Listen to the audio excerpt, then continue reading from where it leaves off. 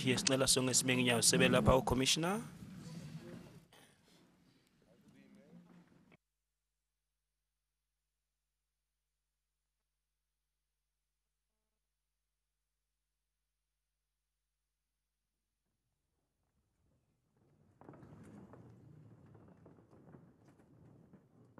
Morning, the Commission resumes.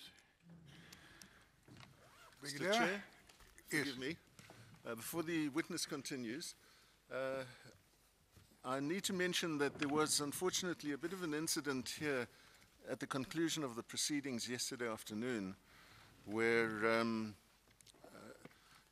persons wearing MQ t-shirts gathered and sang the Kill the Num song, but also formed themselves into a fairly tightly knit group which moved around the parking lot and at one stage more or less confronted the NIM members who were in the vicinity in a fairly confrontational mode. It was nothing of consequence followed, fortunately, but it was something that required the SAPS to intervene. Some police officers ran towards the scene. Happily, it had dissipated before any action was required. We have spoken to the colonel in charge here, who was aware of the incident and also had spoken to the persons in the T-shirts.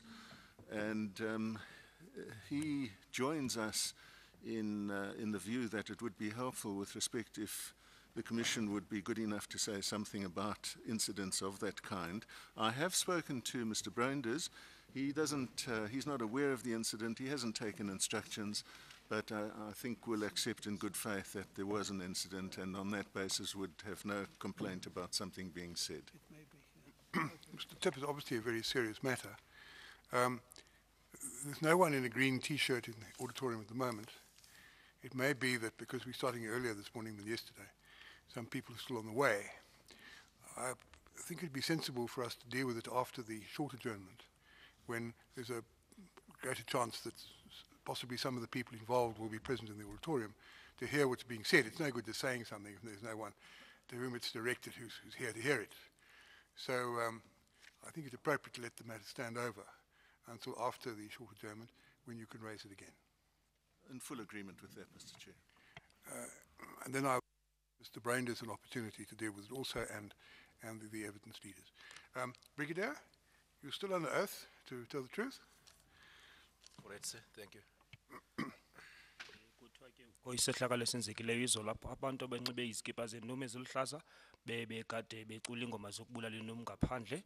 Kuye kwafuneka ukuba amapolisa angenelele kuloo nto leyo, kodwa ngenxa yoba abantu abaninzi ke banxibe ezo zikipa bengakafiki, yinto ke ngoku izawuthi iphicothwe emva kwe-tea time, ixesha le-tea. Mr. Mkwhanazi, I take it you have further questions for your witness. Yes, thank you, Chairperson. The Chairperson and members of the Commission will recall that towards the end of yesterday's evidence, we were about to hand up Standing Order General 262. May I proceed to do that now? Yes, thank you. I see they are on the bench here. I did make a note, but I can't find it for the moment, as to what SS2, that's what Ms. Pillay told us we were going to call it. So we'll mark it SS2, and you're going to lead evidence about that and lead evidence on other aspects as well. Yes. Has the witness had an opportunity to look at Exhibit L overnight? Yes, Chairperson. Good. Selikhona ke liphepha besithenjiswe lona ila izolo le-Stand Order, General 262. May I also hand up a plan for the operation with which the witness will deal later on. It's a plan together with an annexure to which is yes, that's the one. I've seen on the bench in front of us a number of documents all stapled together, headed Annexures Thursday 2012-816. I take it you want this to be SS3, so with Ms. Pillay's permission, once we've got it, we will duly mark it. Are you happy with that, Ms. Pillay? Thank you, Chair. Thank you for that. So that's SS3. And how do we describe it? Plan and other documents. It's a plan and annexures, Chairperson. Sorry? Plan of operation. Operational plan. Oh, okay. All right. Operational plan and other documents. And annexures, yes. All right. Thank you. Chair, if we could just include the date as well, because there is already a contingency plan that's one of the exhibits. So if we could name this the operation, the plan dated 16 August 2012. Oh, yes, of with course. Yes, annexures. all right. So operational plan dated 16/8/12 and other documents. This, and the heading, or rather the cover sheet says, quote, annexures Thursday 2012-08-16. So there's no difficulty about identifying this exhibit in future. Nale plan ke yangoLwesine nge-16 August 2012 ikhona nayo le ibizwa ngo-SS3 yesicwangciso zalamhla.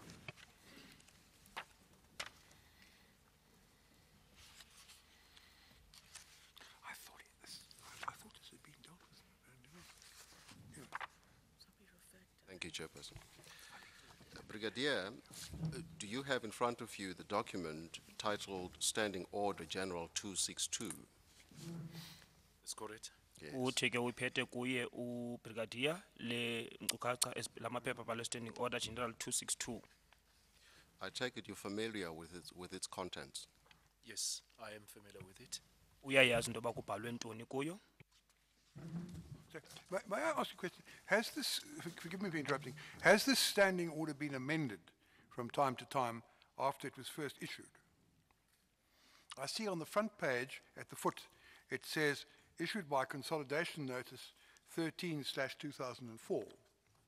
So, do you know whether this standing order has been amended from time to time since it was first issued?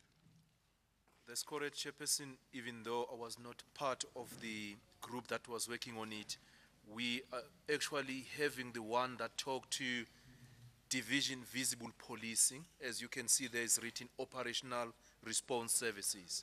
Yes. So while we were with Division Visible Policing, we have it. Then when we split it and form Operational Response Services, then they updated the Standing Order 260. Yes.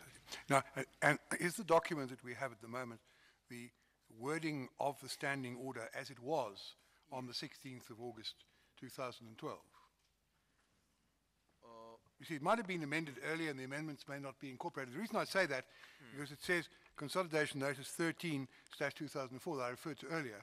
Now, if it was amended after that, after 2004, before the 16th of August 2012, then we'd need those need to know that those amendments have been incorporated. Well, I will have a problem, maybe, Chairperson, to have a clear indication whether it was before or what. But what I know very well, there was the time when we split it, and when we split it, there was some sort of amendment made, because what happened is we were having ACCU, and which was actually falling under area. As we move up, becoming POP, and it goes back to the province again, provincial, and as well as with the split as well, there were some sort of amendment that were made. But I'm not sure before the 16 what was the position. Well, I take it council will be able to get information on that and put it before us. I just thought it might complicate matters if we haven't got that information at the beginning of your evidence. We refer to a standing order which may not have been the one that was enforced at the time. Anyway, if you can't tell us that at the moment, we'll wait till Mr. Zephania gets or Mr. Mkwhanazi get instructions on the matter and tell us. Into eyenzekayo ngoku into yoba ezi nkcukacha okanye ile standing order sinayo kuyabonakala phaa ezantsi into yoba bike yaphengululwa okanye yaguqulwa. Uchazile naye uBrigadier Mkwhanazi into yokuba loo nto bike yayenzeka ngoba kubhaliwe apha inothisi ye-13 of 2004 kodwa akaqinisekanga into yoba bike yaguqulwa ngaphambi okanye emva kwe-16 August bazahamba bazongqinisisa loo nto leyo into yokuba kubekho ukuphengululwa okanye uguqulwa layo lwenzeke nini na. Chairperson, we've noted that and we'll deal with it in due course. Thank you, Chairperson. Brigadier, may I take you to the definition section of that document? and ask you what an area crime combat unit, what is it otherwise known as? What is happening with ACCU is that during restructuring in the South African Police Service, the public order policing was restructured, members were taken to the stations, and the area was actually the one that was coordinating everything. So everything at that stage fell or fall under area. Then it became an area crime combating unit. And our task before that, our main key task was crowd management, but crime combating became the main task at that moment. In other words, we were still public order policing, but things were changed into ACCU, of which it changed again, we became public order policing again.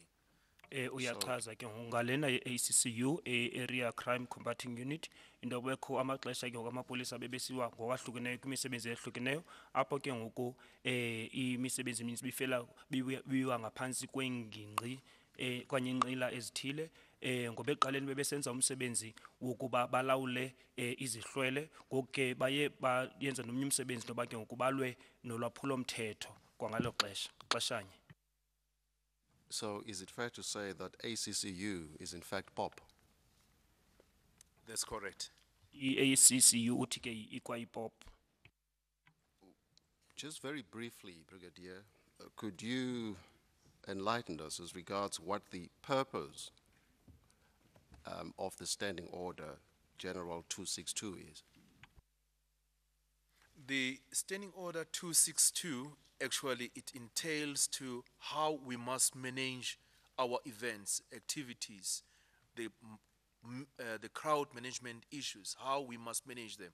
It tells us. Remember, we have national instruction, we have policies, but the Standing Order tells us how we must manage, how we must deal with the issues of crowd management. Uyachaza ke into bana esi standing order yiyo ke echaza into kubana kufuneke balawule njani okanye basebenze njani xa belawula izihlwele na. Iyenikeza ngomgaqo nkqubo funeka ulandelwe xana kulawulwa izihlwele. And it regulates POP conduct. That's correct. It regulates and it forms part of our management tool.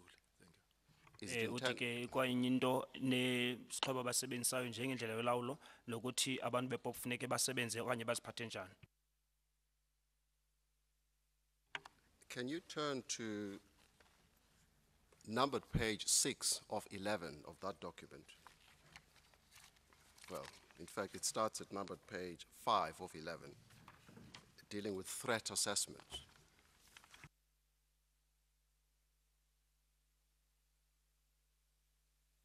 Are you with me? Thank you. If you flip over the page in subparagraph 3,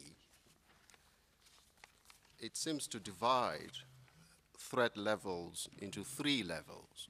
It talks of level 1, level 2, and level 3. Can you see that? Uyabona ke ngapho ke ngoku ichaza ngenhlobo okanye ngendidi ngokulandelana kwemeko apho babona ukugrogriswa khona. Could you give the Commission just practical example of what situation could fall into level 1 or could be described as level 1 situation?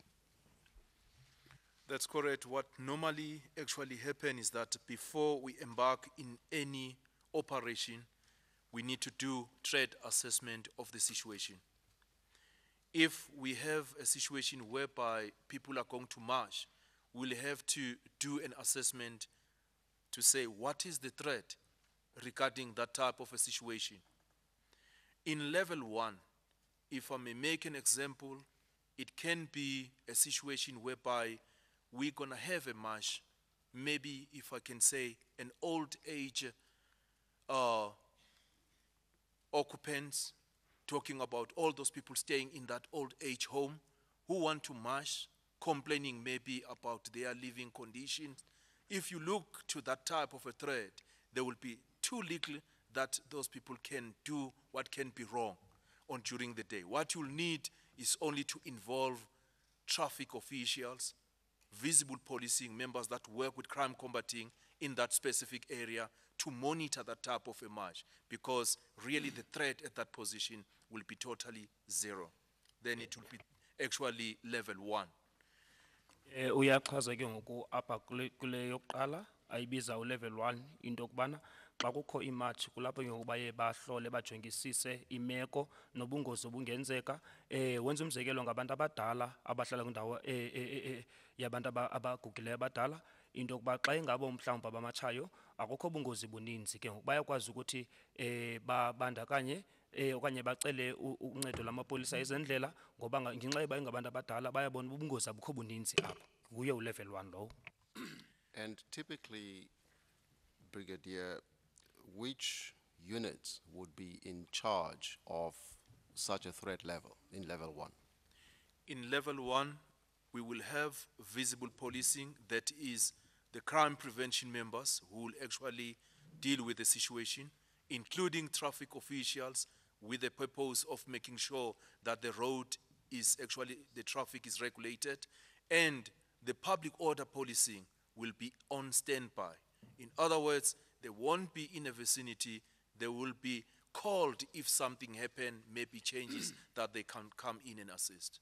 Othi qala amapolisa abakhona ke ngoku apha ku level leyo qala ngaba ke ngoku abathintela ulwaphulo mthetho naba bezendlela amatrafiki ukujongisisa into bana noko imithetho yendlela iyathotyelwa naba ke ngoku bona bepop bazabe bezimele nje kodwa bona bazobizwa xa kukho ke into imeko enyanzelayo into ba mabaze bazongenelela.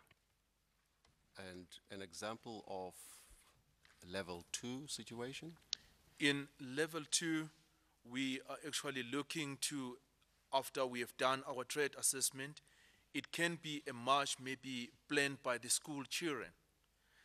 In school children, the threat that can come up, maybe it will be around maybe damage to property or throwing stone or something. In that type of a march of school kids, the only thing we can look at is to say public order policing must be in reserve. In reserve meaning they will be in the same vicinity but not involved in the march of the young school children. Vispol will take care of it, as well as traffic as well, which is municipality. They will actually deal with the situation. But if anything goes wrong, that is public order policing, hence they will be on reserve in the vicinity. They will actually come in and assist. Kulena yesibini ibiza ulevel yesibini uthi ke ngoku amapolisa epop kakhulu azobe nawo emile nje engenzi into apho kodwa abaye benze umsebenzi kakhulu iba ngamapolisa eVispol kunye namatrafiki umzekelo abantwana besikolo into baxa begibiselwa kanye besonakalisa impahla kodwa ke xa kukho imeko enyanzelisayo kulapho ke ngoku ipop iye ibizwe khona. I'll take it a level 2 situation is of a slightly higher threat level than 1. Is that a fair statement?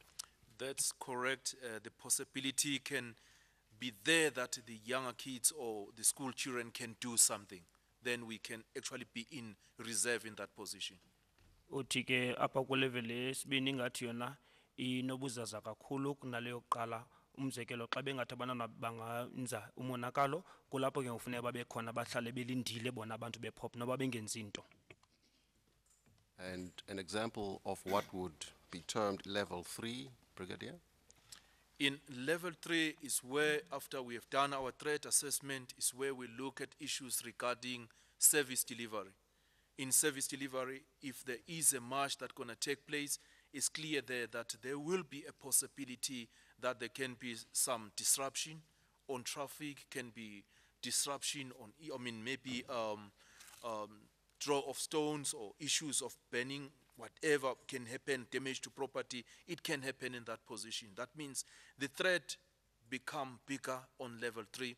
It's where now public order policing will be definitely taking command or control of the situation, ensure that the plan is in place, ensure that the operational commander take control from the side of public order policing. They will lead the operation at this regard. Kulena yesithathu ke yona ngibonakala ngathi inobungozi obugqitha ezinye esichaziwe njebe besithi into bezabe bejongile imeko into yokuba injani na kakhulu ekunikezeleni kwenkonzo apho ke ngokubakho iziphazamisa abantu bakwazi uphazamisa nemoto okanye ugqabe amatye kuphinde kutshiswe kwakhona kulapho ke ngoku iye ingenelele kwakhona i-POP okanye i-POPs. Typically, who makes the assessment as regards which level a situation belongs? Normally, what we have crime intelligence, we have our info officers, and we have the operational commander, the overall commander. During the meetings as well, as we are sitting in the meetings during the plenary, is whereby with all role players we can be able to pick it up, what possible can happen during that particular march. Out of that, you can be able to say, can it be level 3 or can it be level 2? Because what is important with level 3 is that historically as well, the history, the background of the people who are gonna march will always tell us to say, on a previous march, what happened, how they behave themselves. If it's not for the first time, then it will give us a situation to say, we can say this can be level 3 or what can we do, because intelligence will have to come as well. We won't only rely on the side of the meeting only. Intelligence will give us as well to say what actually can happen, what can be possible. Then we can be in a position to say, as an operational command, to say, this can be level 3. Uthi ke ngoku kuye kuhlale inhlanganiso apho kuye kudibane khona naba be crime intelligence ne operational commander kwinhlanganiso ke ngoku bathi xa behleli phansi kuloo nhlanganiso leyo babone uba yintoni ekufuneka yenzeke ngokwemeko le bayibonayo bayakwazi ukutsho ke ngokuba lena ingu-level 3 ingakumbi xa ibona mhlawumbi kuba abantu bamatshaya baqala ukumatsha nokuthi kwixesha elidlulileyo bake benza ntoni ngaphambili na ngoko bazawukwazi ke ngokuba yintoni ngeliphi inyathelo efuneka balithathile. Maybe to add as well, we have the authorized member, we have the responsible officer as well. During the meeting as well, they will be in a position to give more facts or more information to say what had happened on the previous and how these people used to march, if they march, what they do, and out of that, they will be able to actually to come with a proper analysis of the situation. Then we can be able to say, should we have this type of members or resources to deal with that situation.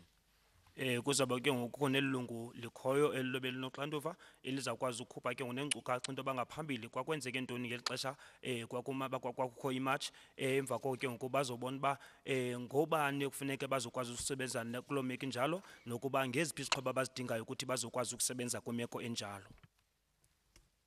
Brigadier, just for the benefit of some of us who may not be conversant with these terms, could you explain briefly what an authorized member is and what his duties are or her duties are? Yes, an authorized member, especially if we look to the Gathering Act 205, it's a member that is appointed by the provincial commissioner in that particular province to ensure that all issues regarding marshes, they are reported to him, he knows about them, and during the meeting, this is the person who's gonna look to the issues of logistically to say, are we having sufficient members? Are we having other marshes taking place on the same date? If the person says they would like actually to have a march on a particular day, that person will be able to say, no, yes, we got this march, but we can try to assist, or let's postpone it because logistically we won't be able to deal with that. Actually, an authorized person or authorized member will represent the South African Police Service during that particular march. Meeting. Authorized person. Elilungu ke ngoku ligunyazisiweyo kule le SAPS ngeli liqeshwe kakhulu nguNantsika ngukomishina wephondo apho ke ngoku ziye zixelwe kuye zonke ngoku ezimatshi zikhoyo nguye okwazi ukuchaza into yobana sinamalungu alingeneyo apheleleyo nazokwazi ukuthi asebenze kuloo meko injalo na. Authorized member is a term defined in the Act, rather defined in the order, paragraph 2B, and it means a member of the service designated in terms of section 22A of the Act, that's the Regulation of Gatherings Act, to help with the arrangements relating to gathering or demonstration. So that's what the expression means, I take it. Yes, that's correct. Who makes the designation? I haven't got the Act in front of me. Who makes the designation in terms of section 22A of the Act? Is it the Provincial Commissioner who does that? Please come again, Commissioner. Is a designation referred to in section 22A of the Act Yes. made by the Provincial Commissioner? Yes, so under Regulation of Gathering Act, it is one of the tasks the provincial commissioner has to do to ensure that an authorized member is appointed. Yeah, I see. Thank you. That's right. Kuthiwa ke ngoku ngucommissioner wephondo yenguye oxeshayo lo muntu ezokwenza lo msebenzi ngoba kuya ku section ku 22A apha kule act kulo mthetho kuthiwa amalungiselelo ke wona enziwa nguye lo kuthiwa lilungu eligunyazisiweyo. Yes, the operational commander is also defined in the Standing Order 262 to mean a officer who's responsible for the operational coordination of an operation. Is that your understanding? That's correct. Kuthiwa ke ngulona ubizwa operational commander nguye ke oye alawule xa kukho le operation ikhoyo. What would operational coordination entail? Yes, an operational coordination, normally we have an office within the office of the operational commander, and that person is the person who coordinates all the issues in regard to the operation that are going to take place. But the operational commander is the main person who will actually be in charge of the operation on the day. But the operational coordinator coordinates all the issues of the operation. Is the one who can come up and say, this is the type of operation that is coming on the day. Then we need to actually plan around it. Lona ke ngoku yena ubizwa operational coordinator ulo uke office yaka operational commander nangona ingasinguye ozobe sebenza ephethe okanye lawula apho kulo operation ezobe khoyo kodwa ke nguye ke uyenza aququzele enze namalungiselelo atsho into bakuzobe kudinga ntoni kulo operation leyo. So too does Standing Order 262 define a responsible officer. It simply says the person defined in section 1 of the Act.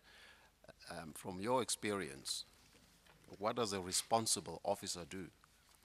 A responsible officer is a person appointed from municipality office.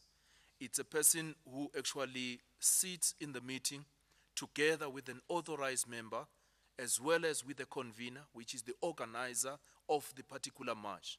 And during that meeting, a responsible person, a responsible officer is a person who will assist together with an authorized member to look to the logistical issues and to see if that march can take place or not. But the main thing is to say all issues, the giving of the notice, it must go through the responsible officer, and the responsible officer ensure that he start talking with the authorized member to say there is a group or there is a union or people who want to march on a particular date. Then they have to convene a meeting and have that meeting and make sure that people actually can be able to participate in that particular march. Uthi ke ngoku elilungu ke ngoku lona ligunyazisiweyo okanye linoxanduva ngeli ke ngoku liqeshwa kulisuka kumasipalati bahlala kwintlanganiso ke ngoku nomququzeli ingakumbi abo ke ngoku benza amalungiselelo le march kulapho ke ngoku isaziso kanye notice lena izawufakwa kubo bazochazela into yoba ingakwazi ukuthi ngaloo mhla okanye ngaloo mini leyo ikwazi uqhubekeka loo march na. There is also, Brigadier, a definition of a CJOC. What's a CJOC and what does he or she do? Yes, a CJOC means a Joint Operational Center, or actually it's a mechanism we are using actually to say in a JOC actually it's a Joint Operational Center, but there must be a Joint Operational Commander in the JOC itself. That actually that particular person will be the person to make sure that he coordinate the issues regarding the operation. He makes sure that in the JOC itself, everything that actually in relation with the operation that is taking place during the day is there. He control, he makes sure that he knows what is happening with an operation and actually controlling everything regarding the operation as a person who sits inside that Joint Operational Center. That is CJOC, joint, that is a JOC commander that actually sit inside there. Le JOC Operation Center yona yindlela ke apho ke ngoku elilungu lona elizobe ke ngoku liyi-commander elizobe lihleli apho kulo jog leyo elizobe linolwazi nokubana kwenzeka ntoni na ngale operation yenzekayo nelithi likwazi ukuthi lizolawula lo operation leyo izobe isenzeka ngelo xesha. For the benefit of the audience, Brigadier, there is also a long, lengthy definition of a JOCOM. In your experience, what is a JOCOM and what happens there?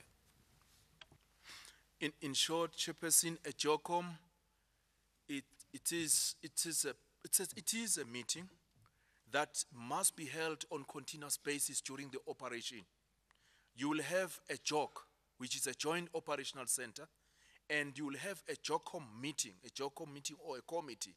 This committee must sit every time during the course of the operation, whereby they will be discussing issues of the operation, what are the shortcomings, and the person who must share that meeting will be the provincial commissioner, depending to the size of the operation. If it's not a bigger operation, or maybe the provincial commissioner is unable to attend, the overall commander will share that particular meeting on her or his behalf to make sure the planning is being done. That means in that meeting, all role players involved in that particular operation, which is the march, must be part of that meeting.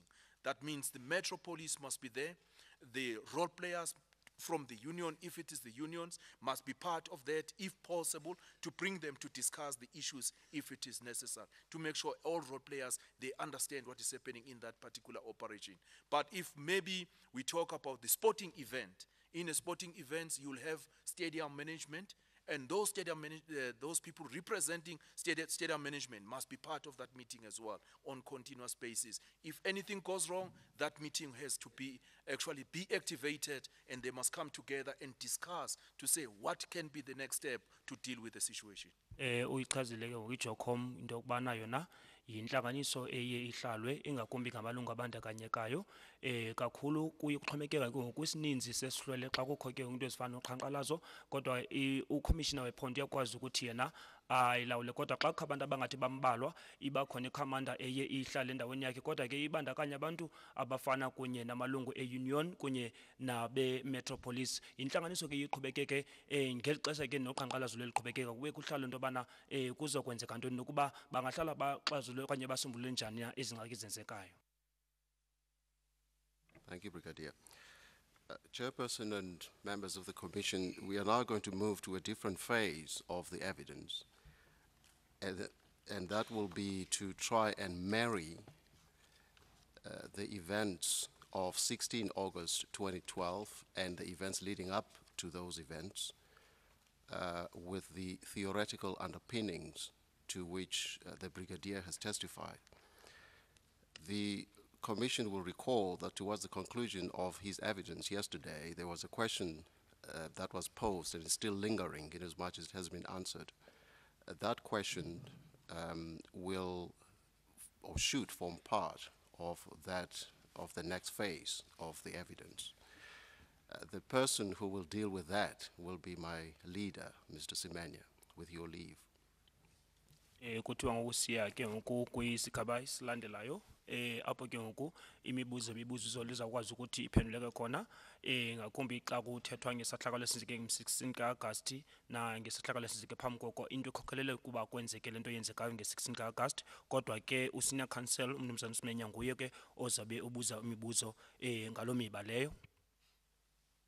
Yes, Mr. Semenya. We are indebted to the commissioners. Brigadier, your statement when it was formulated was expected to deal with these matters in a very narrow fashion. Do you recall that? That's correct. Uthi nangendlela besenza intetho yakhe bethetha ke ngendlela engaphangalelanga kodwa ngendlela enciphileyo emfutshane. We have now been called at least to amplify and deal with greater penetration with all these matters now. Correct? Uthi ke ngoku ucelwa ke into bayenze lento iphangalale bazama ukuthi bangenelele nzulu kuyo loo nto leyo. That's correct. No Brigadier uyavuma. Can I start with you and deal with what appears in your statement as Module 5? You'll see that at the last page of your statement, under paragraph 5, in fact, the one but last page, paragraph 5. Cela ke ngoku siye ku paragraph yesihlanu ku module 5 apha kuyi statement saka brigadier. You recall your evidence, you told us about what you called the OPCs, which are operational plans for platoon. That's correct. Uyakhumbula ke besixelela nge OPC. And you told us about the operational commander training for senior officers as well. That's correct. Uthethe nangokuqeqeshwa ke ngoku kwamalungu anezikhundla eziphezulu. Brigadier, let us try and break this down a little bit. What would you expect from your experience in an operational plan? What would you expect it to have? The operational plan must have at least the 5 paragraphs. Number 1 will be the situation. Okay. Uthi ke ngoku ifuneka ibe nento ezinhlanu ke ngoku isicwangciso senzayo operation. Okokuqala yimeko. What do you mean by a situation? With a situation, I mean is what is going to happen or what prompted the operational plan to be compiled. Xa ethetha ngemeko uthetha ngento eza kwenzeka okanye yintoni le yenze into yokuba isicwangciso esi kuba masenziwe na le operational plan athetha ngayo. And what issues are identified under that heading? Normally is what is going to happen, if it is a march, who's going to march, at what time are they going to march, what is the date of the march. It will come under the situation, and we will include as well the background under situation to say previously their historical background is if they march they do the following and the following. If they are normally peaceful, will indicate that if they march normally they are peaceful. If they march they are violent, and if they march before, this is what they've done, and we have just to make sure all those issues are indicated. Xa ethetha ke ngaphansi kwemeko ujonga into yoba ngoba nabo bazawumatsha noba kuzokwenzeka ntoni ngubani ixesha nomhla izoba into yanini na nokuthi aba bantu abo xa ngokwesiqhelo xa bematsha benza ntoni na ngabantu abanoxolo abagcina ucwangco xa bematshayo okanye ngabantu abaye benza izidubedube na. And there would be some measure of specificity depending on what information you have or what happens. Yes, it will depend as well, especially with the orientation part. It must come in as well to say where this is going to take place. We need to give a clear orientation of the situation, and still under situation as well will come up with saying what will be the intention of the police on the day, what we are going to do to ensure, to make sure the march go peacefully at the end of the day. Uthi ke khona ixhomekeka nakwindawo apho kuzokwenzeka into khona nenjongo yamapolisa into yokuba izoba yintoni le mapolisa azobe ayenza ngolu suku. And where do you get the information that you use in defining your situation? Information is normally obtained during during the meeting that we sit on it. Within that meeting is where actually we get all this information, because we ask questions from the people, especially the convener, the organizer is the person who gonna give all this information to us, and with our record as well, with the historical part, it will assist us as well to say before this what had happened with this type of a march, which will help us as well to say how do we plan to deal with the next situation. Uthi kakhulu umququzeli ke nguye ke oye abanika inkcukacha nolwazi into bakwenzeka ntoni na nabo ke baye babuza imibuzo kulapho ke ngobaye babone emva kokuba bazofumana ezo nkcukacha into yokuba yintoni ke ngoku abazothi bayenze emva koko. And what is the relevance of intelligence? The intelligence will play a big role, because the sooner we receive this type of information sitting in the meeting, our intelligence must start gathering information for us to say what can be possible, you know, because we need to do the risk analysis as soon as possible so that we can be able to deal with the situation properly. Inceda kakhulu ke ngoku le ababona be-intelligence indaba yabo inkulu kakhulu ngoba baye bafune ke ngoku iinkcukacha ezininzi ukwenzela uba nabo bazokwazi into yobana yintoni ke ngoku abazoyenza kwimeko enjalo. Any role for information officers? Yes, the information officers, these are the members we have under public order policing. They are not working in the office of the intelligence. The info officers, they assist as well with their information. But the only difference between the two, with their information is a raw material. It is not purified. But with the information from intelligence, it is a real purified information. When it comes from their side, we know it is purified. But sometimes, even with the information from their side, it can assist us to deal with the situation.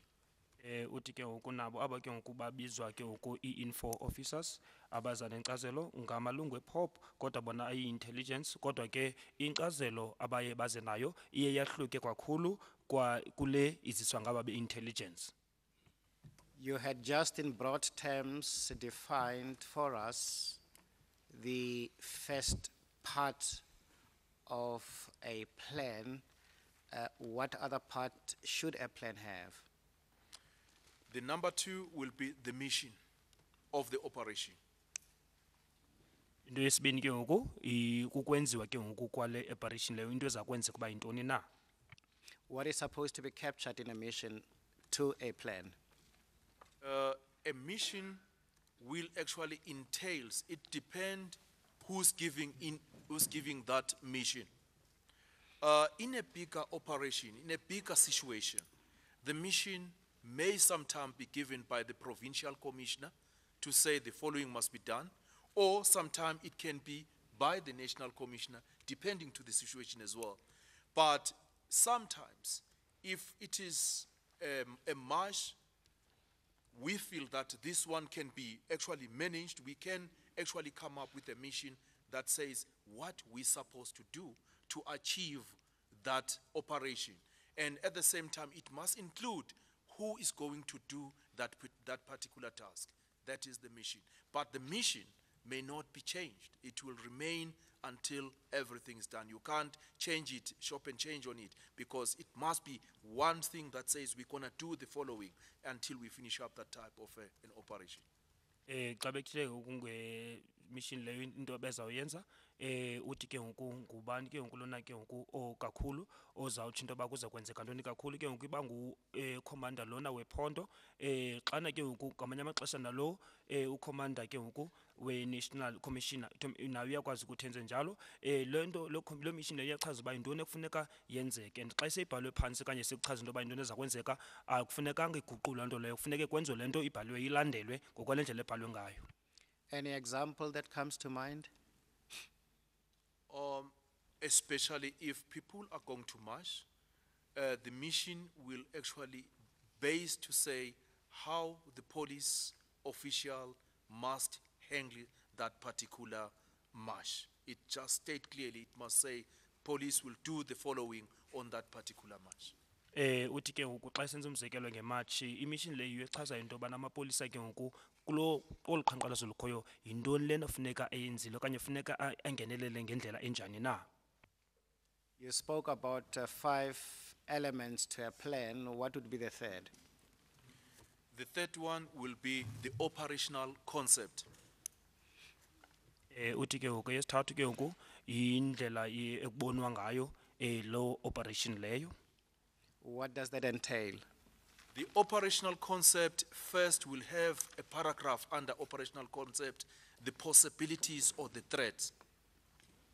Uthi ke ngoku kakhula kukho iparagraph ekhona ethetha ngezinto ezingathi zinokothusa okanye zinobungozi. We will have to come up with the threats to say, in this march, these are the possibilities we think of, they may take place. Uthi ke ngoku xa bethetha ngento igrogriso ezikhoyo babona uba zintoni into ezingenzeka na kulo matshi okanye kolo qhankqalazo olo. Is that what is called your threat analysis? Threat analysis, yes. Indlela ke ngoku abathi baphonononge okanye baxilonge ngayo izinto ezigrogrisayo. What goes into that type of analysis? Normally, if we talk about a march, especially the Union March, obviously there will be marching in the street. We need to look at, say, is there any possibility that during that day or during that particular time, will the traffic be disrupted? Will be any violent during that march? We'll have to look to say, will be any situation whereby will be a burning of structures during that march? We need to look at that, and we need to come back and say, how do we deal with that? And we'll look as well to the background as well to say, when they were marching before, what they have done. Uthi kakhulu ke unkulu lena wenza umzekelo ngayo kuqhankqalazo ingakumbi lenzwa zimanyano zabasebenzi ngoba kakhulu bazobe mhlawumbi bahamba ezitratweni bajonge into ezinokwenzeka apho mhlawumbi into bokuphazamiseka kwenqwele ezihambayo nodusho olungabakhona ngaphakathi ukutshiswa kwezakhiwo nokuthi ngaphambili abantu bamatshayo yintoni ebeke bayenza na ngeli xesha ke benza uqhankqalazo. Maybe to look further to say, during their march before, was there any killing of anybody? Was there any injuring of somebody during their march? Because it will help us to say how we must plan in that position. Uthi enye into abayijongisayo ke ngoba abantu babematshile ngaphambili na kwabakho ukusweleka okanye abantu abaphulukana nobomi babo okanye mhlawumbi ukwenzakala loo nto yabanceda into yoba ibone into yoba bazawukwazi ukuthi bangenele okanye benze njani izicwangciso zabo. Does the how deal with what resources are available to deal with the analyzed threats? That's correct, Chairperson. These will assist us to say which resources, who can do that job, who must come on board on the day of the operation. It helps us to deal with that. Uthi ke indlela yokwa ibuza njani ichaza into yobana ke ngoku ngubani ke ngoku okanye ngobani abazokwazi ukuthi bafuneke okanye ziziphi izixhobo ezawudingeka kwimeko enjalo. What type of resources are factored in this type of operation? Normally, public order policing will be the main key role player, and traffic officials, they play a big role because we need to make sure that the road is not actually, the road users are not impeded during the time of the march. We need just to make sure they play a big role. But it will depend as well, what are the other issues we have picked up as a threat? If there are other issues, then we'll look to other discipline in the South African Police Service to be present to address that particular part that we feel that it can actually happen during the course of the march. Uthi ke ngokapha kakhulu kwimeko ezinjalo zoqhankqalazo basebenzisa abaye benoxanduva olukhulu indima enkulu abayidlalayo ngabephop ngelinye ixesha ke bajonge amagosa ezendlela amapolisa ezendlela ukuthi bangakwazi ukuphazamisa abantu abantu abasebenzisa indlela kwakhona kuye kuxhomekeke kwimeko ke ngoku yolu qhankqalazo ngoba kwamanye amaxesha kuye kunyanzeleke into yoba bafune kwakhona namanye amapolisa abasebenza kwezinye division ukuba nabo baze bazongenelela.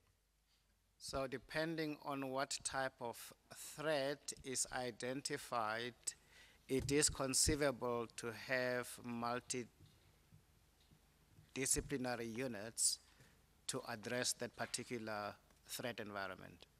That's correct. Uthi ke ngoku kuye kuxhomekeke ngoba kuye kufunwa amapolisa asuka kwiindidi ngeentlobo zamapolisa uba aze kuxhomekeka kwemeko le ilapho.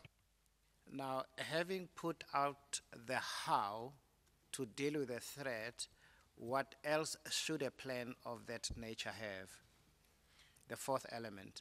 Yes, before the fourth element, I was talking with the threat, that is the possibilities under operational concept. Still under operational concept, now we will say who address those threats. Do we need to put patrol on the day? If we need to put patrol, obvious visible policing members will be the one that deal with that. Do we need traffic official because of road disruption with the people during the day of the march? Then traffic will be called in. Now we'll have a paragraph that says, how do we address that? Who gonna address that part? It comes into that. Ke ngoku xa besenza izicwangciso zabo njengoba bethetha into yobana babona izigrogriso nokuthi ngehla kwenzeka into enjalo nokuthi ngubani ke ngoku ozofuneka ukuthi angenelele kwimeko enjalo ngamapolisa amagosa ezendlela na okanye mhlawumbi ngamapolisa apatrolayo na. Any other elements under this Operational concept. heading? Yes, under operational concept, there will be those elements that will come in. Maybe we can take the fourth one if possible. The fourth one, it will be execution. Execution now, it will talk to say, who's the commander? What will be his call sign or depend or maybe a cell number or whatever, how to contact that person, how many personnel that person would be having to deal with that situation. For instance, if we talk about traffic official, normally in a sporting event, they will have their own plan, which will be incorporated into a master plan. But in a situation of a march, the traffic official will be included under SAPS as to say, there will be this commander with so many vehicles, and they will be at this position where they will actually deal with traffic disruption if there's any traffic disruption. So that every time the job commander will know who's at what place if anything goes wrong. Lena ke ngoku yesine yokuthi bangenelele benze umsebenzi wabo yokujonga into yoba ngubani ke ngoku lona ulawulayo okanye lo uyikhomanda nokuthi ke ngoku unabantu abangaphi na wenze umzekelo into yokuba namatrafiki amagosa ezendlela baye nesesabo isicwangciso apho ke ngoku batsho ukuba kuzokwenzeka ntoni kodwa ke amapolisa ayabandakanye namagosa ezendlela into yokubana bona bazobe beme ndawoni na nabo abamagosa ezendlela bazobe beme ndawoni besenza ntoni na. Yes. The next one after the execution will only talk to the who are the discipline, who will be a commander, all that it will be under execution. But now if we move to the next one will be administration and control. Uya kulandelayo ngoba kule ngaphambili uthethile into yobana ke ngoku ngobani ke ngoku abazobe besenza umsebenzi kanye ngubani ozoba ngukhomanda kodwa kule landelayo ke uthetha ngento zokuthi ngubani ozobe phethe okanye ozobe lawula. Under that one, we'll look to the issues of coordinating instructions. That is a part, we call it EEIs, which means essential elements of information. Meaning, as an operational commander, what do you expect from your own members when they are there? You know, giving that information, communication on continuous time. You need to be able to tell them what do you need from them during the time of the operation. Uthi ke ngoku lena bethetha ngayo ke ngoku leyo kuququzela okanye ucoordinator imiyolelo ekuthethwa ngayo apha ke ngoku into yokuba u-operational commander lo ulindele ntoni kulamalungu asebenzayo ancedisana kunye naye. The other part that comes in under coordination of instruction will be, under admin and control will be the use of force. How do you expect your members to administer force if anything happened during the operation? You need to state clear how the use of force will be handled, put everything nicely. They will understand to say, if anything happened, the use of force will be administered in this fashion. Ayethetha ke ngoku ngolawulo kwi-operation kakhulu operational commander nguye ke oyachaza into yokubana amapolisa azosebenzisa njani amandla wawo uyachaza ke kuvakala into yokubana xa kwenzeka le intoni na nizayisombulula okanye nizayisebenza ngale ndlela ethile. Still under admin and control, we look to the equipment. What type of equipment members need on the day to do that particular of job? What they must have in their position. Must they have bulletproofs? We need to put clearly in the plan what they must have. If they must have a side firearm, who must have side firearm? If they must be in uniform, who must be what? All those type of issues must come in there, especially what need to be there. Uthi ke kwakhona apha ngaphansi kolawulo enye into ebethetha ngayo ke kuzixhobo efuneka zisetyenziswe kakhulu ezifunwa ke ngamalungu ukuthi abazosebenzisa apho wenze umzekelo ke nge-bulletproof nokuthi ngubani ozophatha mhlawumbi umkhonekati kanye igani le izobe ilapha ethangeni so isicwangciso esilolo hlobo yesi. And special equipment will come in as well. Do we need water cannon on the day? It forms part of the special equipment. Should the water cannon be there? You need to put it down. as well as nyalas, that is the armored vehicles. If they must be there, we need to put it down as well. Those are special equipment. Uthi ke enye into ejongayo into yoba le kanunu le yamanzi yona izobe idingeka napho nayo loo nto leyo uyayichaza nokuba mhlawumbi iihipo nazo ziyafuneka na kuloo nto yenzekayo na. Things like barbed wire. Barbed wire as well, it must be there. Thank you, Councillor. Uthi ke ngoku nala macingo ahlabayo kufuneka bekhona nawo. How do the different units know what their roles will be in terms of that plan? Different units mobilized for the operation. For example, in Northwest, if you actually mobilize somebody from Gauteng, your letter sometime will state clear what will be the task on arrival, or maybe on arrival, the plan will be communicated before they take their position, because they are from outside, they don't know where the position or where they're supposed to work. The operational commander will brief them clearly where and what they must do, and that include what type of equipment they must have in their position to do that particular job. Xa ithetha ke ngento kufuneka zenzekile uyenza umzekelo ngencwadi engabhalwa ithunyelwe mhlawumbi kwabaseRhawutini into yoba bazonceda apha eMntla-Ntshona. Uthi ke ngoku kuloo ncwadi kuye kuchaza into yoba bona bazawulindela into yoba benze ntoni na nohlobo lezixhobo bazazisebenzisa, okanye xa befikile bengayifumananga loo ncwadi leyo bazawuthi ke ngoku ukhomanda bachazele into yoba nento abazayisebenzisa bazayenza apha nezixhobo bazazisebenzisa ngoluphi uhlobo lwazo na. And units that come out of the particular area of deployment, how are they familiarized with the terrain?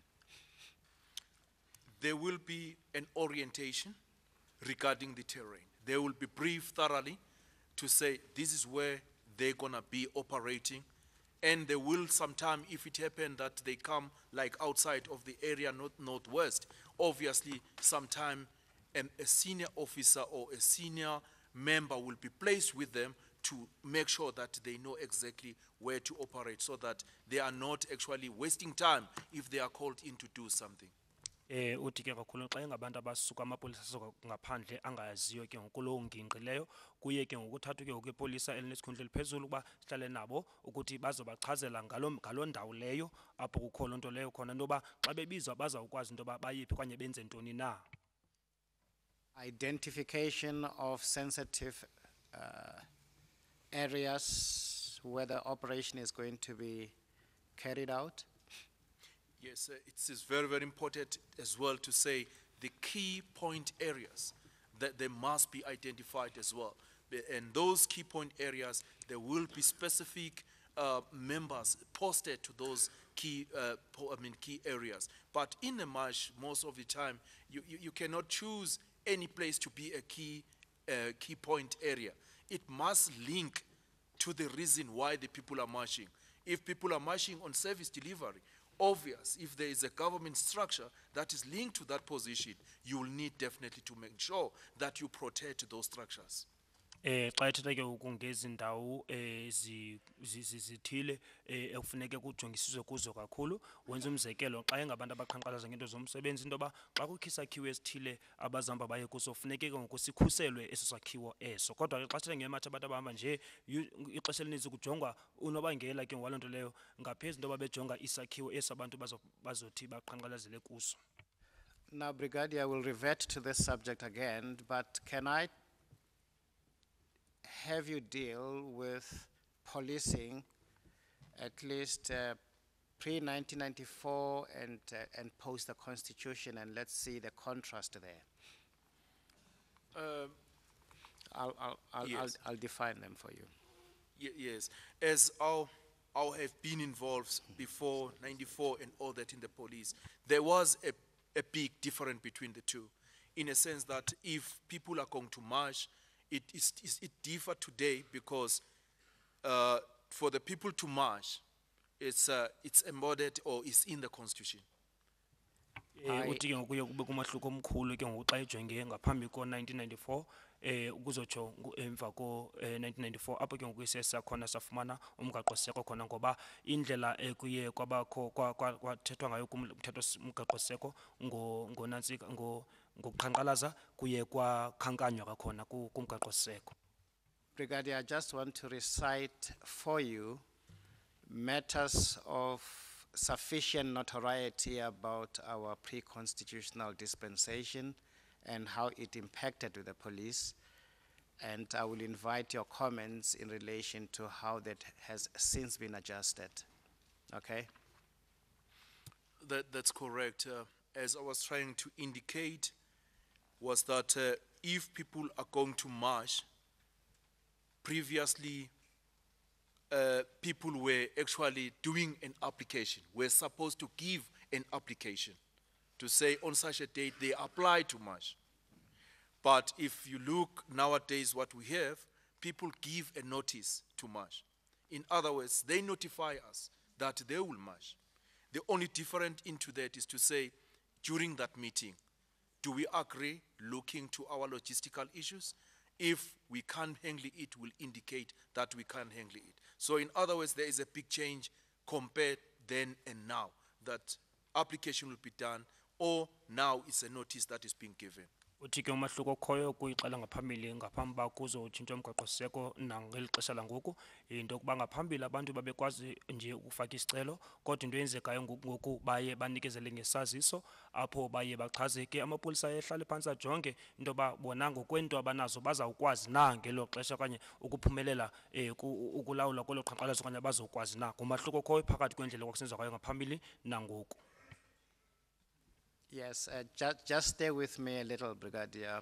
Pre-94, for instance, policing obtained in an environment where there was no equality of citizens, correct? That's correct. Uthi ke ngaphambi ko-1994 ke ngoba besenza abantu apho kwangekho ke ngokulingana phakathi kwabantu. And law enforcement was used depending on what racial groups are affected by a particular situation, correct? Correct. Uthi ke ngoku abantu babejonga ngokwebala ngokwendlela umthetho usetyenziswa ngalo ngelo xesha. Part of the way you repressed dissent used a whole complicated state machinery to achieve, am I right? Maybe if you can. I'm saying try a little bit repressing easy. dissent in a community, how people get to be pulled down pre-94 used to be quite brutal, is that correct? That's correct. Nendlela ke nezixhobo ezasetyenziswa ngaphambi kwa-94 zazizenobungozi ezinokubhubhisa. The legal environment included death sentences, for instance, correct? Correct. Uthi ke ngoku no into esenzeka ngenxa yokomthetho ngelo xesha into abantu babekwazi ukuthi bagqwetyelwe ukufa. Law enforcement included detentions without trial, right? Correct. Kwakhusizeka ngelo xesha abantu bavalelwe bengaxoxanga namatyala abo. There were extrajudicial killings of people who were in a particular protest environment, correct? Yes, we have incident of that, yes. Kwakusenzeka nokuthi abantu ke ngoku baye babulawe abo babengabaxhasi okanye abaqhankqalazi. You had the police force in the Flak Plus environment, correct? Correct. Nakwi-Flak Plus ke kwakhona amapolisa ayibandakanyeka apho. Death in detentions of people, that was the police environment and the legal environment at the time, correct? Correct. Ya umthetho wawunjalo ke namapolisa ebandakanyeka sebeza ngaloo ndlela ngelo xesha. That had to change with the coming into operation of the Constitution, Brigadier, am I right? That's correct. Kuguqulweni ke ngoku komgaqo-siseko loo nto yonke yaye yatshintsha. Can you please help us understand how the police managed that transition?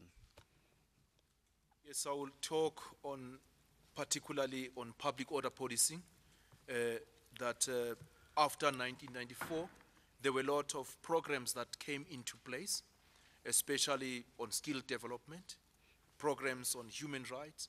Okay, Yes. Uthi ke nguzothetha kakumbi into ezenzeka emva komnyaka lo ka-1994 into yoba kuye kwabakho iinkqubo ezithile ezenziwayo ezilandelwayo kwabakho ke ngoku nokuthi baphuhlise ubuchule nolwazi lwamapolisa kuphi. Now everybody had the freedom of expression, correct? Correct, yes. Umntu ke wafumana inkululeko into yoba akwazi ukuvakalisa izimvo zakhe.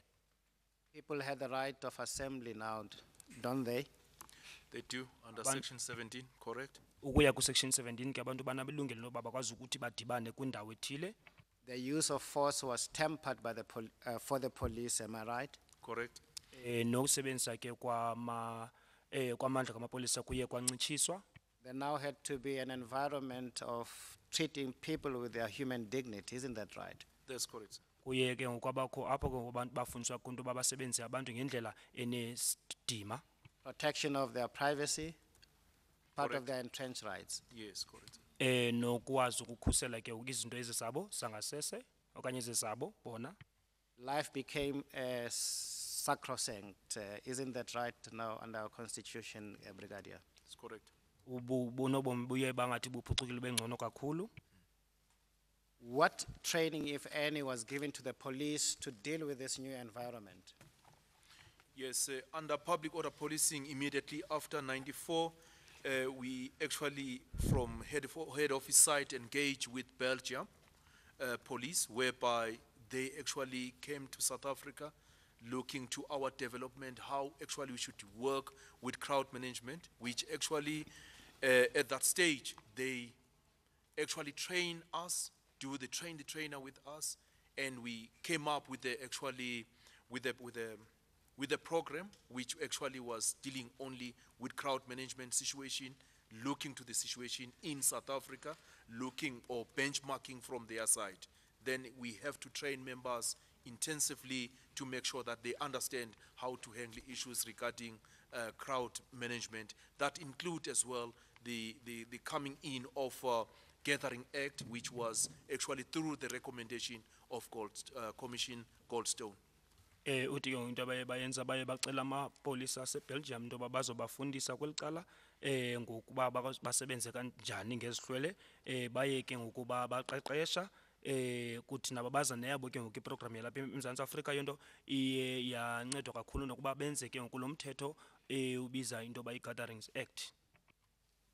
And the structures of the police changed also from your internal stability units to different units now, am I right?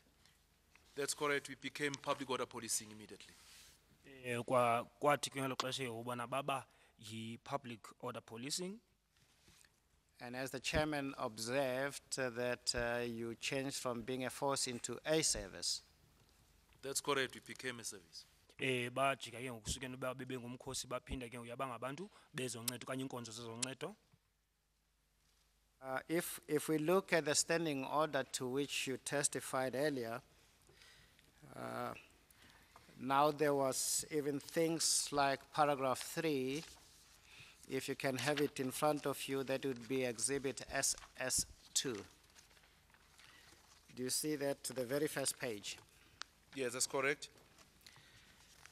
Now you have an environment where there is working in partnership with the community and other agencies. That's correct. Uthi ke ngoku apho basebenzisa kunye namapolisa kunye nezinye ke ngoku i-agency. And the service must devise effective methods to promote public safety. Yes, correct. Uthi ke ngoku bafune benze izinto ezawuhlisa ke ngoku ukhuselo eluntwini kanye kuwonke wonke. As well as reassuring the various communities that they are protected. Correct, sir. Qinisekisa kuba elihlalweni abantu bakhuselekile. Now you needed to be a humane service, am I right, Brigadier? Correct. Ngoku kuye banyanzela into babe nenkonzo ezibonisa uluntu. Now, can we, with the benefit of that background, deal with Annexure SS3,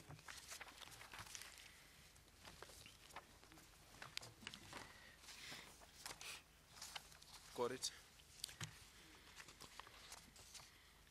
and together with that, I want to give you the benefit of the evidence as it will unfold before this commission.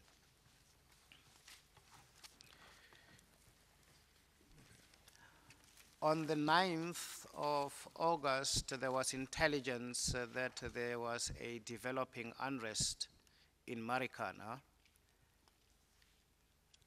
And I now want to test and get your comment on the appropriateness or otherwise of various interventions made by the police. Kubeko intelligence ekhoyo ke ngomhla we-9 zaka-August ngoko ke ufuna uluvo lwaka brigadier ngendlela amapolisa aye yenza ngayo kwezo sihlakalo ezo. When the initial message was received about this, there was a deployment of the visible police in the area. Would that have been appropriate to do, Brigadier? It will be appropriate, sir, because if the information was given and they felt that they need at the first stage to deploy visible policing, to check the area, to make sure everything is in order before maybe they go higher, it is correct, sir. Uyavumelana nawe brigadier into ba ukuthunyelwa kala amapolisa kuthiwa i-visible police into efanelekileyo kuba ke ngoku loo nto bayenza emveni babefumanisile into yokuba iinkcukacha okanye ulwazi into yoba kwenzeka ntoni kuloo ndawo leyo. The intelligence divulged that there was a labor strike occurring. That's correct, sir. If it is that position, first one has to establish the strike itself. What is the aim of the strike? What is the behavior of the people? Then from there, you will be in a position to call more other unit to come in.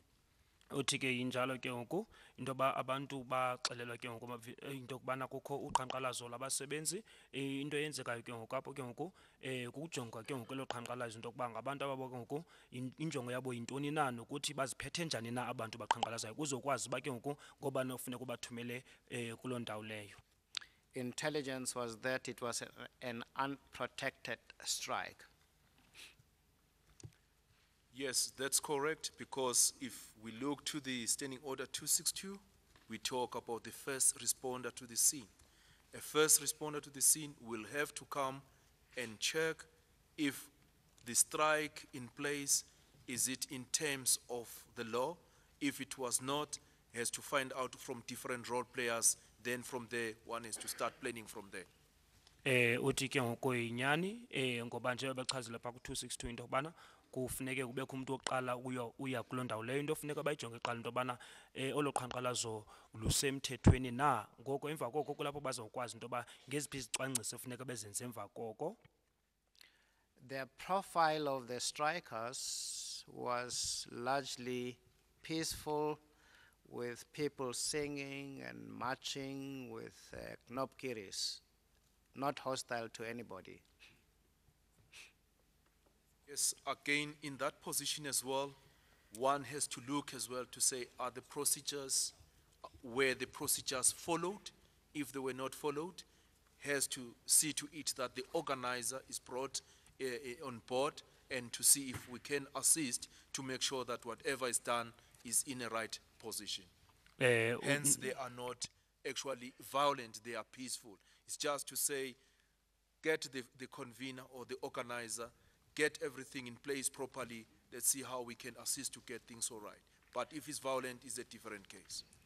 Njembe vini loba ke ngalo xesha kwabantu babekade begcina ucwangco babecula bephethe amaqhudu abo uthi ngoku yena xa iphendula ubrigadier into efuneka ujonge elandelayo ntoni ke ngoku umgaqo ofuneka ulandelwe funeka kakhulu kubizwa umququzeli lona nokuthi bazothi badibene nayo kubona uba yonke into yenzeka ngendlela efanelekileyo nokuthi benza ntoni bona. At that point, what threat level would you say that type of environment should have? At that moment, it will be level 1. I will send visible policing at that stage to get that information. Uthi ke ngoku xa ejonge apho ngoku kubungozi obukhoyo kanye ugrogrisa okukhoyo angasebenzisa ke ilevel yokuqala apho zothumela amapolisa angakuthiwa i-visible policing. And the evidence will be the following day the group got larger and there was invitation for more police reinforcement. That's correct, especially if it grow bigger and bigger. I think in that way, we need to look as well to say, is it within legal framework or what is the position? Then we need to check as well to say, all the role players, we spoke about authorized member, we spoke about responsible officer. We need to check all these people, do they know about this? Kuthiwa ke ngemilandela bava into yoba inani labantu landile uthi xa iphendula ubrigadier into yoba ingakumbi ke ngoku xa ibona ke ngoku inani labantu liye lisanda kujonga uba loo nto yenzekayo isemthethweni na kwakhona kujonga ke ngoku abantu bafunekayo ukuthi bazodlala indima into yoba bakhona okanye bayazi ngaloo nto leyo na. The evidence shows that the group was contained and no adverse incidents happened the 9th and the 10th. Yes, that's correct. What actually I'm hearing, Councillor, that but the only thing that changes a little bit is that the group is growing bigger. As it grows bigger, we need now to say who can handle that group. Now we cannot just keep on having visible policing at that situation. We can start bringing in public order policing to take care of the situation in that position because it's growing bigger and it can change to another situation as well. Ana ke ngoku usina councillor sithi noba kuthiwa ke ngelo xesha le-9 ne-10 kwakungekho ngqusulwana umpendulo kabrigadier into yokubana uthi ke ewe kodwa ke xa ke ngoku inani labantu liye lisanda funeka sijonge uba ngubani ke ngoku ofunekayo kumeko njalo kumeko njalo ke kulapho ke kuye kufunwe khona i-POP, public order police. The evidence will also be that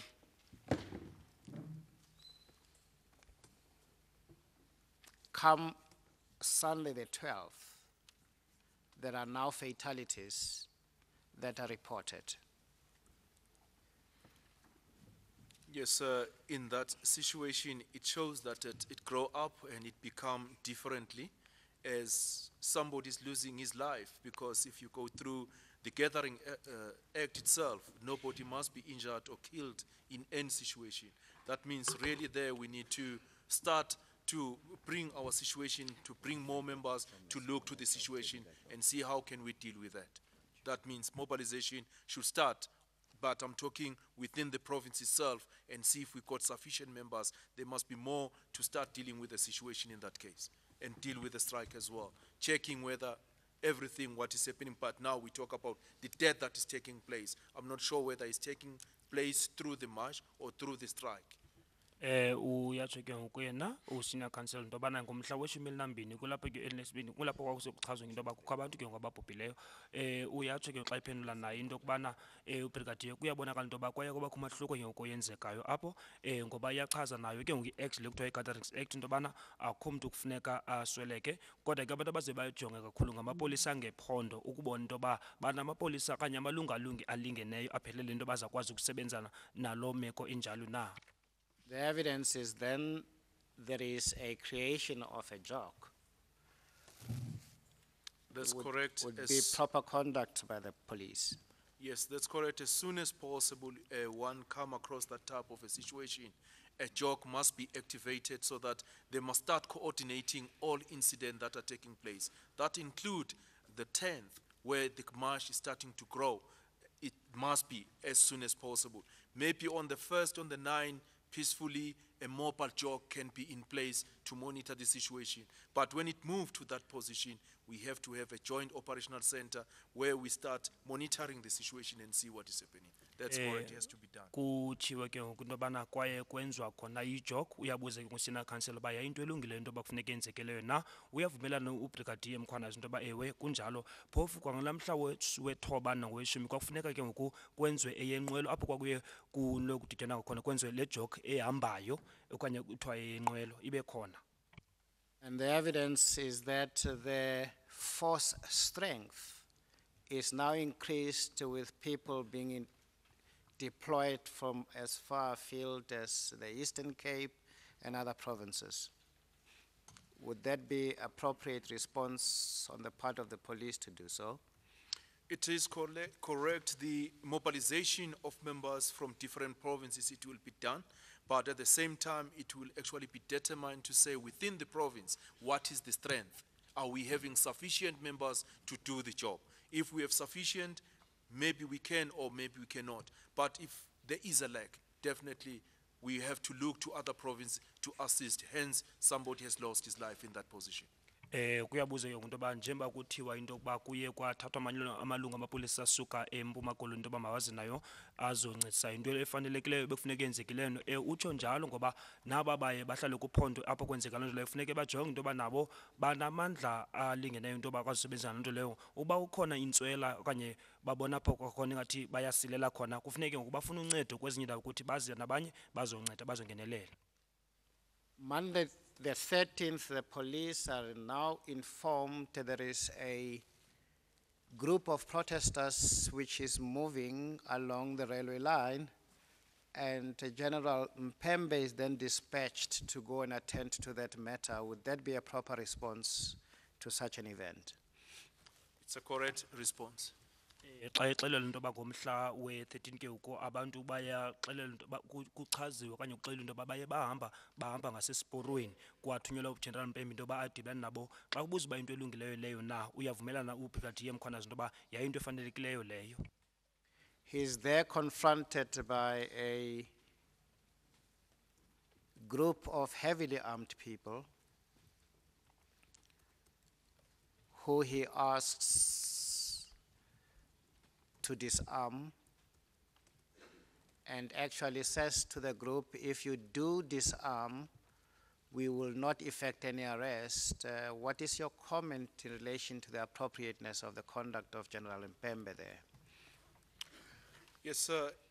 I would say the conduct is correct, Chairperson, because as public order members, the Gathering Act, everything stayed clear that we must practice tolerance in any situation. For his intervention to discuss with the people to ensure that they lay down their arms without getting arrested and proceed, his intervention is correct because he has to actually as well to ensure that there is dialogue with the people, talk to the people as well. As they are having those weapons, there's nothing that has happened up to so far. The only thing is to say what has happened on a previous day. Lay down, proceed, nobody will be arrested. There's nothing wrong with that. It's dialogue, it's tolerance, and that can be done, Councillor. Kuyachazwa ke into yokubana uGeneral Mpembe wayokudibana kunye nabo abaqhankqalezi abo bephethe izixhobo ezinobungozi kakhulu waye wacela into yobana babeke phantsi izixhobo zabo nokuthi ukuba babeke phantsi izixhobo zabo akho mntu uzawubanjwa. Uyavumelana ke uBrigadier Mkwhanazi into yokuba ewe yayinto efanelekileyo kufuneka yenzile leyo ngokuba ne-Gatherings Act iyachaza nayo into yokubana yile nto kufuneka yenzeke ngoba kukho apho kuchazwa into yobana kufuneka babe nenyameko khona okanye bazame ukunyamezela abantu kumeko njalo. The group of protesters do not heed his warning nor his instruction. They then move amidst the police that were there, and General Mpembe makes the judgment call not to confront them with any force. Would you want to comment about the appropriateness or otherwise of his conduct there? Yes, Chairperson, with the position of the people disregarding his request or his instruction moving forward, I would say really it depends to the side of the general what he saw or why he decided to do that. Because at the same time, you need to look to the proportionality as well, that the members he got in his position, was it going to be possible if he actually do something else to make sure he deal with the situation? Xa kuthiwa ke ngoku abantu zange bafuna umyalela ke ngoku okanye ummamela uGeneral Mpembe nesilumkiso asikhuphileyo endaweni yokuba bahamba nezixhobo zabo uyachaza into yokubana uBrigadier Mkwhanazi into yoba wenza into efanelekileyo ngokwenza njalo ngokuba kakhona kuye kuxhomekeke kuye uBrigadier lo ngokwemeko into yokubana unamalungu apheleleyo azokwazi ukuthi benze into efuneke yenzekile kwimeko enjalo na. The general's evidence will be that he felt that he had inadequate number of police officers to engage the group at that point, would you fall to that type of judgment? As we have said from the beginning, Councillor, is that we need to be appropriate or proportionate to the situation. If the point is that there were few members to deal with the situation at that stage, I would say it was correct to act in that position, depending how many members were there and depending how many protesters or people who were actually walking in that area along the railway line and how they were armed as well. And how dangerous was going to be if maybe he intervened, was he gonna maybe put the members' life into danger, or what is the position? Xa kuthiwa ke ngoku ubungqina buzakhutshwa apha kuzothathwa phambi kokudla kukuba abantu amapolisa ahamba noGeneral Pempe ayenganelanga okwenani ayembalwa uthi ke ngoku yena uBrigadier Mkwhanazi into efanekileyo le ayenzileyo ngokubana ke ngoku ukuba babembalwa nyana abantu labo abo babefuneka bejonge inani labo bona bambalwa okanye abaqhankqalazi baninzi nokuthi baphethe izixhobo ezinobungozi na. It then makes an election that the police must escort these protesters to the copy where they had promised they would go and disarm. It's correct. Kunjalo ke ngapho babethe buza bakhapha ke ngapho bebethembisa into yoba xa befika phaa ekopi bazothi bazibeke phantsi izixhobo zabo. Can that be criticized in your own opinion, Brigadier? General, Chairperson, as you have indicated that they will actually hand over their weapon if they arrive in the copy. All in all, is a matter of trust. If it was going to happen, it's what maybe you can try to employ at that moment. But if it was not, then it's going to be a problem, because maybe it will actually cause some problem in the future or in a later stage when they come in that copy. But I think if that was a promise and it was a matter of trust that they will definitely hand over this dangerous weapon on arrival at the copy, he can escort them and get those weapons out of them if they arrive from the copy. Kuthiwa ke ngoku xa abantu besenza isithembiso soba xa befika phaa kwekopi bazawuthi bazibeke phantsi bazinikeze lezixhobo zabo yinto ekwalungileyo naleyo kodwa ke kuzofuneka into yoba kubekho uthembana okuthile okukhoyo ngokuba uba abantu xa befika kwindawo enjalo bengenzi njalo bangazibeki phantsi izixhobo zabo kulapho ingxaki ke ngoku izawuqala ibe khona. Would this be an appropriate stage for the tea? Yes, Mr. Zephania, the Commission will take the short adjournment, after which we will revert to the point raised by Mr. Tip. Mr. Brandis, do you want to say something before we take the adjournment? Before we do, we haven't objected.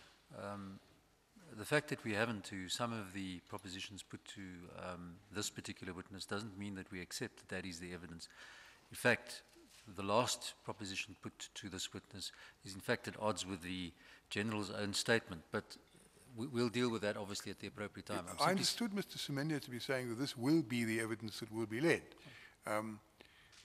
Whether it's at odds with other material is a matter that will become relevant later, but he's entitled to put what his case will be, the evidence that he proposes to lead, and ask the witness to comment on the basis that if that evidence is led and is accepted, then his opinion is as follows. So there can't be an objection, but what is the point you want to make?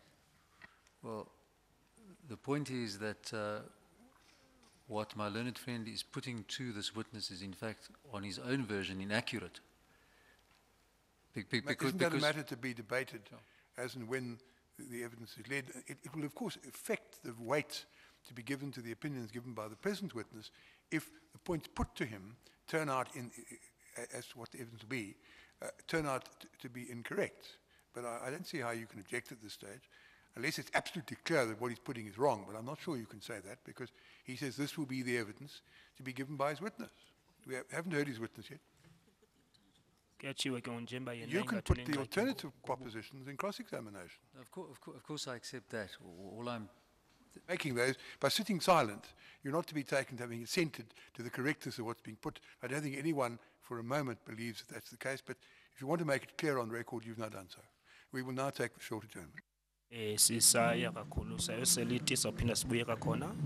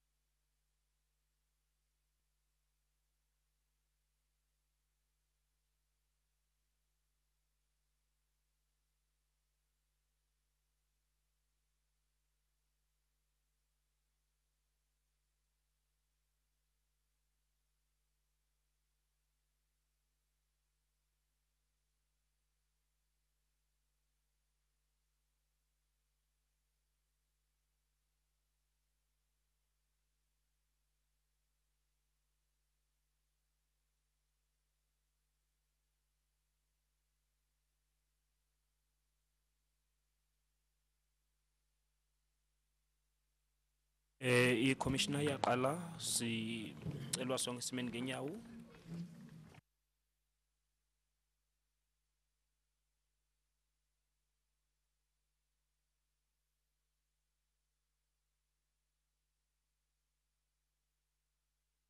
The Commission resumes. Before we proceed with the evidence of the Brigadier, whom I wish to remind that he's still under oath, Mr. Tip, there was a matter that you wanted to raise. I see that the people who were here just before we adjourned are probably still having their tea. So perhaps the most appropriate time to deal with it might be just before we take the lunch adjournment. If there's any sign of people going for an early lunch, you can alert me to it. So, but we've obviously got, I mean, to be sensible, we've got to deal with the people here. And I'd intended dealing with it now, but you agree with me, it's not appropriate for us to deal with it now. There would be no purpose in it now, and I'll keep my eye on developments to the left. Yes, well, yes, you keep one eye on the auditorium, the other eye on the witness, of course. Yeah. All right. I've already reminded him that he's still under oath. Mr. Semenya, you were moving on to another part of his evidence. Indeed, Chair. Chair, just for the record, we did see and hear clips where the armed protesters are saying to the general, allow us to go to the copy, that is where we will disarm. So it is not even the evidence of General Mpembe, it is actually what we've heard in the presentation and in the clips. So I thought when you gave the summary of your case that it was accurate and in accordance with what we'd seen. There may be some aspect that I overlooked that Mr. Brainders will deal with in cross-examination and undo some of the work you're doing at the moment by putting an alternative version of your case to the witness. But that's something that we will know more about maybe as his evidence proceeds. Kuthiwe ke into kubana kulento ke apho uMjera Mpembe wayithela abantu babesithi bona bazobeka phansi izixhobo baphinde baye entabeni bazozibeka xa befika pho iye yabonwa nakwividiyo bidlalwa apha ngaphambili lonto leyo. Can I I'm not going to take issue with my learned friend about his last comment, but can I raise a difficulty that I've been instructed to place on record? And it is this. This witness started out as a witness who was going to tell us about training at the POP. Yesterday afternoon, he turned into an expert who was going to give an opinion on the reasonableness and appropriateness of the response of the SAPS, particularly as I understood it on the 16th, but also on the 13th. The difficulty is that, of course, his statement or his affidavit is not that of an expert, and we didn't anticipate that he was going to be called as an expert. And even after yesterday afternoon, when it became clear to us that today he was going to give an opinion about the reasonableness of the conduct of the SAPS, we were still left with this difficulty. The experts that we would like to call, of course, haven't seen what he was going to say about the response of the SAPS. They're not here to assist us in cross-examination. We obviously will try and do the best we can, but we are hamstrung in that respect. I understand that, but because he didn't become an expert yesterday, he's obviously been an expert for a long time. He was invited to express views as an expert, which led to the evidence we're now having. You will, of course, cross-examine after the evidence leaders have cross-examined, and after some of the other counsel have cross-examined. If you wish to, as you've done in the past, I think, to stand back for Mr. Bezos, if he's willing to cross-examine, I don't know if he is, but if he is, that's one way of dealing with it. You will, of course, get the transcript as soon as it's available. There will be a long weekend. If the witness's evidence is otherwise finished before we adjourn on Friday afternoon, I will allow you to reserve your cross-examination if you wish to do so until Tuesday. So you can then send the transcript, which I hope will be available by then of today's evidence at least, to your experts to advise you. But anyway, I understand the problem that you've mentioned, but I hope we can find a satisfactory way of dealing with it. Uyatsho ke ngoku naye xa kuphendulwa ingxaka nayo usenior counsel uPrimary into yokuba bebizwe ngoba azochaza ngento yokuqeqeshwa kwe-POP ubrigadier ngoku ingathi sesenziwa incushe ngaphakathi ngoba naye emangqinakazi incushe awekho apha ngoku kuthiwa ke kuzawunikwa ithuba kwixesha elizayo into yokubana azokwazi ukuthi naye azobuza imibuzo yakhe azofumana ingcebiso kwakhona zeencushe nazo ezi anazo usenior counsel uPrimary. Mr. Chairman, we are ready to examine the witness. Mr. Semenya is examining him, but you will get an opportunity to cross-examine him when the time arises. I don't want to frighten him. We will examine him, Mr. Chairman. Chair, if I may, Toby Fisher on behalf of the Human Rights Commission. Chair, if I may support Mr. Brady's submissions, the Human Rights Commission... But I've dealt with the submissions. I indicated that the way forward, which seems to be satisfactory, but I'm advised from my right here that I must give you a hearing first before I respond further, yes. We've heard what Mr. Brainers has to say. You associate yourself with what he says. Is there any further point you want to make by way of elaboration or strengthening of the point he raised? There is a slightly different point, Chair, and it relates to parties who don't have resources to instruct counsel every day of this process, and some parties are in that position. For those parties, it is helpful if they can know in advance if a witness like this witness giving evidence now is going to be giving substantial evidence on matters which go straight to points that those parties wish to cross-examine on. The Human Rights Commission, Chair, as you know, intends to bring an expert witness on public order policing. And we would ordinarily have liked to take instruction from that expert witness and then cross-examine this witness on the basis of that instruction. Given the way that the evidence has emerged, that is not going to be possible, and that's regrettable, but it also raises issues of procedural fairness. We'll deal with the matters of procedural fairness as and when it becomes necessary to do so, but as I indicated to Mr. Brainders, if he feels it necessary to do so, he can reserve his cross-examination. He can ask if he has material that he later wishes to put to the witness, which hasn't been put by other counsel. He can apply for him to come back. And obviously, I won't discriminate between AMCU and the Human Rights Commission. You will be given the same facility. The recorders were just asking for the name of the Council for Human Rights Commission to place his name on record. Toby Fisher.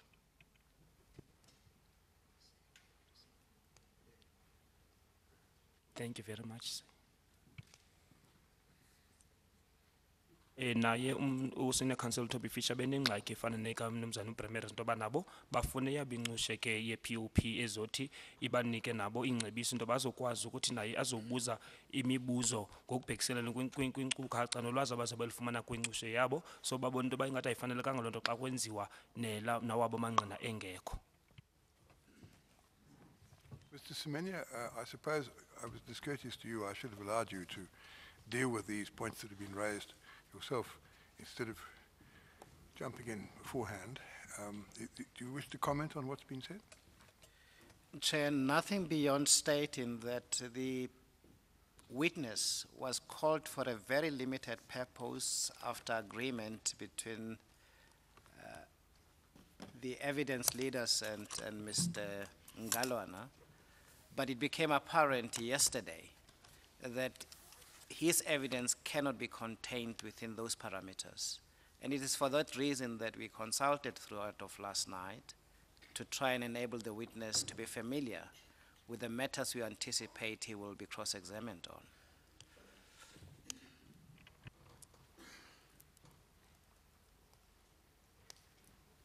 Kuthiwa ke ngoku ingqina elaba belibizelwe into babazothetha into ezithile ke ngoku ebezimbalwa kodwa kuye kwafumaniseka into yokubana kuzofuneka okuninzi loo nto kuba banodliwanondlebe into babazomanzisa bazintoni ezenzekileyo nezilindelekayo bezingenzeka apha njengoba kuqhubekeka ekhupha ubungqina bakhe. Mr. Semenya, there are various ways of dealing with the matter. One is for you to prepare a statement to give the parties, as they say, that some of them can't afford to have counsel every day, and it would make things easier for them if they had a statement. The other thing, of course, is simply for them to get the transcript, which presumably would be even fuller than the statement that you would put forward. I don't know by when the transcript will be available, but they're normally produced on a daily basis. So I would have thought that Mr. Fisher would have the transcript by tomorrow. And the witness presumably won't be finished by tomorrow, but even if he is, he can always be called back if the Human Rights Commission wants to put further material to him by way of cross-examination. Speaking of myself, I can't see any procedural unfairness or prejudice that could be suffered, but maybe if it is alleged later or stated later that there has been prejudice, we can ascertain what the prejudice is and do what we can to remove it. Mr. Fisher, you've heard the debate between me and Mr. Zephania.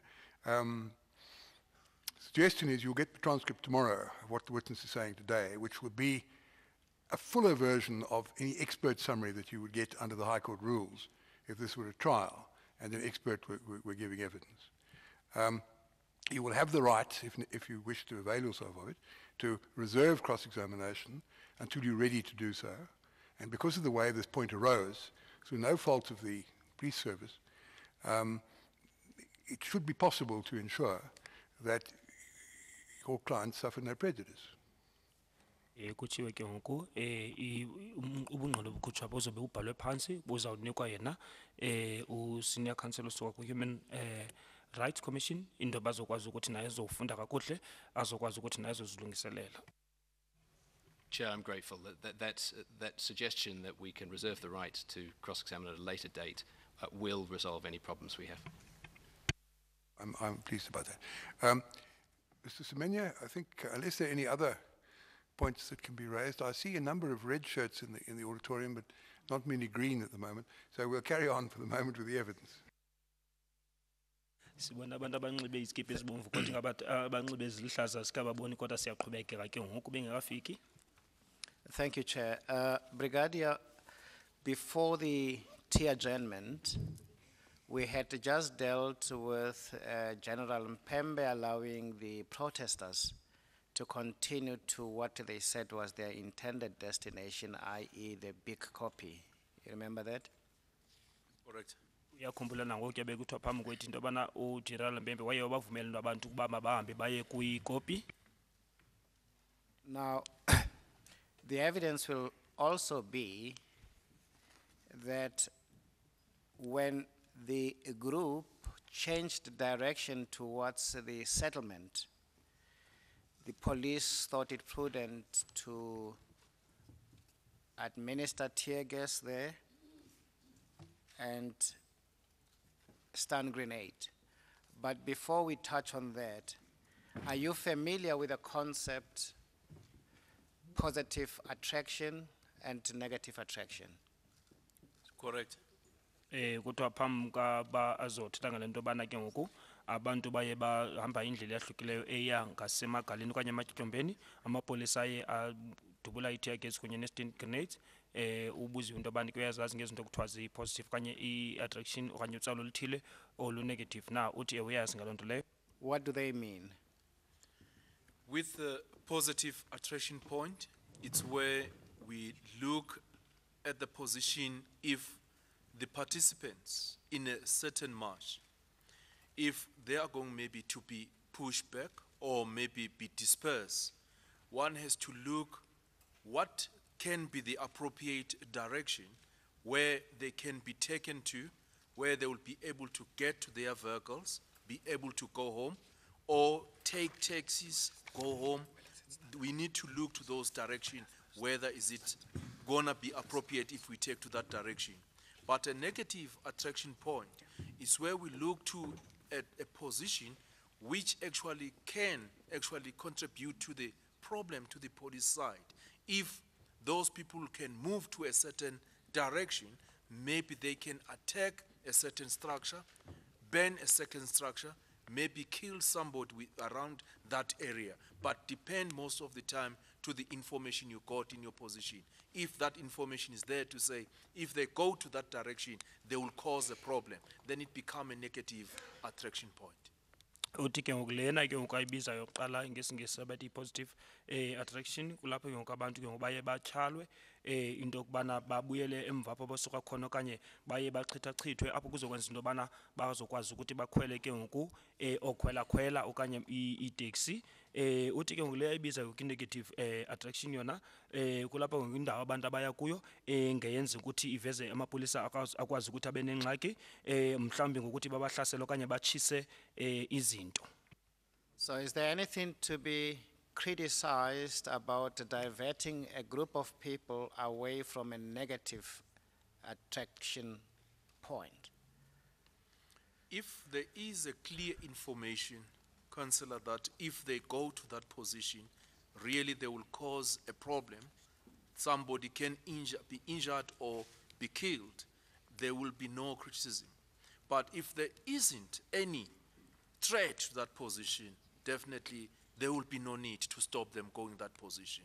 Kuthiwa ke ngoku kuxhomekeka kwiinkcukacha abazazinikwa okanye ulwazi abazolinikwa malunga nabo bantu abaqhankqalazayo ukuba mhlawumbi bafumana inkcazelo uba baya kulaa ndawo leyo bazokwazi ukuthi benze izinto ezibubungozi. Ngoko ke ngoku kuzobe kufanelekile into yoba nyhani basiwe banziwe into yoba baye kwindawo eyahlukileyo. Kodwa ke bakho ubungozi abanokwenza ngokuya kuloo ndawo bafuna uya kuyo akuzobakho into erongo xa bayekwa baye kuloo ndawo bafuna uya kuyo.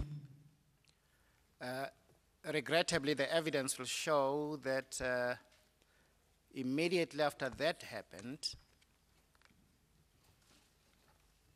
2 police officers' lives were lost, 1 police officer was injured, 2 civilian lives were lost there when the group responded to that police action or reacted to it.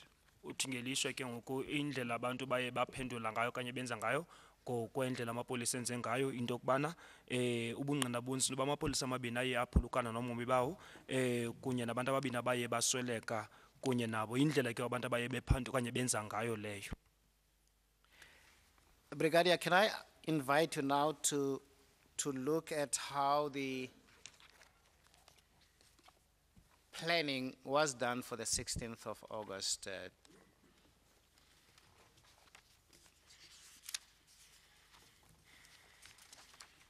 Sizawujonga ke ngoku into yoba izicwangciso zaye zenjwa njani zenzelwa lo mhla we-16 ku-Agasti. The evidence is that the smaller jog was earlier moved to a bigger jog. Ubungqina obukhutshiwe into yoba le smaller jog ke yaye yahanjiswa yasiwa kwindawo apho yayenziwa ibe yijog enkulu. And this is subsequent to these developments that I have handled with you. Bekusemva koba ke ngoku kwenzeke ezinto sezichazile apha u-Senior Counsel. Correct. In that jog, was an operational commander, is that consistent, no, was this overall commander, is that consistent with how it should be? Yes, that's correct. From what actually the information I got, Chairperson, was that there was an overall commander and there was an operational commander as well. Uthi ke into inyani leyo into yoba nayo inkcukacha zifumene into yokubana wayekhona ke ngoku overall commander no-operational commander. There were other stakeholders in that jog as well. Is that consistent with how you would expect it to happen? That's correct. There was a jog commander. There were other as well role players in that jog as well. Uthi ke ngoku yayikhona ijog commander kunye nabanye abantu babedlala indima yenziwa kakuhle nayo lo jog leyo. Such as lawnmen personnel there. That's information I got, sir. Thank you. Uthi uvile nayo into yoba babekhona ke abaphathi okanye abantu abemele abaselonmini.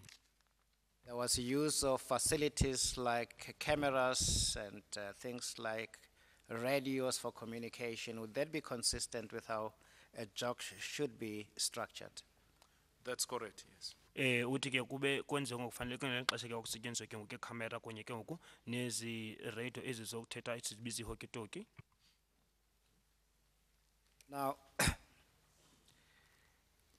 can I invite you to what was then done, that is by Colonel Scott, in devising the plan, and invite your comment regarding those slides.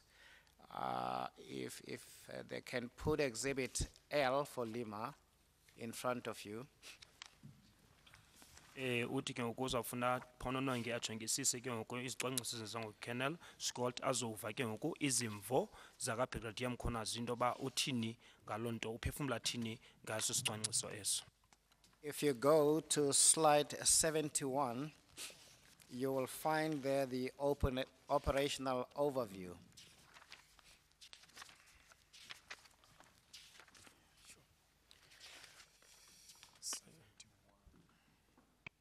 You see that?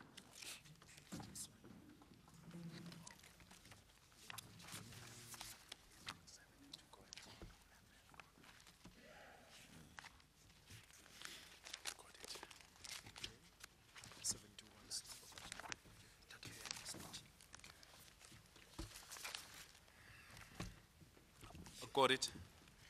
Fumene? It has, at the first stage there is described as a dialogue and monitor protesters. Would that be a proper stage to have in an operation of that nature?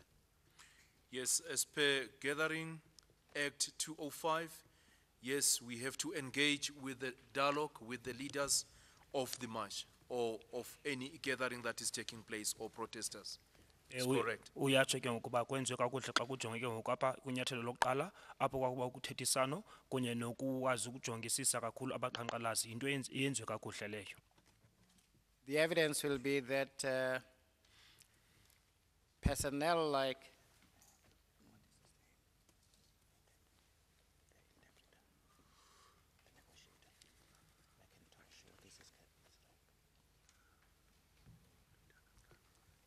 I think it's Lieutenant Colonel. I was trying to establish the rank of McIntosh, It's a colonel, yes. a colonel, Yes. who is a police negotiator, was tasked with the negotiating and having that dialogue we contemplated in stage one. Correct. Would that be a proper? Yes, yeah, it's correct. Uthi nalena ke yaka-Colonel uMcIntosh yayinguye ke ngoku owenza uthethathethwano wayemele amapolisa yinto eyenziweyo kakuhle naleyo.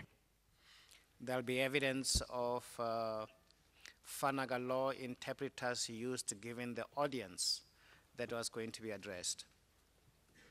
It's correct, as long as if there was somebody really from SAPS who can interact with that, if he never had a problem with that, I think it was correct as well, because dialogue must be in a language people can understand. Kuthiwe ke noba kwakho itoliki okanye ipolisi elikwazi uthetha iFanaka law into ezakwenza ukuthi bakwazi abantu ukuvisisana xa bethethelayo xa bethethayo yinto eyenziwe kakuhle naleyo. Now, stage two, according to plan, would have been a show of force with negotiations. Would that be a proper stage to have in a plan of this nature? Yes, it is correct. Normally it is done, especially when it look clearly that the dialogue or the discussions or negotiation with the people, it doesn't actually bear fruit as quick as possible. Then to start to come up with a show of force. Show of force without weapon in their position, just members only coming to the forefront and actually displaying or showing force to the people, that's all. That's correct, stage two. Uthi ke kunyathelo lesibini xa abantu ingathi kubonakala into yoba akukho kuvisisana apha ke kuthethathethwano kulapho ke ngoku noba apho amalungu bezobe bengaphethanga sixhobo kodwa bebonisa ngokuthethathethwano ukubana nabo babonisa amandla wabo ngokuya apho kuloo ndawo leyo ebantwini. What is a show of force and how is that manifested? If we talk about a show of force, is where we will look to police gradual response. In other words, we don't just come at the same time we use force, but you will come with your members, maybe in uniform, come out in vehicles, stand in front, that's the show of force that they are there, or maybe at the same time they can have less lethal equipment that they can utilize, use of shield, use of tomfa, that's totally not actually gonna cause anything or aggravate anything within the crowd. You need to be very less show of force before the crowd. In other words, you must not aggravate any situation amongst the crowd if you are there with members from the SAPS. Uthi ke ngoku lesibini yokubonisa kwabo amandla amapolisa azobe khona nje ukubonisa noba akhona kulona ngelinye ixesha bazobe bephethe ke ngoku idongfa ezo okanye bephethe amakhaka abo ngelo xesha ke akuthethi into yobana bazobe bephethe izixhobo ezinobungozi kukubonisa nje into yoba amapolisa akhona apho. And the purpose being what in relation to the crowd? Normally, you expect as a police official that your presence should sometime change the situation within the crowd. The crowd must be in a position to see police are here, let's respond, maybe let's do something different to make sure that we don't cause chaos and all that. That is the whole purpose. It's not to say you come there because you want to have some sort of conflict with the crowd at all, but it's just to display yourself as police official, to say you are there, and they can be able to say, okay, from what the organizer is saying to them, because remember, you will be negotiating for certain reasons, and if the organizer is talking to them, they must be in a position to say they can actually be able to disperse and go back. That's what you need to do without any confrontation. Uthi ke injongo yokubakho amapolisa kule ndawo ayikukuba kubekho ungquzulwano into yokuba abantu xa bebona ukuba amapolisa khona bazokwazi nabo uthatha isigqibo noba bekho into bebezoyenza bakwazi ukuthi barhoxe kuloo nto leyo. So kubakho amapolisa loo nto ayibonisa into yobana amapolisa bafuna ukubonisa into yoba kuzobakho ungquzulwano ngelo xesha. Again, in the context of the 16th, what stage one contemplated was that the armored vehicles would make a presence between the copy and the informal settlement and create a neutral area there. Is that a sound plan to put in place for that environment? Normally, what is the position is that with the police, you need to create a neutral zone most of the time. A neutral zone must be created. A neutral zone is where you can be able, as an operational commander, to have your freedom of expression. Freedom of expression is where you can be able to give your commands as an operational commander. Then the neutral zone need to be created. Obviously, with that, there wasn't anything wrong. Naxa ke ngoku kwakuthiwa imoto zamapolisa ezazime ngakwikopi ezinye zime ngakwindawo abantu abahlala kuyo yinto eyayifanelekile ukuthi mayenzeke leyo ngoba funeke babekho indawo ezimeleyo abazokwazi ukuthi bame kuyo apho azakwazi ukuthi akhuphe umyalelo khona. And in terms of the plan, they were going to have behind the armored vehicles the first line of police officials being your POP members. Would that be Yes, anything objectionable about that type of deployment? Councillor Amisi, a little bit, who is in front, public order policing members? Public order policing members, yes. That's correct, because at that stage, the situation was still crowd management, and public order policing should be the one that is in front. You cannot bring other members whose primarily weapon can be rifled. That is totally not acceptable. Public order policing was supposed to take the front portion. Uthi kwenziwa kakuhle ngeli xesha ke kwakubekwe la mapolisa public order policing into yoba bengaphambili ngoba umsebenzi wabo ukuthi balawule izihlwele ngoba unothatha omnye nomnye nje usebenzisa isixhobo esinobungozi ubeke yena ngaphambili. The plan was also that 100 meters behind the POP members would be your tactical response team positioned there. What is your comment in relation to that as a plan? Chairperson, at that position, it will depend to the operational commander where to place a tactical member. We talk about TRT with the type of training they've received, and if you place them at that position, it will depend to the operational commander whether you need them to be at that position. But with my opinion as well will be that if there is a real threat that you foresee that there will be a problem, of course, you need somebody to back up public order policing.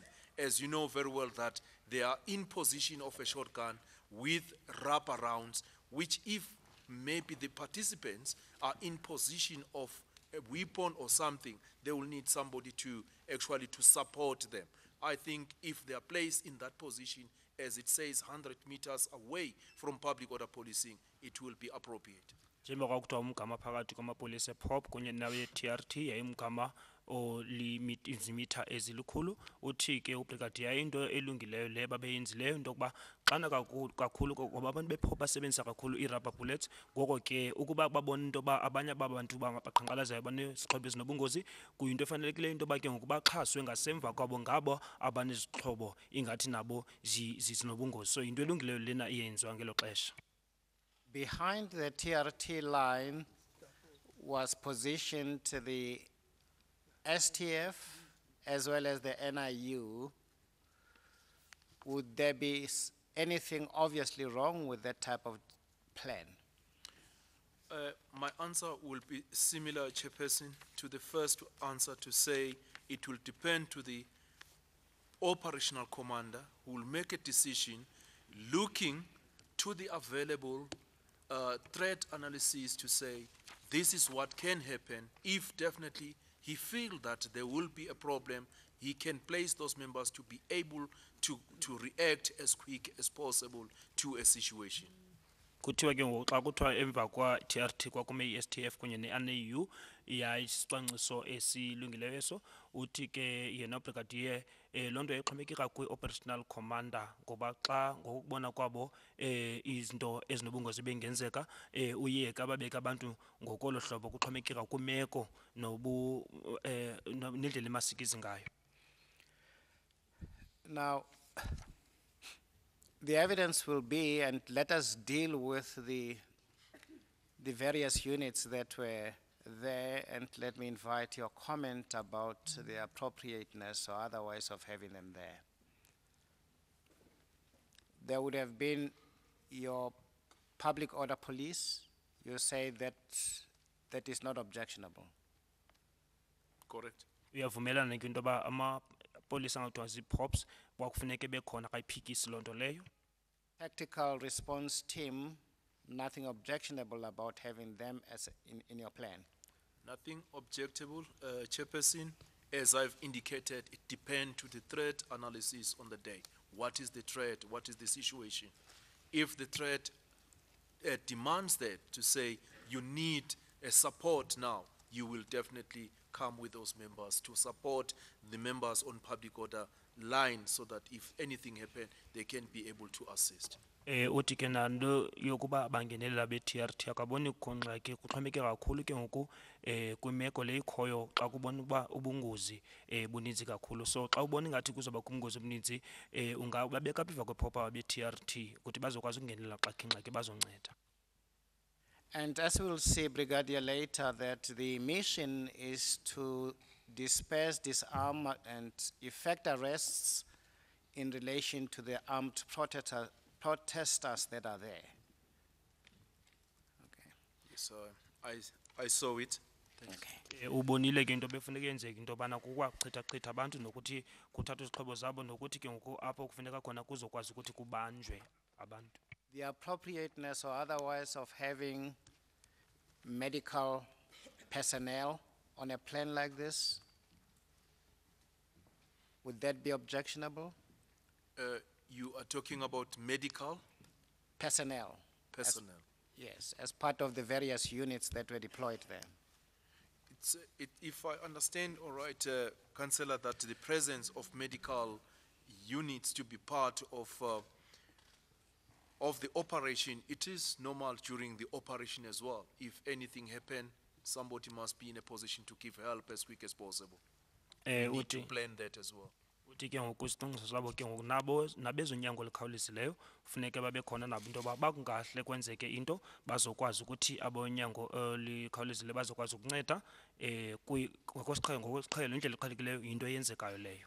That include as well the identification maybe of hospitals nearby that can be utilized if anything happened, because nobody knows what will happen. If it happens, how people can be helped on that position as quick as possible if anything goes wrong. Enye into ke ukuye kuwaziwe kuba ngeziphi izibhedlele ezikufutshane apho kuzokwazi ukuthi bangekho into engenzeka abantu bakwazi ukuthi babalekiselwe khona. The presence in the plan of mounted police, The mounted police normally, when come to the situation of operations, you will need to be able to identify how are you going to utilize them. Especially, it's easy to use mounted units because with horses you can reach places whereby with a vehicle you will have a problem to reach. But with horses, you can be able to reach all places as quick as possible, especially where it is not drivable. There are no roads, they can assist. But on the day calling of mounted unit, it will depend as well to the operational commander if he has identified those issues that he would like to address with their presence in the operation. Uthi ke ngoku leyo kuba kubizwe amapolisa ahamba ngamahashe kuxhomeka kakhulu ku-operational commander ayasetyenziswa kakhulu ke kumeko apho iimoto zingakwazi ukuthi zingene khona apho ke ngoku abahamba ngamahashe bazakwazi ukuthi bangene khona bona. K9 units, Yes, with K9, it depends as well to the threat in position. It's a lot of things that we can utilize K9 units. As you know, you've got dogs that can be utilized to assist maybe as sniffing dogs if there is a situation that need them to be utilized at that position. And in this situation as well, as I've said, it will depend to the ops commander as well as the overall commander if they pick up anything that need those members to actually to deal with that type of situation. Their presence, it won't be a problem as well. Uthi ke xa efumaniseke ngu-operational commander into yokuba ikhona imfuneko yokubana kufunwe ke ngoku namapolisa asebenza ngezinto ezinukisayo nabo bangabizwa into yoba babe khona kumeko enjalo. now, when we look back at the situation on the copy on the 16th, we see a group of about, as witnesses will say, 3,000-4,000, some of whom are heavily armed, with lives having been lost the days before that.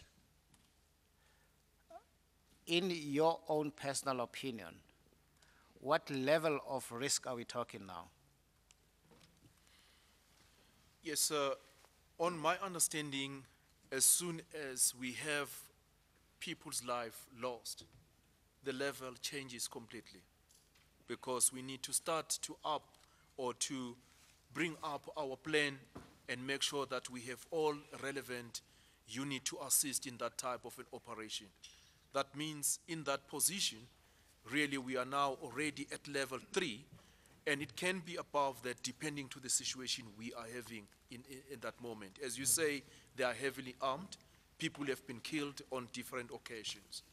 Kuthiwa ke bafumana ingxelo into yoba abantu phayana inani labo belingaphakathi kweekulungwane ezintathu uya kwiinkulungwane ezine kwaye abanye babo bephethe izixhobo ezinobungozi kakhulu. Uthini ngaloo nto leyo ikoliphi ke ngoku luhlu kwezi risk athetha ngazo uthi yena ke ngoku ukuba ke ngoku kuthiwa abantu sebeswelekile apho kutsho ukuthi ke ngoku nelevel leyo iye umgangatho ongathi uphezulu so bazoqinisekisa into yobana ke ngoku ii-units zamapolisa eziphaa ngezi zifanelekileyo ukuthi zibe zilapho zizowunceda mhlawumbi ingaba kulevel le yesithathu okanye bengaphezulu kwayo. And if you factor the fact that an R5 rifle was stolen from the killed police member, a pistol was also stolen from them, what level of risk are we talking now? We talk about level 3. We talk about level 3 and it can be above on that. If I say it can be above, it's where we're gonna look to other issues we can do. Obviously now we have a rifle being taken from the police. We have a 9mm taken from the police. That means there is a risk that there can be more people dying in that type of a situation. That means we need definitely to put more other option or tactical option to say how can we deal with that type of a situation to make sure we retain those firearms taken and all those things. It can be above or level 3, exactly. Uyatsho ke ngoku kwemeko apha ke ngokuthiwa ipolisi elibuleweyo laye lathathelwa kanye labelwa i-R5 yalo kunye negani i-9mm, utsho ke nobrigadier into yoba ingawa ibe liluhlu elingaphantsi ko-level 3 okanye ibe ngaphezulu, ingakumbi xa kuthiwa ke ngoku abantu abaswelekileyo nezinto bajonga kakhulu nobungozi obukhulu obulapho. In the spectrum of various units of the police, which unit would be appropriately specialized to deal with this type of threats? Maybe if I may ask, because we need to look whether have we passed public order policing as a crowd management situation or now we put it into another situation. But if we still under public order policing, we will keep it under public order policing until come to the situation to say, at this position now, public order policing can't do anything at all because of all means of intervention has failed, then we can bring other suitable units to take over and deal with the situation. Xa kuthiwa ke ngokumeko njalo ngeyiphi unit amapolisa ezakwazi ukuthi ingenelele kumeko njalo, uyachaza into yokubana ukuba ubrigadier uba bingaphansi kwe-POP loo nto leyo bazawujonga uba imeko iba imaxongo kakhulu nokuthi zonke iinzame zabo ziphanzile, kuzawubona ke ngoku into yoba kuzofunwa ezinye iiyunithi ezakwazi ukuthi nalo zibe luncedo kwimeko elolo hlobo. Are you able to comment on the areas for deployment of TRT, for instance? Normally, obviously, TRT will be in support of public order policing when the situation become difficult, especially on issues where we talk about rifles are being involved, people are armed, all those type of situations. Then they will be able to come in and assist in those positions as well. Because they are actually using R5 as their primary weapon, they can be able to come in and assist. But it will be within the operational commander to say when and what time they must intervene, looking to the public order policing if they've actually exhausted all the means they got at their position. Uthi ke xa bejongile into yokubana yonke imizamo ke uneenzame ze-POP ziye zaphantsi aziphumelelanga, i-TRT iba khona ingakumbi ke ngokapha kukho khona izixhobo ezinobungozi ngoba bona aba be-TRT baphethe izixhobo ezifana njenge-R5. The NIU, National Intervention Unit? Yes, with NIU as well, it will be the same situation as well. It will depend to the operational command as well, how to utilize them as well. Nendlela abazothi ke basetyenziswe ngayo aba ke ngoku kuthiwa i-NIU izawuxhomekeka ku-operational commander into yoba ngabasebenzisa njani kwimeko enjalo. The STF? Normally, the STF, it is an elite. It will depend really what situation do we have. That means NIU, which means actually NIU, TRT, public order policing, everything has failed, then they will intervene and assist to the situation. Kuthiwa ke ngongaba bakhethikileyo aba be-STF bona kodwa kakhulu baye babizwe xa ingathi nabo bafumana ubunzima be-POP kunye ne-TRT kunye ne-NIU kulapho ingenela khona ke ngoku i-STF. We are also told about a concept called situational appropriateness. Are you familiar with the concept, Brigadier? That's correct, sir. Uthi uyayazi nalena ke ngoku yokufaneleka kwesimo kanye imeko. What does that mean? Yes, if we talk about situational appropriateness, it's where we look to the situation and we have to come up with the means to say, how are we going to solve the problem? But if we solve the problem, we must not create the bigger problem. We must make sure that we put measures that will actually solve the problem that is before us. In actual fact, let's try by all means to be situational to the situation. Uthi ngoliyathetha ngayo kuba bazojonga kwimeko bajonge nendlela abazoza ngayo nesisombululo ba isisombululo ingabi yinto eza kwenza into ba imeko ibembi igqithe indlela embi ngayo. And can I invite you to look at slide 75 on Exhibit Lima? Got it? Fumene? That addresses stage 2 of the plan. Sure, force. Ithetha ke ngoku ngenyathelo lesibini apha kwesicwangciso esenziweyo. It's correct, sir. Injalo. I would like to invite your comment about that plan. The slide says it starts with the SAPS deploying stage 1's deployment as one of POP's monitoring contingents with a negotiation contingent to engage in dialogue, seek a peaceful disarming and dispersion resolution. You have already commented about that stage, haven't you, Brigadier? I've done so, sir. Se khuphe uluvo lwakhe ke ngelinyathelo elapho ke ngoku owepolisa wePOP thethisana kunye nabantu abo ke ngoku ngabo bexela abantu bana babeke phansi izixhobo zabo bachithachitheke. And it also says that there would be a reserve force which would be brought forward to the neutral area as a show of force with the intent to dissuade confrontation with the police. Do you see that? I see it, sir. Uyayibona le nto ba kuzobakho ke ngoku ukubonakala kuvela ngamapolisa into ezakwenza ukuthi abantu kungabakho ukungquzalana kunye namapolisa. Now, speaking about that, if you look to slide 77, it is a Google map indicating how the deployment according to plan was to happen. Do you see that? Yes. Iyachaza nakwakumop map yeGoogle into amapolisa kufuneka akhutshwe okanye athunyelwe njani na. Chair, I had actually not made the request, but I would request that we have that slide on screen so that the witness can comment on it and how it is positioned. Uzawucela ke ngoku idlalwe phana kumabonakude ke ngoku esi slide ukwenzela azokwazi ukhupha uluvo lwakhe eyijonge kumabonakude.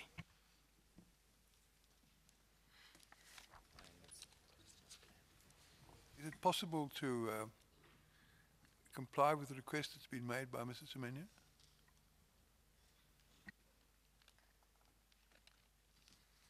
Not this one, with the forward holding areas. That's fine. Is it necessary for us to have a short adjournment for this slide to be put in position to be shown? It's necessary, but my understanding is that Mr. Dos Reis has been struggling with his slides today. But can we take an adjournment? If Mr. either that, alternatively, while attempt is being made, perhaps we can deal with Mr. Tipp's problem, which may well be appropriately dealt with at this stage. Mr. Tipp? Thank you, Mr. Chair. There are not a great many green T-shirts in the audience, but that is not really a difficulty. Mr. Chair, what happened at the conclusion of the proceedings yesterday afternoon was that a group of about 40 persons who had attended here went out and some disturbance followed. There was some singing of songs, including the song that this commission has heard a few times, and that is Kill the Num. And there was also the formation of a group which moved around, and there was some intimidatory conduct. It did prompt the South African Police Service members to move to the scene to be ready to intervene, and the head of the unit, the colonel, spoke to some of the members wearing green shirts and instructed them to desist and to go, and that happened. There was luckily no serious consequence at all, but there was some intimidatory impact on the members of the NIM who were in the immediate vicinity and who were face down, as it were. Now, I want to say this, Mr. Chair. My instructions are that it seems that a large number of that 40 came, in fact, from Impala Platinum Mine and not from Lonmin. And the position in respect of the employees from Lonmin and NUM, rather the Lonmin employees, respectively, from AMCO and NUM, have in fact maintained a very satisfactory, peaceful coexistence here throughout the duration of the commission. And it is apparently persons who have not appreciated the need for such conduct that we had the situation yesterday. I'm going to request the Commission to repeat what it has previously said about the need on the part of all parties and all persons who present themselves here to conduct themselves in a manner that is absolutely free of any intimidatory impact or interference with others. I should add that the police themselves on duty here would be very pleased for that message to be broadcast again. And I am confident that my learned friend, Mr. Brounders, would see to it that his team conveys that message in a satisfactory way to those at Impala, if that is indeed the position. Mr. Brounders, do you have any comments to make? The Commission, our attorney attempted to take an instruction earlier by contacting Mr. Matunjwa, who said that he knew nothing of this. Our attorney obviously knew nothing of this until this morning when he was told about this. But he had undertaken to investigate and to come back to us after he's investigated the allegations and hopefully with appropriate instructions. Obviously, if this happened, it is disturbing, and we've, through our attorney, we have made it clear that certainly AMCU's members should behave as they have throughout the conduct of this inquiry up to now. We in fact were unaware that there were any difficulties between NUM and AMCU members at the inquiry until yesterday. They commingle freely outside and inside, and we didn't know, and in fact are quite disturbed by the allegation. I can't tell you, I mean, AMCU doesn't know whether this indeed happened. We accept the good faith of our learned friend. Obviously, it would be appropriate for the Commission to caution all of us to behave with dignity and appropriately.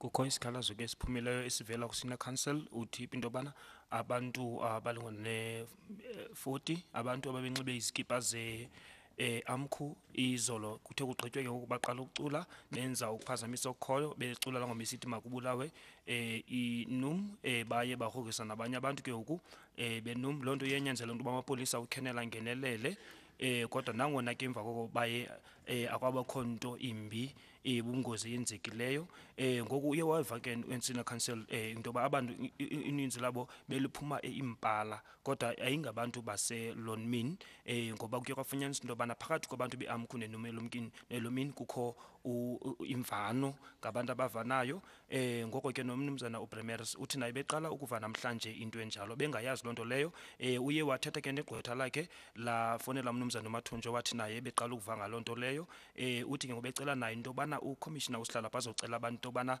ngoba lonke ixesha lebekade beziphethe kakuhle bezigcine ngocwangco makuqhubeke beke into enjalo uqhubekeke abantu baphathe kakuhle bangahoyisa abanye abantu. Do the evidence leaders, either Mr. Madlanga or Mr. Budland, wish to comment on this aspect? Or Chair, this we incident? endorse what our colleagues have said.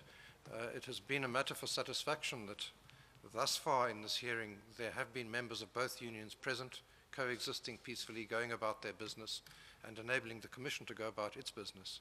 It is very disturbing if there has been such an incident, which I understand it to be the case, and particularly given that one of the people confronted was a person who's to give evidence before this Commission. And so we would welcome it if the Commission were to make a clear statement as to how it expects people who attend these sittings to conduct themselves. Thank you, Mr. Budland. I want to address some remarks to those people sitting in the auditorium. I see from the colours of their shirts that some belong to NUM and some belong to AMCU. Up to now, as Council have said, you have heard what Council have said, there's been a harmonious atmosphere between representatives or members of the two unions, and that is as it should be. Because, as you will have heard when Mr. Matunjwa gave his evidence, the very end of his evidence, he said he was concerned and that the Commission should find the truth. And I indicated to him that was our objective. Now, the best way for us to find the truth is by means of a thorough inquiry to all the aspects of the matter, but an inquiry which is conducted in a spirit of harmony and cooperation by everybody concerned, which includes those people who are sitting in the auditorium. If anything is done which puts any of the persons connected with the Commission, whether they be officials of the Commission or counsel or attorneys or others appearing before the Commission, or people who are going to give evidence, we put those people under pressure. It will hamper the work of the Commission in arriving at the truth.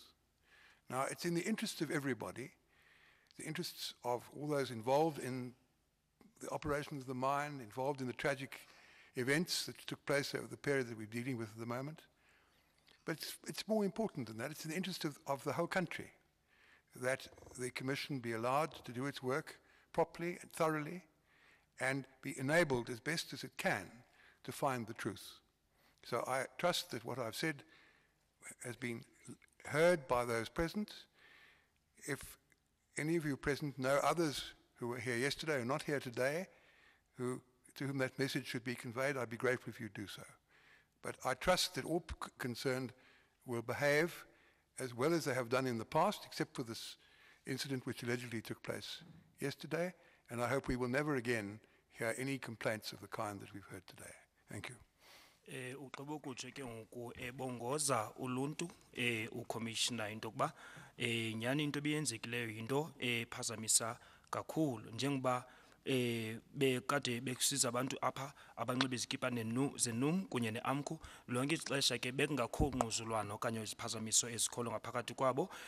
Uthi ke ngento ayicelayo ke ngoCommissioner into kubana njengoba bekhuxolo abantu bangazophazamisa okanye bahorise amanye amanqina okanye amagqwetha okanye abantu abathatha inxaxheba kule commission ngoba beceleni nayo umnumzana uMathunjwa izolo ntoba ucela into kuba izofikelela ekugqibeleni le commission apho inyaniso izawuthi ifunyaniswe khona. Ngoko ke ngokuba kungenziwa into ezawufaka abanye abantu kucinezelo ingakumbi amanqina ezawuzapha ngaphambili ngoba lento into engumdla welizwe lethu ngoba abantu bafuna ukwazi bakwenzeke ntoni na. Ngoko ke kufuneka sisetyenzeni sonke kuzokwazi ukuthi ekugqibeleni kuzofikelela kuyo inyaniso. Uthembile into kuba nabantu abangekhoyo apho bazophiwa ke lo myalezo lowo. Nilikupo ya Commissioner gore jano jaka batho bantse batla batho ba nomli ba AMCU ibile ne ba tsela sindle gona le kagiso mo gare ga bona jaka le maabane ntate Mathunjwa na kopile gore o batla gore gotlo mo bokhutlong gotlo itsege gore nnete ke eng go diragetse nna jana o kopa gore batho ba ske ba tsolela ka go tshwenya batho ba bang kgotsa ka go ba tshosetsa jana ba tlogele Commissioner gore itlo bereka sentle ba tlo gona gore mo bofelong ba tlo fitlela mo nneting le batho ba ile gore ga ba tla fanda go kopa gore ba fiwe molaetsa o tswa mo commissioning gore ba ske ba tsolela ka tshosetsa batho ba bangwe go fitlela mo bokhutlong ba commission re lebogile ba kgetso. It appears that the slide that Mr. Semenya wanted to be shown is now on the screen, so he can proceed with his examination in chief of the witness. Thank you, Chair. Brigadier, what is on the screen is slide 77, at least on my document, Exhibit L.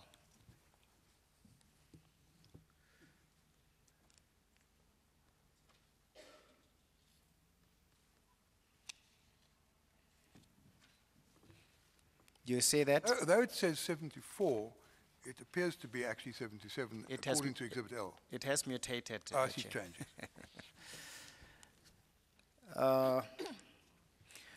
That was the PowerPoint presentation given for the plan on that day, and might I invite you to make some comments there. I don't know whether it would require magnification, but what you see would be the green vehicles there. Are you able to see that far? Uthi uyabona ke ngokwalanto wamfanekisa into bana nenqwelo eziluhlaza uzijongile uyazibona. Those who represent the barbed wire. Okay. Do you see that? I see that. nabo Perhaps, ke to s- ngobamele la macingo ahlabayo. perhaps for orientation, alphabet K, number 1 on that plan would be the copy 1. Do you see that?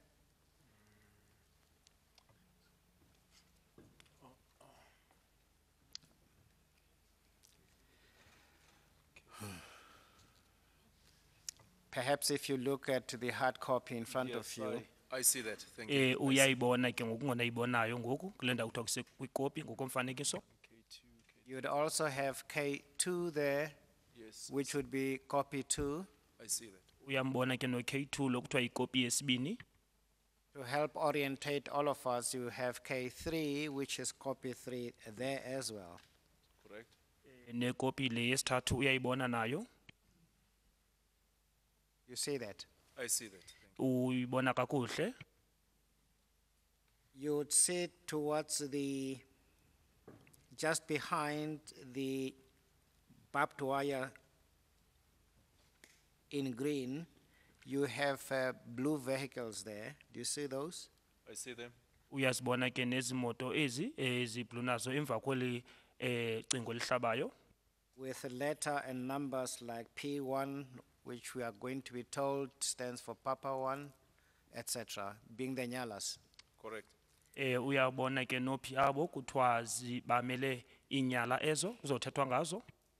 There would be the public order police there deployed. Would that be correct? Na public order police suwe apho uyayibona nayo. The figurines there with red or orange would have been your TRT. Uyabona ke apho kwakhona ku orange ngabantu be TRT. The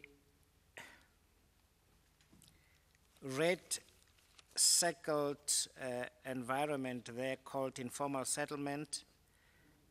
Do you see that as well on the top of the picture?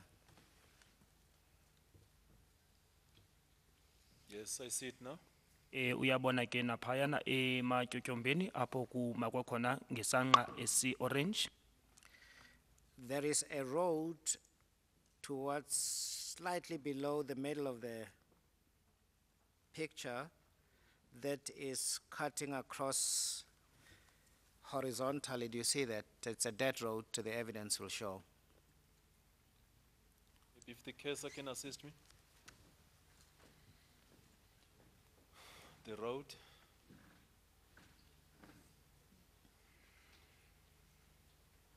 Okay. Nendlela ke leya uyayibona. I see that. Uyayibona nendlela. Now we see on the right side of the picture on that road, we have letters FHA1 standing for Forward Holding Area 1, which would be the reserve deployed for this operation. You see that? Can we zoom a bit? Oh, that position. Yes, I can see that. Uyabona ke ngokule ndawo ye FHA1 amapolisa athile beke ebehleli elindile kuloo ndawo. And in the middle of that road, there would have been positioned your STF and the NIU. Do you see those according to plan? Are you referring to the further left? No, with the just in road? the middle of the picture there. Meekly. The writing is quite pretty faint. Can the case assist me there? That's Yes, I see around that. area. Uyayibona ke ngapha kumbindi wendlela le ngaphakathi endleleni apho kuthiwa i-STF ne-NIU bikhona. That the evidence will say is the intermediate response area. Correct. Do you see that? I see that, yes. Yindlela ke bayibiza intermediate response indawo ingingqi lebame kuyo. And to the extreme left of the picture, along that road would be Forward Holding Area 2. Do you see that? Yes, I see that. Nalapho ke ngoku iphela khona la ndlela ibizwa FHA2. You see that that would be where the other reserves are held. But correct. most importantly, Brigadier, we will hear that the vital areas to be protected where the installations were forward holding area 2 is. Do you see that? I see. Uthi izona ndawo befuneka zikhuselwa kakhulu ke ngoku ngezi kwaba FH1 FHA2 zimakwe khona. And there would be a power station at forward holding area 1 as a sensitive point. That's why we're having that reserve force stationed there. Okay? Okay, see there. Uthi uyabona ke nalapho ke ngoku kuthiwa indawo sensitive kakhulu lona ke ngoku kukho ikhuselwe la ndawo leyana. And the top portion of the plan would have had the TRT and the NIU almost close to the informal settlement, which would have been a negative attraction point as well. Okay, the top one, yes. Uyabona nalapho kule ndawo kuthiwa i-TRT ne-IU zimi khona. And the picture is a little undecipherable, but the right top corner of that picture would be your north point. All right? Okay, I see that. Uyabona ke napha phezulu le ndawo kuthiwa kusemantla emntla. And you have the vast area of open land to the left of that picture, which is the western side of that landscape. Do you see that? I see that. Uyabona ke ngoku nale ndawo kuthiwa kusentshona le ndawo ingathi ivuleke kakhulu. The evidence will be that is the positive attraction point where if the dispersal was to happen, the crowd would be directed in that way. Uthi ke le ndawo ke ayikhankanyileyo lena kuthiwa i-positive attraction point apho abantu bebenokwazi ukuthi babaqhubele khona. Ewe. Now, is there anything obviously wrong with this as a plan for a mission whose purpose is to disperse, disarm, arrest where arrests are possible? Maybe to have my comment accurate, I will be happy if I understand where the participants were from, if they come to the copy, which is copy 1, and when they disperse, which direction they were taking, and the purpose of the plan itself as it has been indicated. If it was to disperse, arrest, then I will be happy to understand. I think the main thing is to say from what direction, if they were coming in, what direction, when they were leaving, then I will be able maybe to have an accurate position to say what actually was it correct. But if it was actually assisting to say if they are dispersed, they will be able to reach their place of residence or be able to reach whatever transport means, but looking to the situation, it's just in an open area, there's no transport, there's nothing that comes there. But will they be able to reach the place where they stay? For me, the plan will be appropriate if it address that. Uthi ke ngoku nangona le inika ubunzima ubrigadier ngokuba akazi into baba bantu abo bezoqhutywa loo ndawo ithile basuka phi kwaye baya phi ngaphandle babesazi loo nto leyo ngoba ukuba mhlawumbi kude kufutshane apho kube kukho apho bangakwazi ukuthi baye kwindawo ehlala kubo okanye bafumane iinqwelo zabo benokutsho ke into yoba cha hayi ibe sisicwangciso esifanelekileyo okanye esilungileyo eso. And as well, if I may go further, to say maybe before the dispersed maybe is employed, the issue of giving warning, giving them a chance to move on their own, you know, if all that is done, I won't have a problem with the plan in place. Khona ukuba ke ukuthe kweso sicwangciso abantu qala balumkiswa into ba bazihambele ngokwabo yena akasoze ke abe nengxaki okanye axhase eso sicwangciso eso senziweyo. Now, that is an appropriate stage for us to look at the plan, but in particular, stage 3. Can I invite you to look at slide 78 of Exhibit Lima? I'm on it, got it already. Uyijongile uyayibona apha ku-operational plan. Stage 3, the plan had it that the protesters will be addressed to disperse, they will be dispersed into smaller groups, they will be encircled and disarmed. Did you see that? I see that. Uyabona lapho kuzothethwa nabaqhankqalazi bahlukaniswe into bangamaqala amancinci nokuthi bakwazi ukuthi barhanqwe bathathelwe okanye babeke phansi izixhobo zabo. There says the plan, this will be where negotiations are deemed unsuccessful or no longer feasible by higher authorities and a tactical option needs to be employed.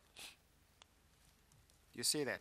I see it. Uyabona ke nalapho kuba uthethathethwano olo lungavezanga ziqhamo olwenziwe ngaba basemagunyeni nokuba enye into efuneka izokuthi isetyenziswe ke into kubana bubuchule obuthile abazobusebenzisa. Is this the negotiations that you are referring to a little earlier now? That's correct. I spoke about negotiations that need to be on continuous basis as the main initial step to be taken by SAPS to ensure that negotiations are there, dialogue with the people. That's what I'm actually referring to. Uthi ke bethetha ngale nto ngeli xesha bethetha ngothethathethwano phakathi kwamapolisa kunye nabaqhankqalazi.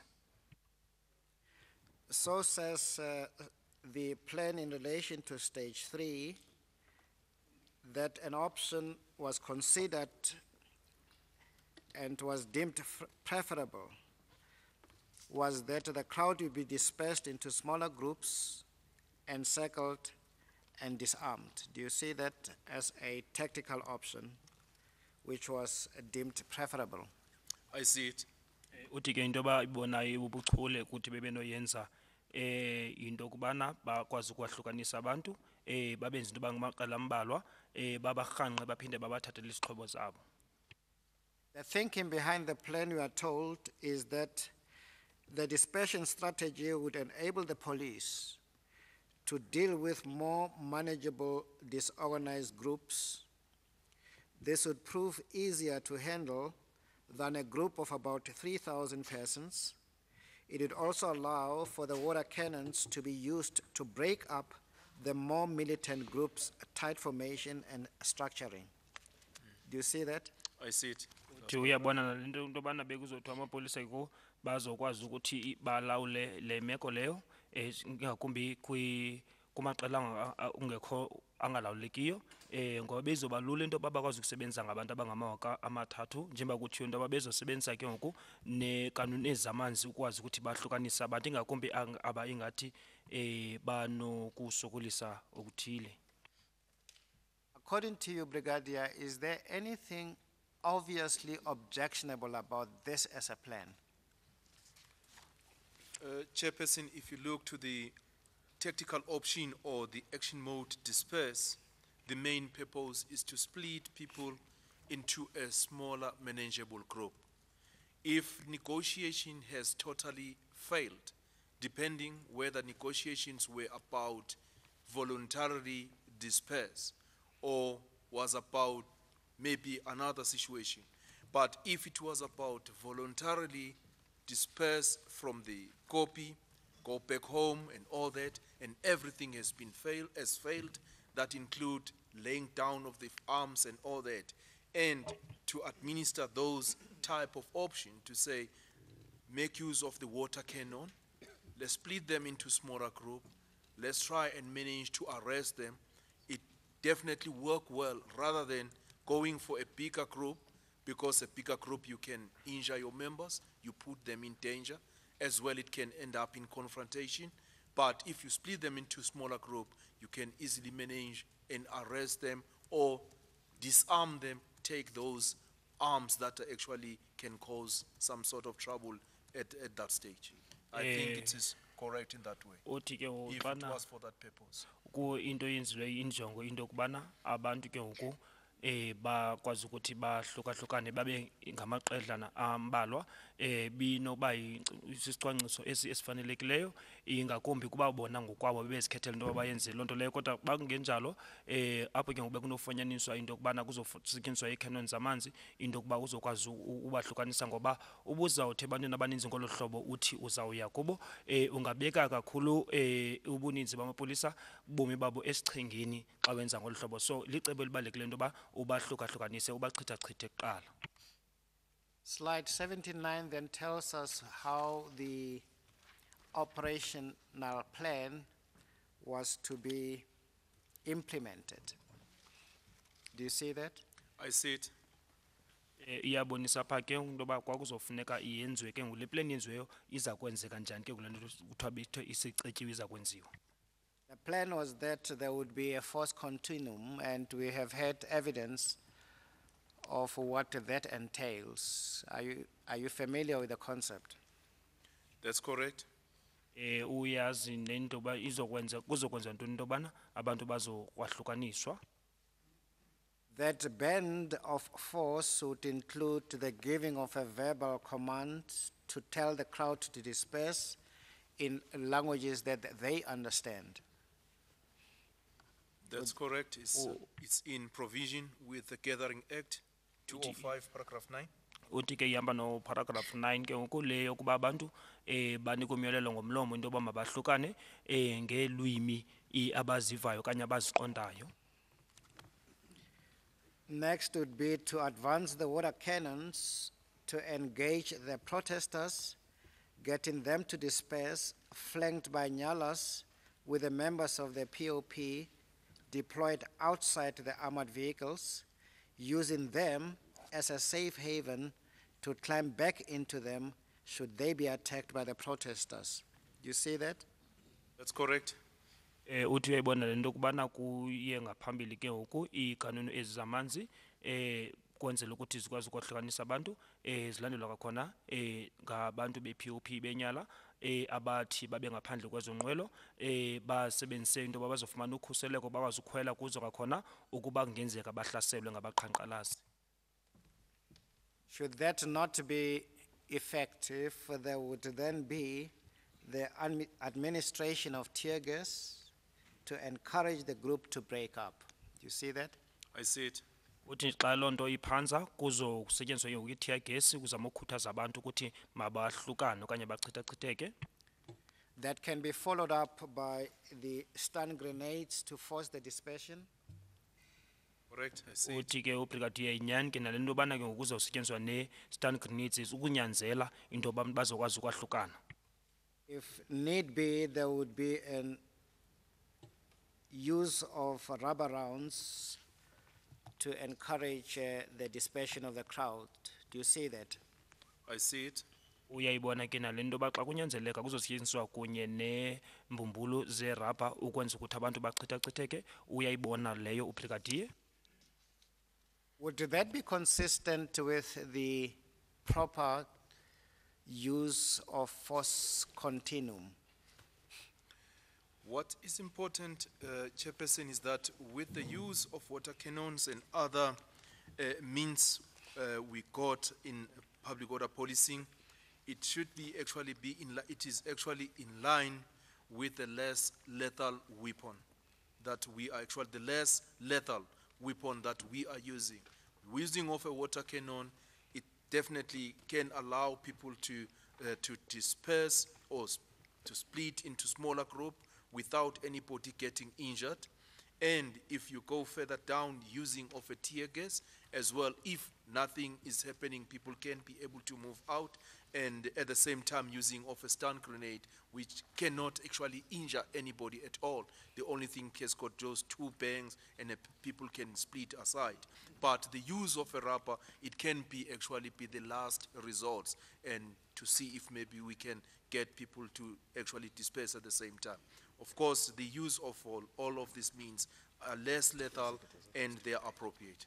Uyatsho ke into ba usetyenziswa kwekanuni zamanzi into ezingenabungozi obukhulu ngoba into isetyenziswa ukuchitha abantu babe ngamaqela ambalwa nokusetyenziswa kwe-tear gas ne-stun grenade ayisisixhobo esinobungozi kakhulu ngoba iyadubula kabini nje, kodwa ke into yokugqibela iba sisombululo kuba mabasebenzise i-rubber bullets, iba ke ngoku isisombululo sabo sokugqibela eso. And just to interrupt ourselves, the evidence will also be that at this time, the Commissioner of Police, the National Commissioner, had introduced a circular the year before, withdrawing the rubber bullets and now introducing the rubber rounds. Are you familiar with that circular? I am familiar, yes. Uthi ke uyayazi ngale ncwadi yakhe yakhutshwa ke ngoku-National Commissioner apho kukhutshwe ii-bullets zerabha kuba zingasasetyenziswa kodwa kusetyenziswe ezi rounds kuthiwa ngezerabha. Now, Brigadier, as the plan was conceived, it was anticipated that should the protesters attack the members of POP in the dispersion line, who would be outside the Anyalas, a second line of armed members of the TRT, backed by the NIU and the STF, and following behind the POP line would respond proportionate to the threat. Do you see that? I see it.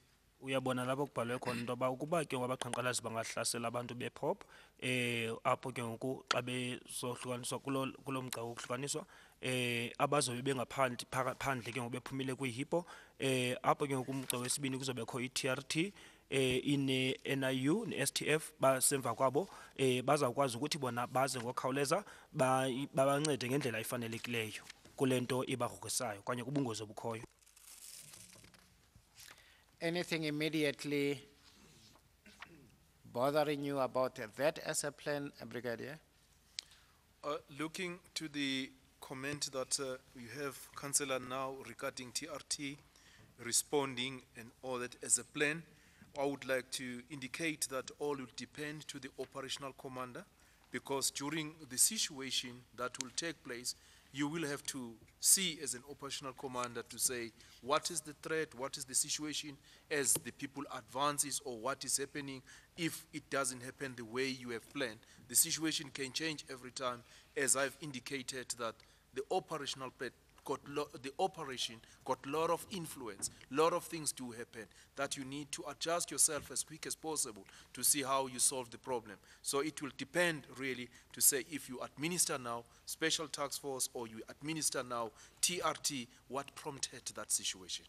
Then you'll give your command in that position. Uthi ke ukulonto ke ukuyokuthi i-TRT umzekelo ikwazi ukuthi yona ithatha inxaxheba ixhomeke kakhulu ku-operational commander xa ijonge imeko into yokuba injani na ujonge into ezininzi zizo zomenza ukuthi athathe isigqibo noba yintoni ayenzayo kwimeko enjalo.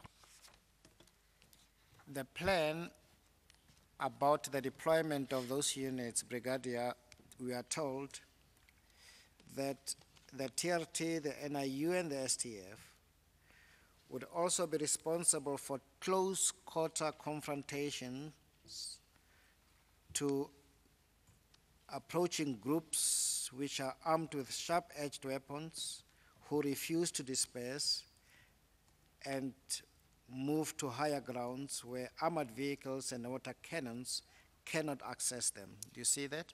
I see it, sir.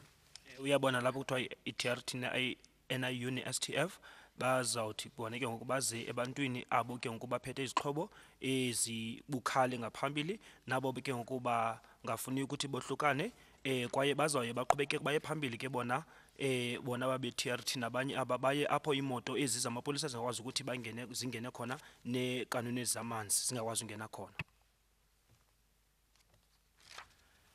Well, the events of that day did not quite pan out the way the plan was conceived, because there was no stage 4 which dealt with, stage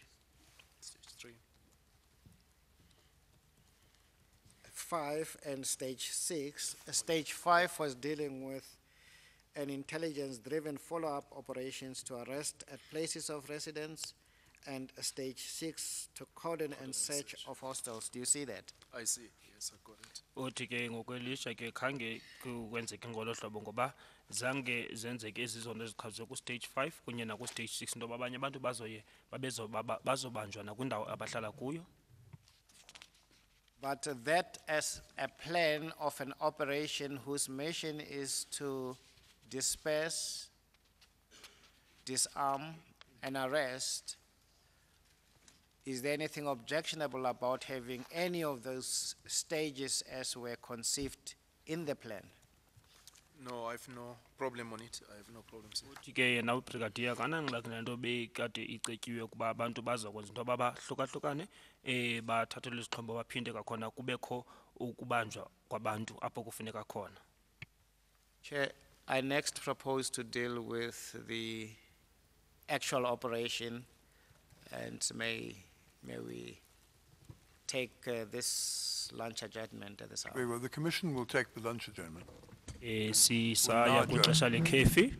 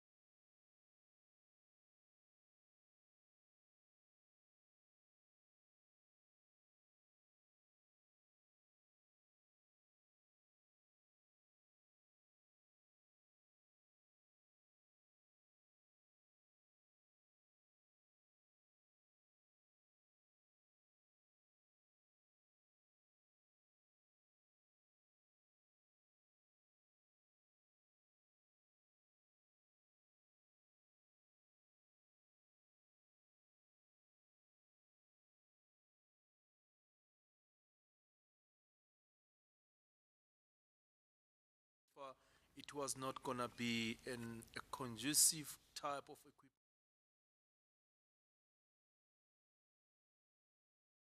Nomkhonto kanye intshuntsha ahlabe loo nto elo khaka ngalo lingophuka nokophuka, so izinto besingafanelanga ukuba masetyenziswe ngalo mhla lowo. And the body armor? With the bulletproof, it's if you definitely have what's named the spear, the assegai, and it can go through, if especially is in a close range, unless if maybe a person throw it from a distance, maybe you can maybe survive on that. But if a person is too close, in a close range, really it can go through, depending how sharp the sharpness of the spear as well. Utsho ke ngezinto ezikhusela umzimba into yoba kuyaxhomekeka into okubana umgama umuntu ame kuwo ngokuba umuntu xa esondele kuwe aze akuhlabe ngayo ingakwazi ukuphumela ube nokonzakala, kodwa xa ime kude xa ingayiqanga kakuhle ayinokwazi ukuthi iphumele ikonzakalise. The fact is, we know one of the members, police member, who was killed had a body armor on. That's correct, sir.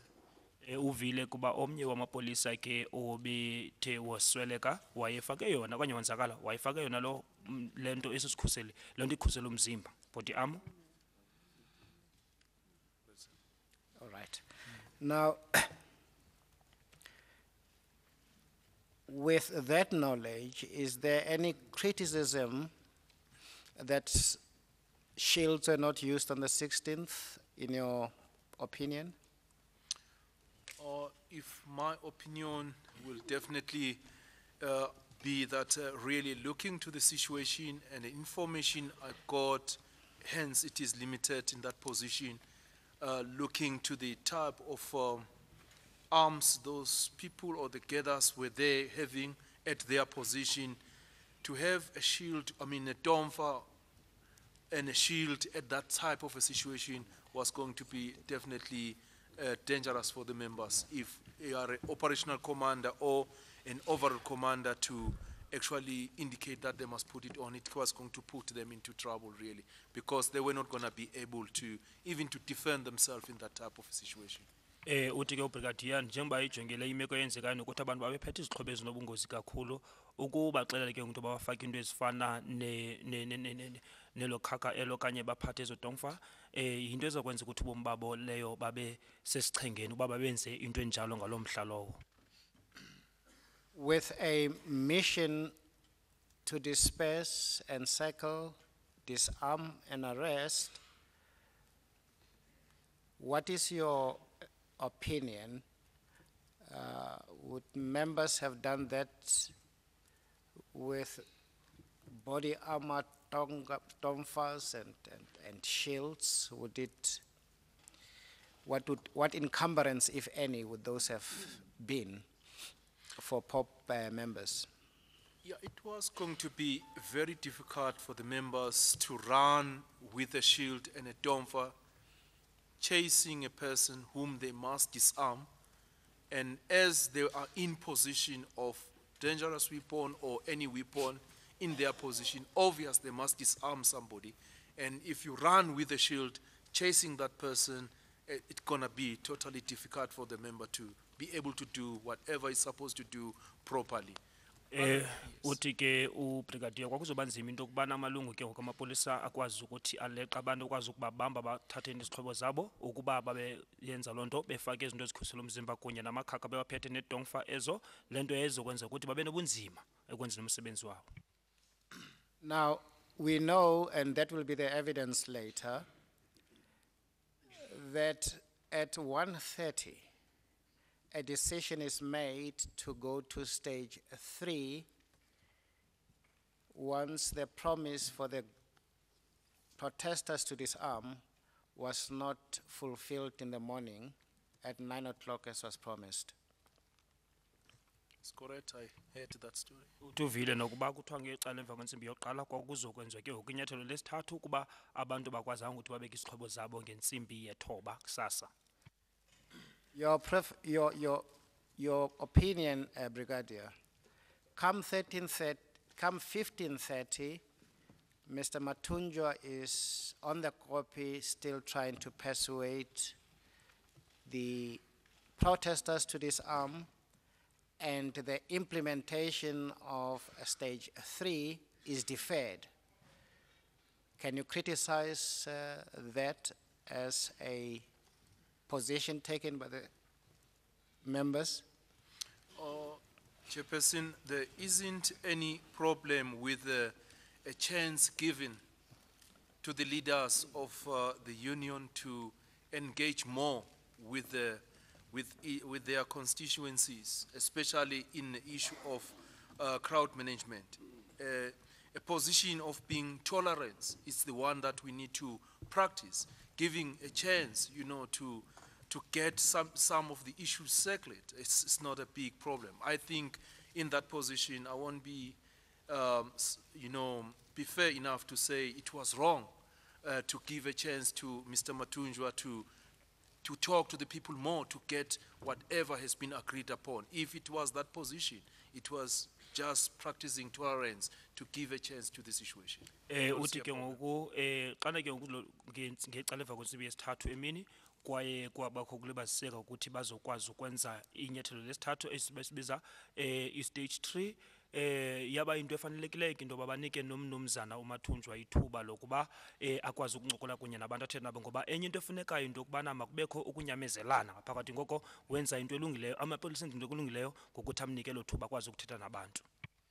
Towards the hour 4, the police members realized the protesters are not going to disperse.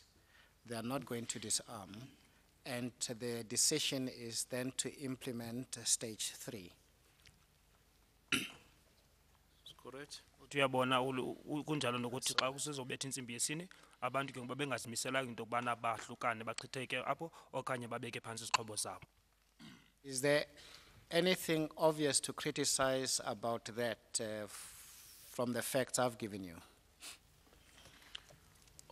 From the position where I'm not in a position to criticize, because I'm not sure, as Mr. Mathunjwa came out from the group, what was the message he gave to the police as to say people are not gonna do it, or what is the position. But the decision is made between the overall commander and the operational commander. It will be for them to say how they move from there, depending to the answer they are receiving. Uthi ke kunzima into bazokwazi ukuthi agxeke kule into abantu bala into bangasuki basuke kuloo ndawo leyo kakhona zange ayazi into yokubana umyalezo okanye ingxelo umnumzana uMathunjwa enika amapolisa ngeyiphi na, nokuthi ngintoni ebayithe bayigqiba bona into yobana iza kwenzeka emva kokuba befumane loo ngxelo kumnumzana uMathunjwa. And the evidence will be that there is anxiety that it is getting late, the operation is massive, and if left longer, it may go into the night. That's correct. Mostly in this type of a situation where you deal with crowds, it becomes very, very challenging, especially if you're gonna leave it to do whatever you're supposed to do until it's in the dark. If it's in the dark, it's where you can lose a lot of people's life. You need to act in the time where you can be able to see everybody properly. I think there wasn't anything wrong around that. Kuthiwa ke wakho iqhale likhoyo ngelo xesha into yokubana ke ngoku ixesha lihamba nabantu abasukayo abantu abasuki kuyo loo ndawo. Uyatsho ke ngoku naye ubrigadier into yoba yayingumcelimngeni loo nto leyo, ngoba xa kumnyama awazi noba yintoni ebiza kwenzeka ngelo xesha. The commission has also seen from the visuals that the people on the copy have somewhat two distinct groups. The one is the large dispersed group of people, and the other a tight-knit group with armaments. You saw those visuals? That's correct. Uthi ubonile ke ngoku kwakho ke ngoku amaqela amabini apho kwakho ke ngoku iqela linalabantu abaninzi kuphinde kubekho linye ke ngoku elinaliqela elinabantu ababengakho baninzi kakhulu. When the decision was taken and a command was given to release the barbed wire, it was done in the following fashion, and I want to share with you, that will be the evidence. The plan was to trigger one of them because that is barbed wire. You would have to allow it to extend to its full length. At times, they do not. So you'd have to know before you deploy the second wire how far the first one has gone. Otherwise, you'd have breaches if it is not done. Are you familiar with that as a problem relating to barbed wire trailers? That's correct. Normally, with a barbed wire, it's not that if you deploy a barbed wire, automatically it gets easily drop on the ground. You will need members with the hooks to be able to get the backside of the barbed wire on the ground, and at the same time assisting with the hooks to get the barbed wire on the ground. Then you'll have it properly deployed. And can be some other issues that can cause as well that the barbed wire can't get, deployed as quick as possible. Maybe can be the terrain as well. That can be a challenge as well. That need to be looked at as well. How are you going to deploy it if you want to deploy it? Looking to the purpose of why do we deploy it as well. But always there's a challenge that the hooks must be used by the members to deploy to get it on the ground.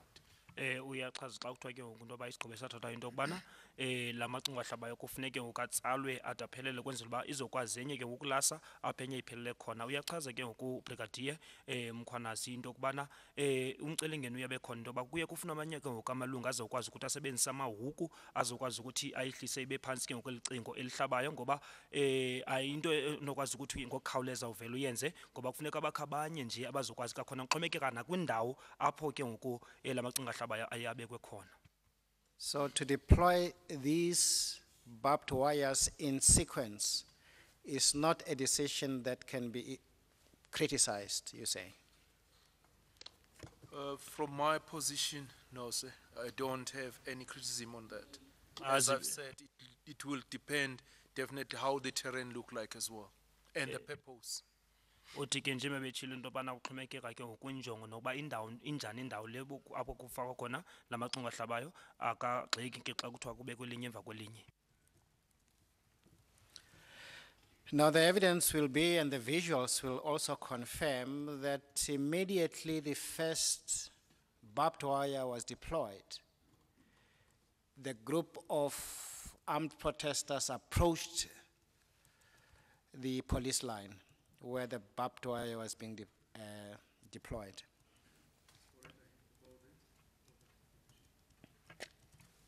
Uthi ke uvile into yokubana emva kokuba amapolisa ke besichanda ukhupha ke ngoku la macingo ahlabayo okuqala abaqhankqalazi baye baza ke ngoku la mapolisa ekhupha la macingo. And the evidence will be the second barbed wire was also deployed, and so was the third. Correct, I got information. Uthi nayo ufumene inkcazelo into yoba nyani naxa amapolisa ngesibini ezamulunye ucingo newesithathu kuye kwenzeka loo nto leyo uvile naye. And this tight group of protesters were attempting to breach that barbed wire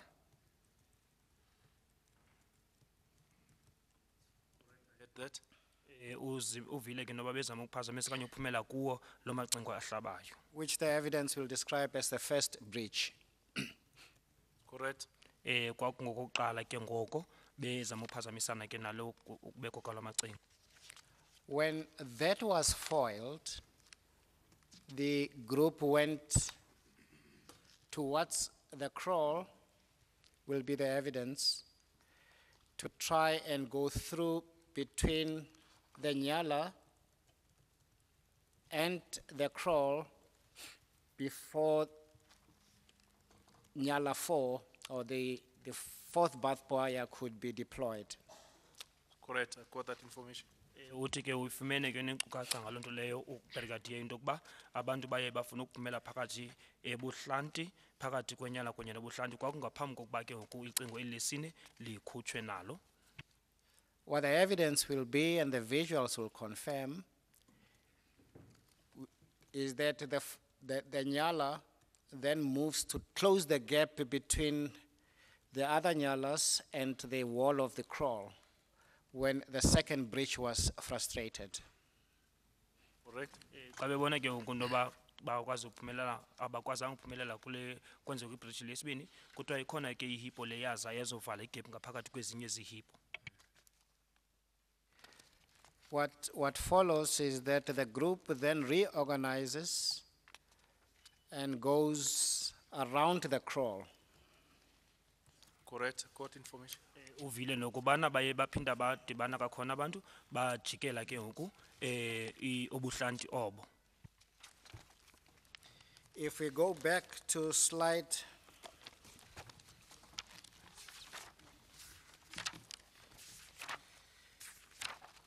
77, but perhaps you'll find a much larger slide.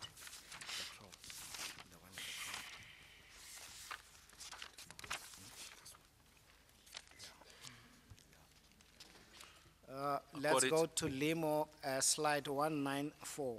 194. Yes.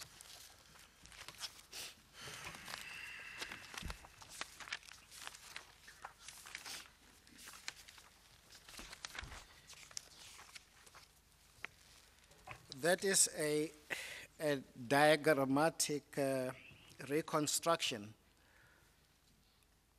of the events which we are now discussing. Do you see that slide? Yes, correct. Uyatsho ke into uyabona ke ngoku esi slide apho kuchazwa into ba kwakumiwe njani na. The bold yellow arrow is the one indicating, as the evidence will say, the first breach. Correct, I see it. Uthi ke ngoku lo mgca uyelo okanye le arrow le iyabonisa ke ngoku kwenza ubridge abantu besiza kokuqala. The yellow arrow that is a little pale and yellow, I mean a little pale, indicates the gap of the second breach. Do you see that? I see it, thanks. Uyelo ke ngoku lungathi awucacanga kakhulu ubonisa ke ngoku okwesibini ngoku abantu bekade besiza bezobreacha. And the red arrow is showing the movement of the crowd once the second breach was foiled. Correct, I see it. I-arrow ke ngoku le yesithathu ibomvu ibonisa into abantu baye bahamba njani na.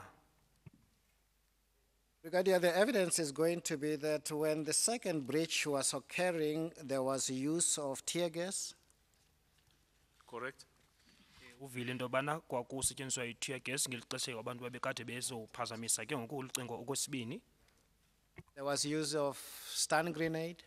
Yes. Uyavuma into bakwasetyenziswa ne-stun grenades. The tear gas did not stop the crowd from approaching that police line. I've got that information. Boyisakala ke naxa bethi basebenzisa i-tear gas ukuvala abantu ukuthi babangaqondi apho beme khona amapolisa.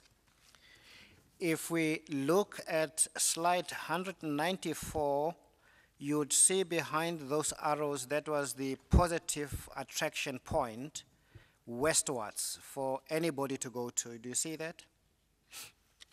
Yes, if I'm correct, is the last bold arrow. Do you mean that one? The right side of the picture would be the western. That's the north. Western. I have problems with cardinals Okay, as well. I saw it, thank you, I see it now. Uyibonile? Yeah, I see it, yes. Uyayibona? Yeah. The evidence will be that there was ample opportunity for anybody who wanted to get away to do so in that western side of the picture. That's correct, I see it. If it was, definitely that's a position if they can be able to move. Uyabona ke ngalabala limakiweyo phayana into kubana yindawo eyinikwe ithuba elinikwe abantu ukuba xa befuna ubaleka babalekele ngakula cala. The evidence will also be that the stun grenade did not dissuade this group into dispersing westwards. Correct? Uyazi nokubana abantu ke ne-stun grenade zange sikwazi ukubenza ukuthi abantu babalekele ngakwela cala langasentshona. And there will be evidence of a use of rubber balls as an attempt to have this group of people disperse and move away. Correct? Uyavumela ubrigadier noba inyani into yokubana kuye kwasetyenziswa ne-rubber balls ukuzama ukuthi kuchithachithwe ezi zihlwele. Now, Brigadier, again, the evidence will be, and the film will confirm that amongst the group was somebody with a pistol firing at the police. I'm not sure, but with the visual I saw one visual that indicate that. Uthi akaqinisekanga le nto yokuba umntu bephethe ke umkhonekati wadibula ipolisa kade uyatsho ubrigadier into yokuba ubonile ke kumfanekiso into yokuba I think you may be referring to slide 206. 206. Just a moment.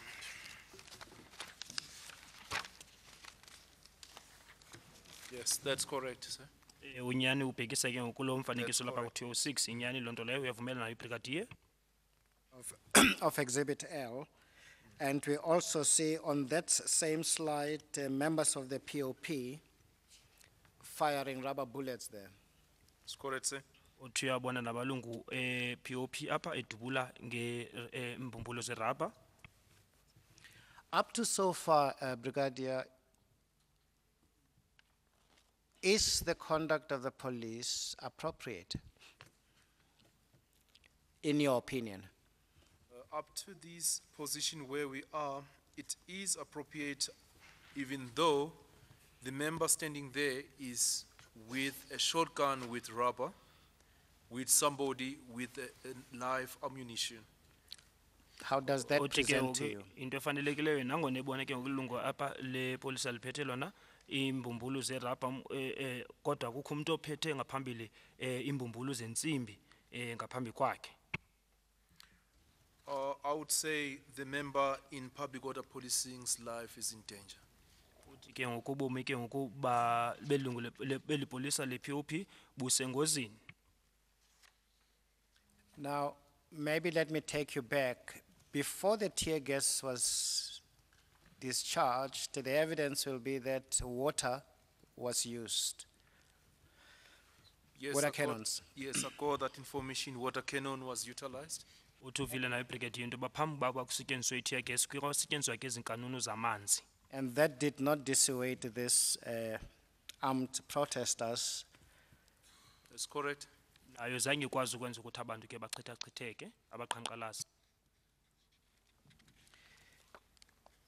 Now, I had invited your opinion that up to this point, is there anything done by the police which is outside the training, and whether or not your opinion was their conduct appropriate to that situation? Up to this position, I pick up that public order policing is still leading the whole action, and they are still in a forefront. They are still actually taking care of the situation. I think everything is still okay at this moment. Uthi kude kube lapha ubrigadier uyabona into yobana akho nto amapolisa enzile engamisaniyo noqoqosho abalufumeneyo ngoba usajonga into yoba kusakhokhela abantu be-POP basengaphambili. And if we go to slide 201 on Exhibit L,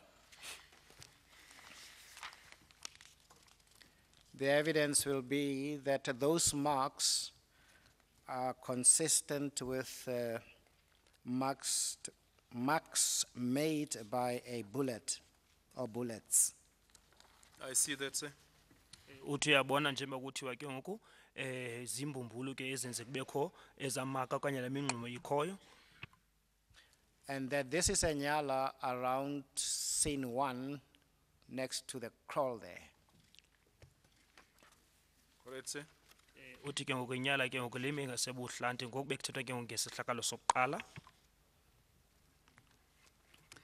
Now, Brigadier, the group then, in that motion we watch in the visuals, moves in between the fence on the left as well as the perimeter of the kraal to their right facing the police line. That's correct, I see that, sir. uthi uyabona ke nokuba abantu bahamba ngasethangweni ngabasethangweni bethe nxa apha ngakubuhlanti behambela ngokucala lamapolisa. The evidence will be, and the visuals do confirm, that there comes a point where the front of the armed protesters charging is facing the police line, as I say. That's correct, sir. Uthi kunjalo uyavumelana ubrigadier into yokubana nemifanekiso yabonisa into yokubana abantu bangaphambili ke babejonge kulamapolisa ayime ngaphambili. So to the members of the POP, discharge some of them rubber balls at this oncoming threat. That's correct, sir, I saw that. Uthi ubonile ke naxesha amalungu e-POP aye adubula ebantwini ezimbumbulu zerabha. Later, the evidence will be that some of these members had blankets and had multiple trousers and clothing to negative the effects of the rubber. Mrs. Venue, you said some of the members. I don't think you meant members. I think you meant the strikers or the workers or protesters. Uthi vile ke abanye babaqhankqalazi ke babembathe ingubo apho benxibe nebhruku ezininzi ukuzama uzikhusela ke kwezimbumbulu zerabha. I'm indebted, Chair. Did you follow? I do follow you, sir. I heard it. Uthi ke usalandela ubrigadier Mkwhanazi. Visuals will also show us the members of the POP retreating as this crowd is coming forward. Correct, sir. Uthi ke nemifanekiso izawubonisa ke ngoku naxa amalungu e-POP ngathi ayarhoxa abuyele emva njengoba ke ngoku esi sihlole sisiza kubo kanye abaqhankqalazi. The development follows with the TRT members coming forward. Correct, sir. Uyavumela ubrigadier into yoba into elandelayo kukuya phambili kwamalungu e-TRT. They too, when they begin to fire at the crowd, do it even whilst retreating. The visuals will show us that, and so will be the evidence. So that's it. Uthi ke ukuna xesha bekade bedubula bona be-TRT benza njalo bebuya umva nobungqina buzawubonisa loo nto leyo uyavumelana naye ubrigadier Mkwhanazi. And after the unfortunate shooting, which occurs for approximately 8 seconds, there will be evidence and audio, visuals that show us and tell us an instruction to cease fire. That's correct, sir. Uthi ke emva kwaloo nto yabalilisha kokudutyulwa abantu kwimizuzwana esibhozo kwabakho ke ngokumyalelo okhutshwa into abantu babaye kudubula khona. To interrupt unnecessarily, but the witness is saying correct, sir. Is he saying that the evidence is correct or that he's hearing my learned friend, Mr. Well, my impression was it was put to him at the videos, that you could see that and hear that on the videos, and it sounded as if he'd already been shown the videos. So I understood him to be saying that's what you can see on the videos, but perhaps the point can be clarified. You've heard the point raised by Mr. Bezos. When you say correct, sir, the sir refers to me, obviously, but the correct, does that mean that it's correct that what Council is putting to, or it's correct what you saw, that's what you saw on the video, or what does it mean?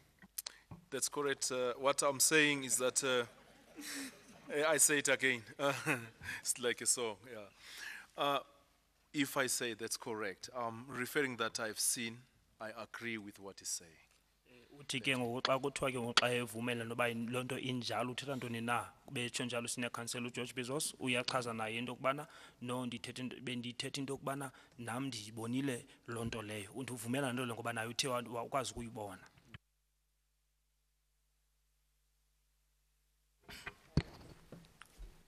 Mr. Chair, I have the same confusion. I don't know that answer, the correct say. The explanation that is given applies to all the previous questions. For example, there was... Can't you elucidate that point in cross-examination?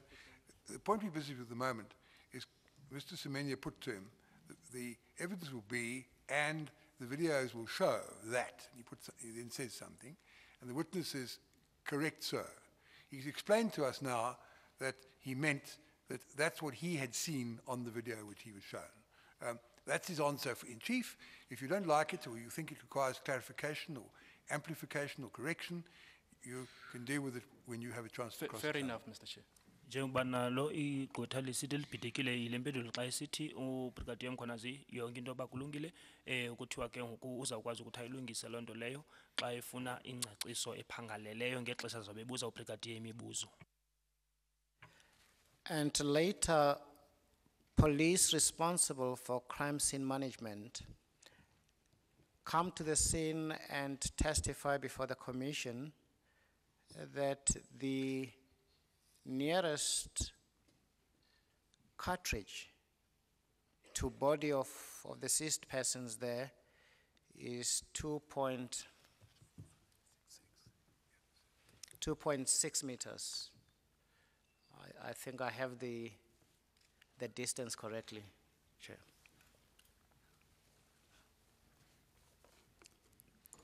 It's a question that you... I'm saying that is the evidence that's going to be. I understand that. What's the question I don't think there's any objection from anybody. So what question do you base upon that statement? Now, with Brigadier, with the totality of this evidence and the visuals I'm presenting to you, is there anything that you, in your opinion, would be critical about the conduct of the police there? Up to this position, with the action by public order policing, I do not have any criticism I can actually come up with at this stage. Xa ibuza ke into ba ngokuya kwale mifanekiso ayibonileyo na kukho into ebengayigxeka na ngendlela ethi aziphatha ngayo amapolisa kodwa uthi yena uBrigadier ukuze kuzoba kule ndawo sikuyo ngoku akho nto yenziwe ngamapolisa ePOP angayigxeka. I know ultimately the commission will have to make the finding, the legal finding, whether the conduct of the police was lawful in the circumstances. But I have to ask you this, given your experience and training, how would your response be to the evidence that the police would say they've acted in self and private defense, from what you have seen? With what I have seen, with the members that has already intervened, the members of public order policing, until the position where there is a visual 206, where the firearm is as well identified, I would say definitely members could have acted in a proper way, proportionate to the situation. Ukubuzwa umbuzo ke ngokwinto okubana uyayazi ke yena usenior counsel uMhlekazi uSimenya into ba yiyo ke izawuthi thatha isigqibo iCommission egqibeleni kuba amapolisa enze into esemthethweni na ngoku uyabuza into ba amapolisa into eyenzileyo ayazikhusela ngalomhla na uyatsho ke yena uBrigadier into ba xa ijonge into ba inzame ezenziwe yiPOP ne visual uye wazibona uthi ngokwakhe ke ngokumbono amapolisa enza ngokwendlela efanelekileyo. Most regrettable, 16 lives are lost in that action.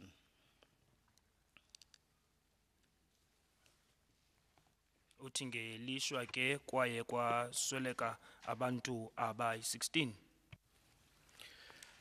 Now the evidence will also be, and the visuals will confirm, that some of the members of this group regroup. Ne video ziyabonisana into ba amanye ke amalungu kwelo qela okanye asohlelo baphinda kakhona badibana kakhona bahlangana. There is a discernible group of them moving now to copy 2. Kukho ke ngoku ne-video ebonisayo into yoba baye bahamba baya kwikopi le yesibini, umfanekiso obonisayo. Can I invite you to look at Exhibit L, slide 215?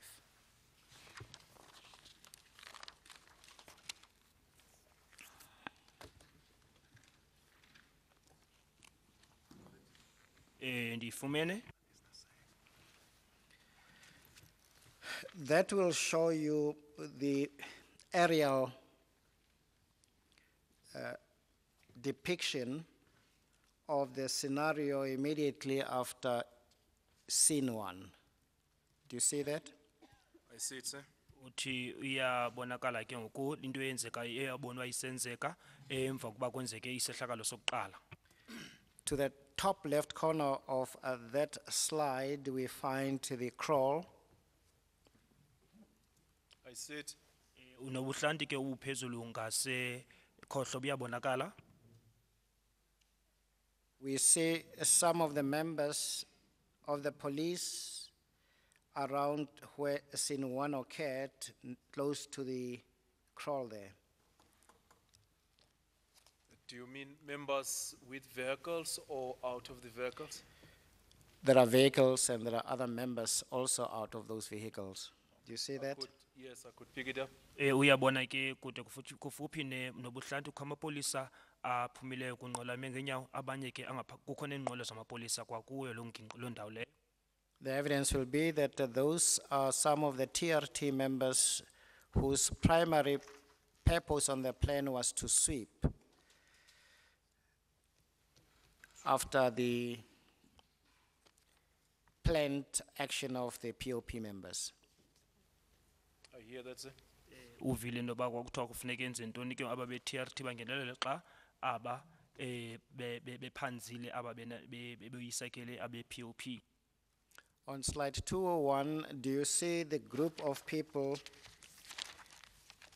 between copy 2, which would be in the center of that slide?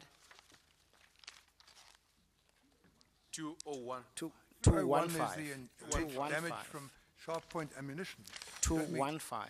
215. Yes, I got it. Fumene. You see the mass of people moving in a file around the center of the slide. I see that. Apha ke ngoku kulo mfanekiso uyabona abantu baninzi sisihlole sihambayo. Now slide 221, if I may invite your attention to that. Got it. Fumene.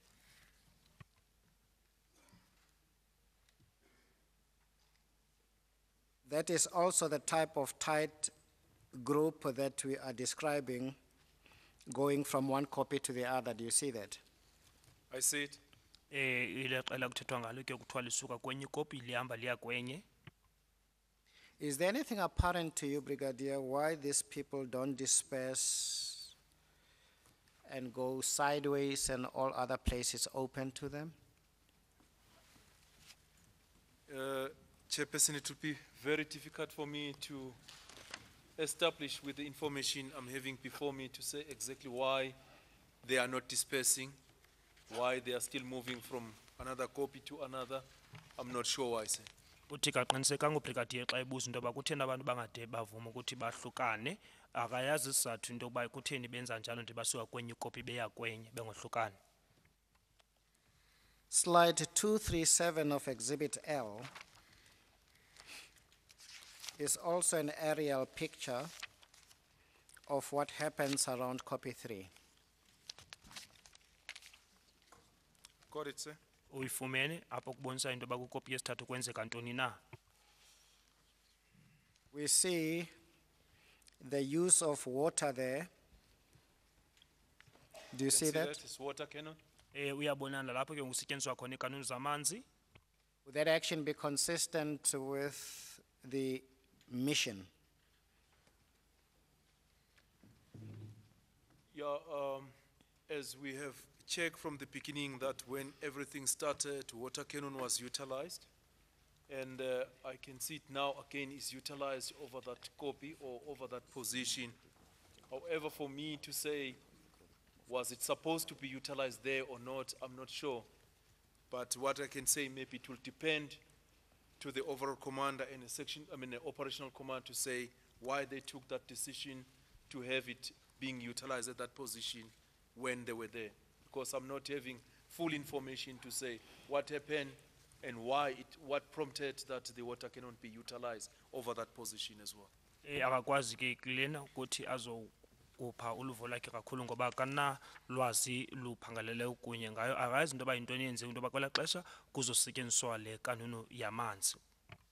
Now, can I take us back, Mr. Mayor? Brigadier, because Sorry to interrupt you. Shouldn't you inform the witness of the position of the strikers vis-a-vis copy 3 for him to be able to comment on that last question? Thank you, Commissioner. The direction in which the water cannon is spraying water is where the group of protesters were hiding. Do you see that? I see that. That will be the evidence. Kuthiwa ubungqina buzothwatha xa ngaphambi kwa le commission into yobana apho ke ngoku kule ndawo sibona la manzi atshizelwa khona kulapho ke abanye abaqhankqalazi babe kade bezimele khona. For amplification, Brigadier, you can look at slide 235 as well.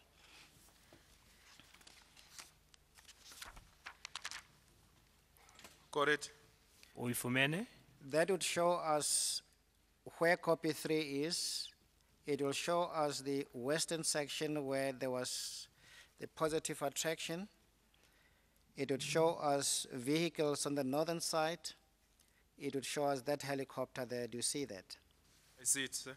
Uyabona ke ngoku apha ke kule copy yesithathu into yokubana apha ngasentshona kulapho abantu babenokwazi ukuthi babalekele ngakhona apha ke ngoku kwicala lasemntla kwakho imoto zamapolisa nehelicopter lena uyayibona nayo. There is also clarification from slide 240 and 242. Do you see those? I got it. Uyayibona la le ka 240 icacile nayo ne 242. Now, there is one part, Brigadier, I did not deal with in relation to scene 1. We know that immediately after the first barbed wire was deployed, the group approached the police line. There was no announcement to the crowd to disperse, as the standing order contemplates. Uthi njeba sibona phayana njemba abantu ke ngoku kusehlakalo soqala bengaxelanga ubrigadier into yenzekileyo into yokubana khanga kubekho ke ngoku ixesha apho abantu bebexelela into yobana babahlukane khona njemba sithetha ke ngokomthetho lo bawusebenzisayo. The evidence will be that that movement by the crowd was not anticipated, and it frustrated the opportunity for that to be done. Uthi bona ke amalungu apolisa khangacingeli into ba into enjalo yenzeka ke into yenze ukuthi ke necebo labo liphanze. I hear that, sir. Uyayiva loo nto brigadier? And in relation to scene 1, it was not anticipated that the crowd would behave as they did around the crawl confronting the police line. Khanga bakwazi ukubonela ngaphambili ngenxa ngaphambili into yokubana kusihlakalo sokuqala abaqhankqalazi bangaphatha ngale ndlela beziphethe ngayo bade baze kule ndawo amapolisa ayeze kuyo ayimi kuyo. Hear that? Uyayiva loo nto brigadier? Returning to copy 3, Brigadier.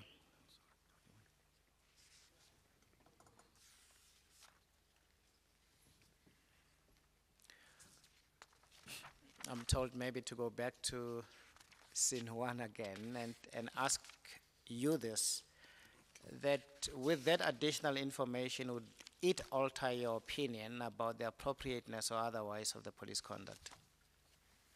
Just a moment.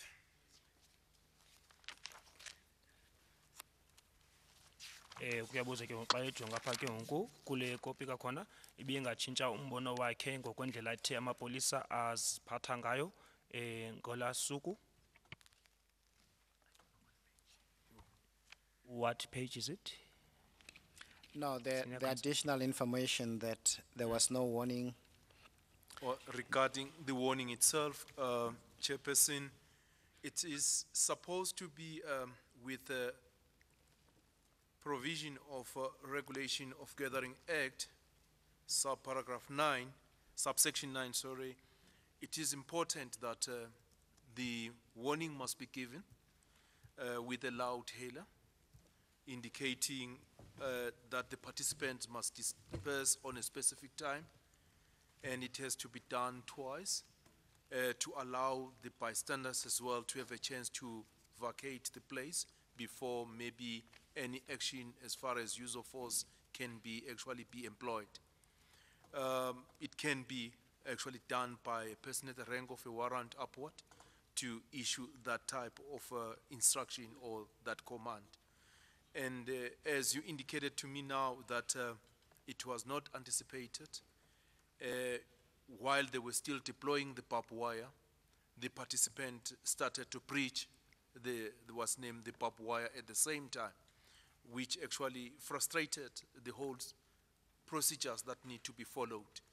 And my comment into that is to say, if definitely that is the position, I won't be in a position to be able to criticize either anybody on it, because what is important is that hence the barbed wire was deployed, then what's named the warning must be given, and people at the same time must start moving if they have to move. And a second warning must be given as well. And can be any action that is taken, but it has to be followed properly. But with a position whereby I'm seeing from the visual, I'm sure now, that the moment it was deployed is the moment they breach it as well. Then everything was short and they couldn't do anything in that position. Uyatsho ke yena uBrigadier Mkwhanazi into yokubana ngokuya ke kwi-Gatherings Act kwi-paragraph yesithoba kuyachaza into yobana abantu funeka banikwe isilumkiso kwakabini, kuye kusetyenziswe ke ngokwi-loudspeaker okanye le nto siyibiza thina i-megaphone. Kodwa ke xa sijonge kule meko njengoba kuthiwa abantu kwakuthiwa icingo eli liyavulwa baye bafuna ukuphazamisana kunye nalo, le meko leyo ke ngoku khange akananto anakwazi ukuthi abagxeke ngayo ngokuba zange balifumane lo thuba ukuthi mabenze njalo emva noba mhlawumbe bazobe begqibile ukubeka okanye ukubeka phantsi elo cingo elo ukuthi malivuleke. Chair, would this be an appropriate time? We'll take a 10-minute adjournment now. Sibuyele emva kwentsimbi imizuzu elishumi.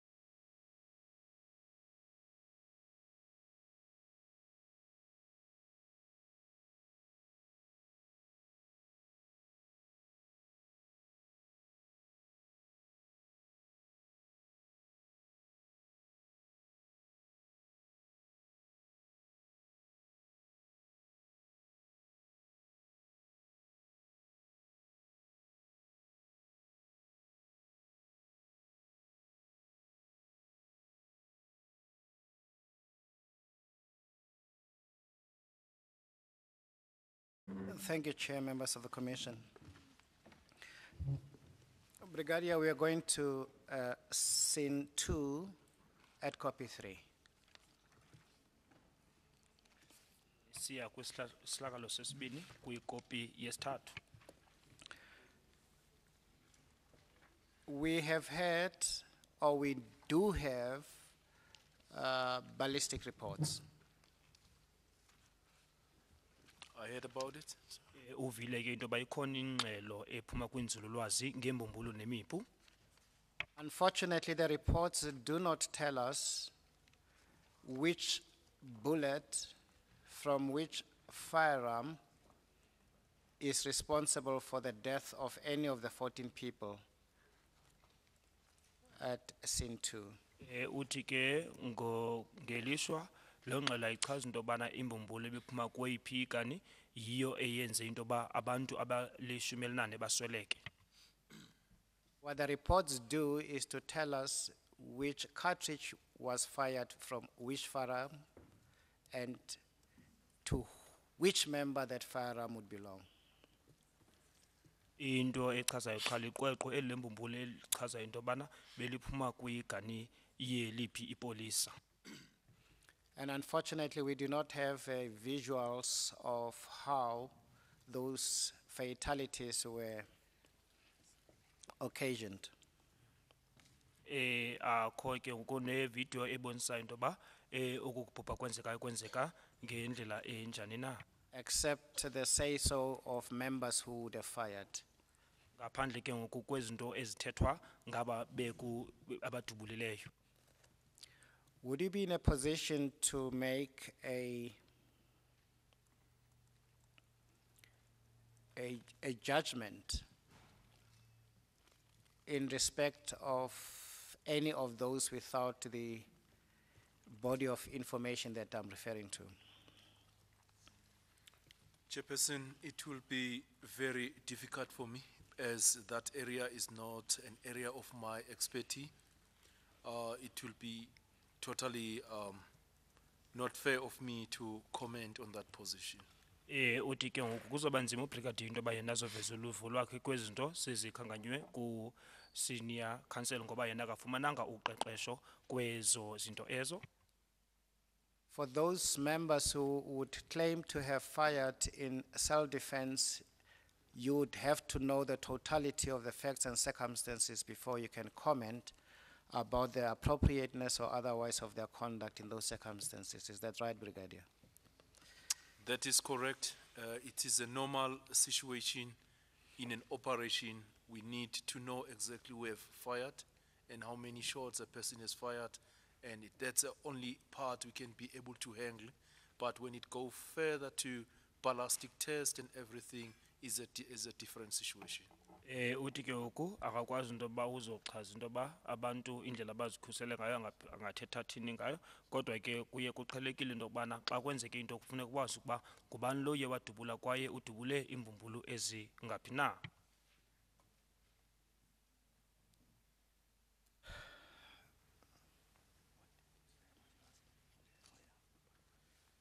Into aphinde wayithetha into ba yena kwelishwa akakwazi ukuthi makangene kule yinzululwazi ngembumbulu kunye nemipu.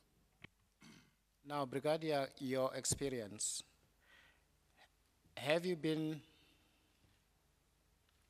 personally involved in the drafting of an operational plan and so to the implementation of that plan? That's correct, I have. Many Uthi ke occasions. kunamava naye ke wathatha inxaxheba ngexesha kwakhe kwenziwa iplan okanye isicwangciso se-operation wathatha inxaxheba kwinto enjalo naye. By way of example, which operations would you readily refer us to? I will refer to the recent operational plan I have in my province recently. We have a situation in Komani Mine where we have a strike where the whole situation was put into hold as far as the production and everything. And I compiled that operational plan to make sure that we act and take the necessary step into that position. Uthi ke ngoku umzekelo le beyenzeke kuPhonto asebenza kulo le kulo mgodi kuthiwa kusekhumani apho bekho uqhankqalazo khona apho kukwenziwa into yobana makumiswe nokuthi imveliso ingaqhubekeki kodwa ke uthi ke ngoku baye benza lo plan bayenzele kanye isicwangciso baye benza ngokwendlela bebeplane ngayo. Can I just rectify, please? It's not Komani mine, it's Kumba mine. Ucela ulungisela lo bethi uthi ayikhumani kodwa kusekhumba. Where is this mine? It's at a place called Katu in Northern Cape. Indawo ebizwa eKhathu Ntlantshona. When was this? It was on the 16th of September, if I'm correct. Uthi kuba kenzi impazamo bekungo 16 ya zaka September. Were you ever involved personally in an operation that involves different units in an operation? It's correct. Uke wakho operation apho kwakho indidi zonke ke zamapolisa. Was it the same one, by way of example, the Kumba mine one? No, not exactly. Maybe I can take most of the operation I've been involved with, especially with the sporting events, where all different types of disciplines, normally they get involved, and I was part of those operations as well. Uthi ke ngoku akathethi ngale yasekhumba kodwa kuthetha ke nangosehlakalo apho ke ngokwakho ezemidlalo khona apho naye wayithi ngelinye ixesha athathe inxaxheba khona. I remember you were involved in the Ellis Park disaster and came to testify before us in that commission, Brigadier Captain at the time, correct? That's correct, Chairperson. Uyakhumbula into yoba ukawaza ubrigadier wazonika ubungqina bakhe ngale ntlekele ke yenzeka eEllisburg ngelo xesha wayeseyi-captain ubrigadier. That was occasioned by the stampede that claimed many lives in a soccer match, right? That's correct, Chairperson. Uthi ngenxa yokubantu ke ngoku abanyathelwa baze basweleka ke ngoku emveni ukuba kudlalwe umdlalo webhola. Were there any lessons learned by the police in relation to crowd management from that commission? That's correct, Chairperson. There were lessons learned, and as a result, we actually take a lot of consideration of the recommendations that were made out of the commission as well. Uthi emva kwalo commission ke ngoku bafunda izifundo ezininzi baye bathatha neengcebiso ezenziwa ke ngoku yiyo lo commission.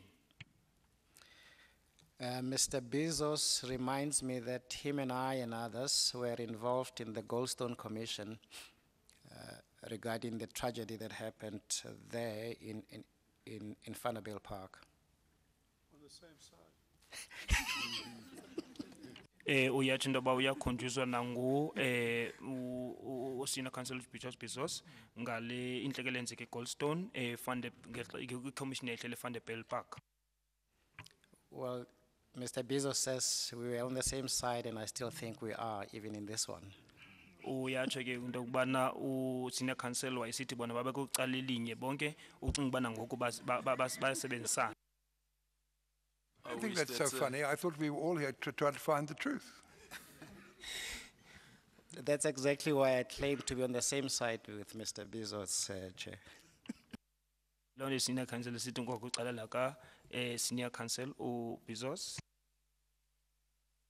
Now, Brigadier, I'll later show you documents which constituted the operational plan of days 10 August, 13 August, and 16 August of this year, the Marikana operation.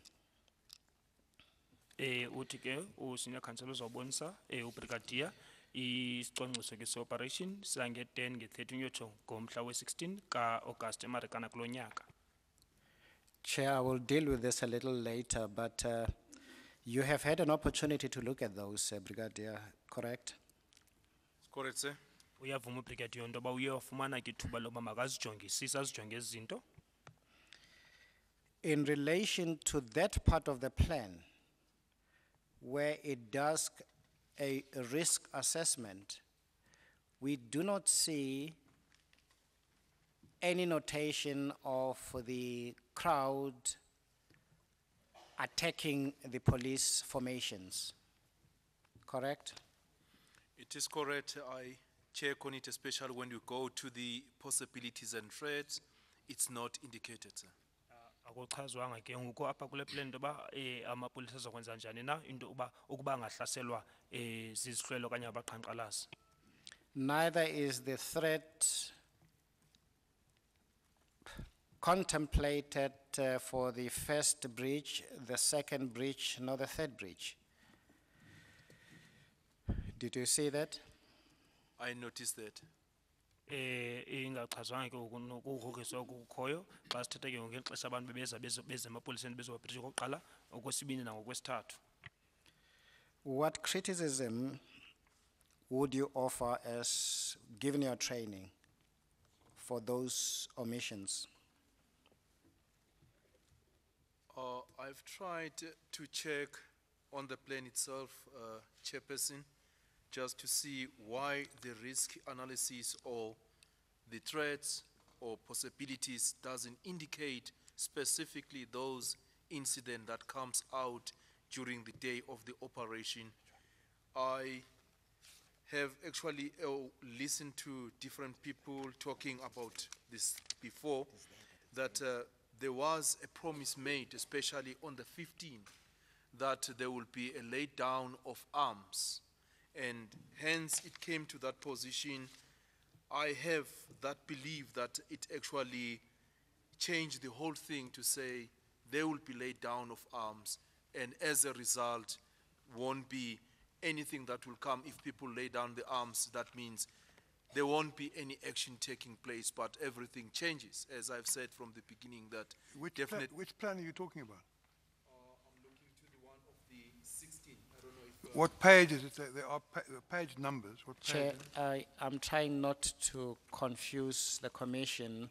I propose to put before you the actual documents that would put that evidence in context. I'm now told that the documents would be ready in a short while. I see. All right. Well, so we didn't have to worry about the page numbers, but I'm interested to know the plan that you're referring to, which doesn't contain the risk analysis. What's the date of that plan? Because originally, from the documents we've been given, it appears that there was a plan described as an amended contingency plan, which looks as if it was the 13th, I think it is, of August. 13. It's pages 1697 and following. Now we're going to get some other documents later, so I don't want to spend too much time on it. Then there's another one which we've been given, which is page 1723. That's dated the 10th of August. Yes, but got the that was before things had changed as dramatically as they did. But the one dated the 13th of August, it's 1697 and following. There's no risk analysis there, is there? 13. Uyaboniswa ke ngoku into yokuba njengoba kujongwa ezi plan lesicwangciso nge-operation yange-10 ku-page number 1. I beg your pardon, my attention has gone to 1698. There is a risk analysis. Para 1.3. I'm struggling a little bit because I'm having the plan, which is a contingency plan of 2012-08-10. This document we've correct, been given, yes, I'm having the which same is document. exhibit SS3. Yes, are you on the one that is And for the 10. there are pages which are, page numbers in the top left, top right-hand corner. This one. Oh, yes. And 1698 has got a risk analysis, 1.3. Okay. Okay. Got it. Just a list of various things. So there is a risk analysis there as far as it goes. But the one what I was having. the document you're referring to where you say there wasn't a risk analysis, is that a document that we haven't been given yet? Okay. Chairperson, when I was responding to the specific situation that took place on the day, the breaching of the barbed wire, which was not indicated in the risk analysis. However, other points under risk analysis are there in the plan, but only this part was not indicated. That's the one the councillor would like me to comment on. Yes, I see. All right. Indawo bephendula kuyo ke ngoku ebibuzwa ngucouncil ngele ndawo yokubana ngeli xesha ke kwabantu bebeqala ukuzobreacha ucingo belisenzwa ngamapolisa khange kubekho ke ngoku ukujongisisa kakhulu ubungozi obunokwenzeka obenziwe ngamapolisa kodwa kwezinye indawo kukhona apho kuthathi kubhekiweyo okanye bajongisisa uba ngobuphi ubungozi obunokwenzeka na. As I indicate, Chair Commissioners, I will make the documents available. Brigadier, after all this happened, you went at certain days to Potchefstroom. Is that correct? It's correct, Chairperson. Uthi emva kokuba zonke izinto ezenzeka waye ubrigadier waya ePotchefstroom. Who was there? In Potchefstroom, we have all senior managers from the side of Northwest were present at Potchefstroom at Roots. And, yes. Uthi ke ngoku o manager abaphezulu ke ngoku abaphathi babe khona ke ngoku aba baseMntla Ntshona babe khona apho ke ngoku ePotch. The office of the Minister Mteto was represented. Kwakukhona umuntu kwayimele iofisi yaka minister nathi Mthethwa. And as well as there was one member from the office of divisional operational response services present there as well, a colonel. Ne colonel ethile iyayikhona nayo. And all tactical commanders were present who were actually working on the day of the 16th. Ne commander ke ngoku bizwa ezi tactical ezazikhona ke ngalamhla we-16. What was your participation in the Potchefstroom meetings? My participation in that meeting was to look on issues of policies, issues of national instructions, as well as the standing orders, as to see all presentation that need to be put in place, especially for the commission. Is everything in line with those necessary prescription of the South African Police Service? So what was happening was that after they've prepared everything, they will present, and at that meeting will be able to make comments if there's something that is not looking all right. Uthi ke injongo yale ntlanganiso njengoba wayidibene apho kunye nabanye abaphathi yayinto okubana bazofumana ke ngoku ipolicy babeke phambi kwabo ipolicy kunye nezo standing order ke ngoku into okubana bakwazi ukwenza amalungiselelo for i-commission nokuthi yonke into yenzeka ngale ndlela kufanele yenzeke ngayo na. What did you understand to be the purpose of those meetings? My understanding there, it was not like to interview some people who were involved in an operation, but it was there to say what information needed to ensure that when the commission sits, at least we have everything well prepared in a proper way. As we have the presentation now. Uthi injongo yakhe bingakuba abe nodliwano-ndlebe kunamapolisa ethe athatha inxaxheba kwisehlakalo esenzekayo kodwa ke kwakukujonga uba yintoni ezawudingeka okanye ezawufuneka for i-commission.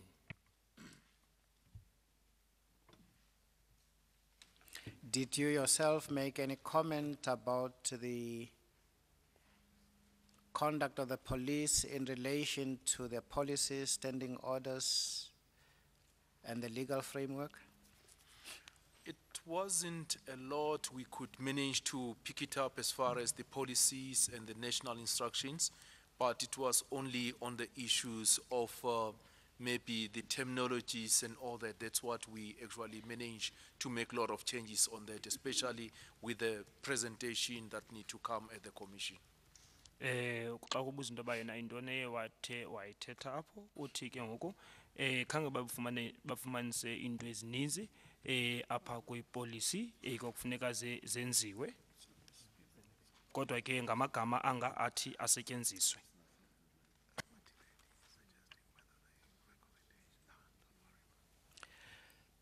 Chair, those are the questions we have of the witness in chief, but I have made an undertaking to give the documents relating to the 10th, the 13th, as well as the slides of the 16th that were in the presentation.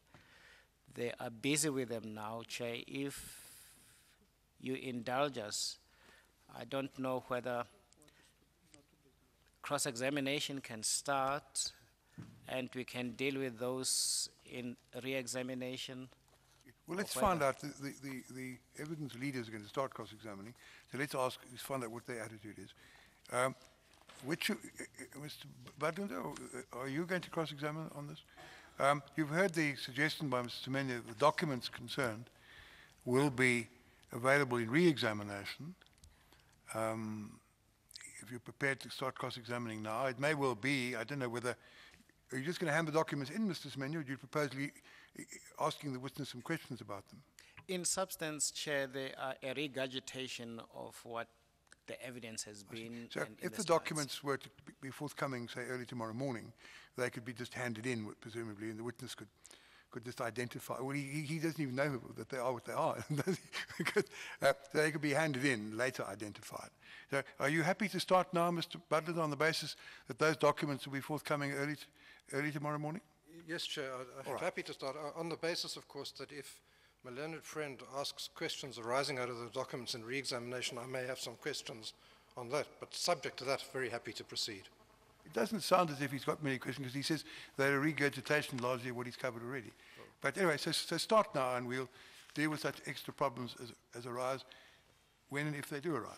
Uthembisile ke usenior counsel into yobana ezo nkcukacha zifunwayo ezomhla we-10 ne-13 ne-16 ne-Agasti ii-slides zakhona zizakwenziwa ngomso usaxakekile ngaso kodwa ke uba i-evidence leader utshilo ke into yobana noba zingekafiki nje kodwa uzawuqhubeka ngokubuza imibuzo.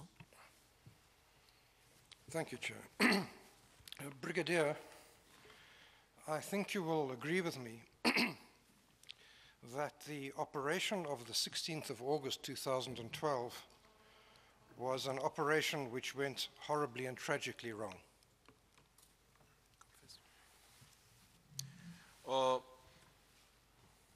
If one may ask if definitely it was in that position, maybe I will be a bit unfair to myself because why I was not part of the operation, unless maybe the councillor can be in a position to indicate for me what happened there and there, then I would be able to comment at that position. But directly to say, yes, it went wrong because of what I managed to pick it up as a person and a person working under SAPS, it's going to be totally unfair for me to say, this is what went wrong at that stage. Xa kuthiwa ke ngoku laa ntlekele yenzeka phaa into engafanelekanga yona eyenzekayo phayana uyatsho ke na into yokuba kuzobe kungekho fair kungekho right kuye ubrigadier into bazokwazi ukuthetha ngaloo nto ingakumbi engenazo iinkcukacha okanye yena engazange abe yinxalenye yale ntlekele yenzekayo. Brigadier, I think I haven't made myself clear. I'm not asking you at the moment what was done that was wrong. What I'm saying, what I'm putting is a different proposition, that the police operation went horribly and tragically wrong, as a result of which 34 people were killed and more than 70 people were injured.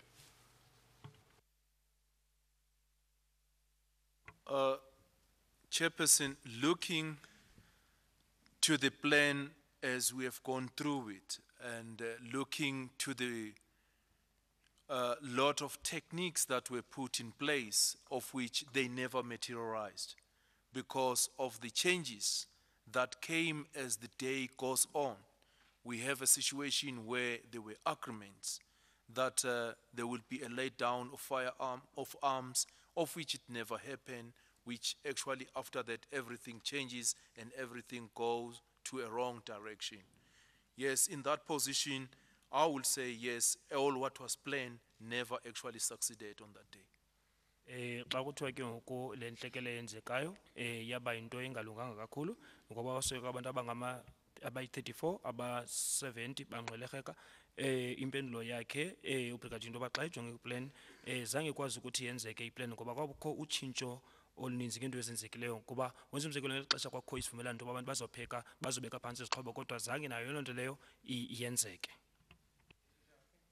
I think I'm still not making myself clear. I'm putting it to you that the outcome of the operation was a tragedy. Do you agree with that?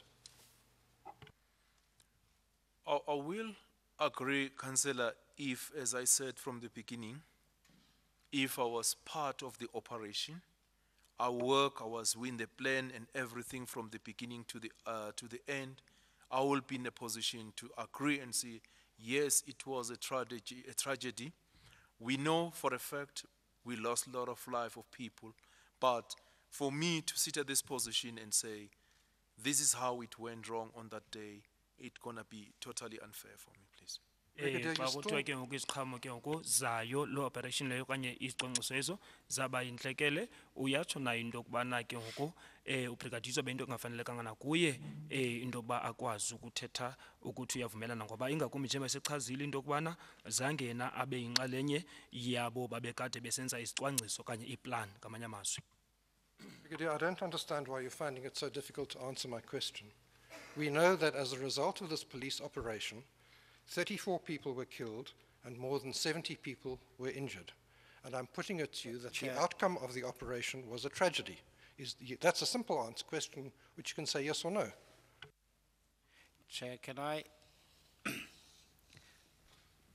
make the objection, Chair, that perhaps to call it... I don't understand the objection. If you and I went to the play Hamlet, and at the end of the play there were a lot of dead bodies on the stage and only Fortinbras was left standing, we would agree it was a tragedy, would we not? Here there were lots of people lying dead on the scene, a lot of people injured. That in ordinary language is a tragedy. I don't understand the witness's problem, but I must give you a chance to motivate your objection. May I articulate the objection, Chair?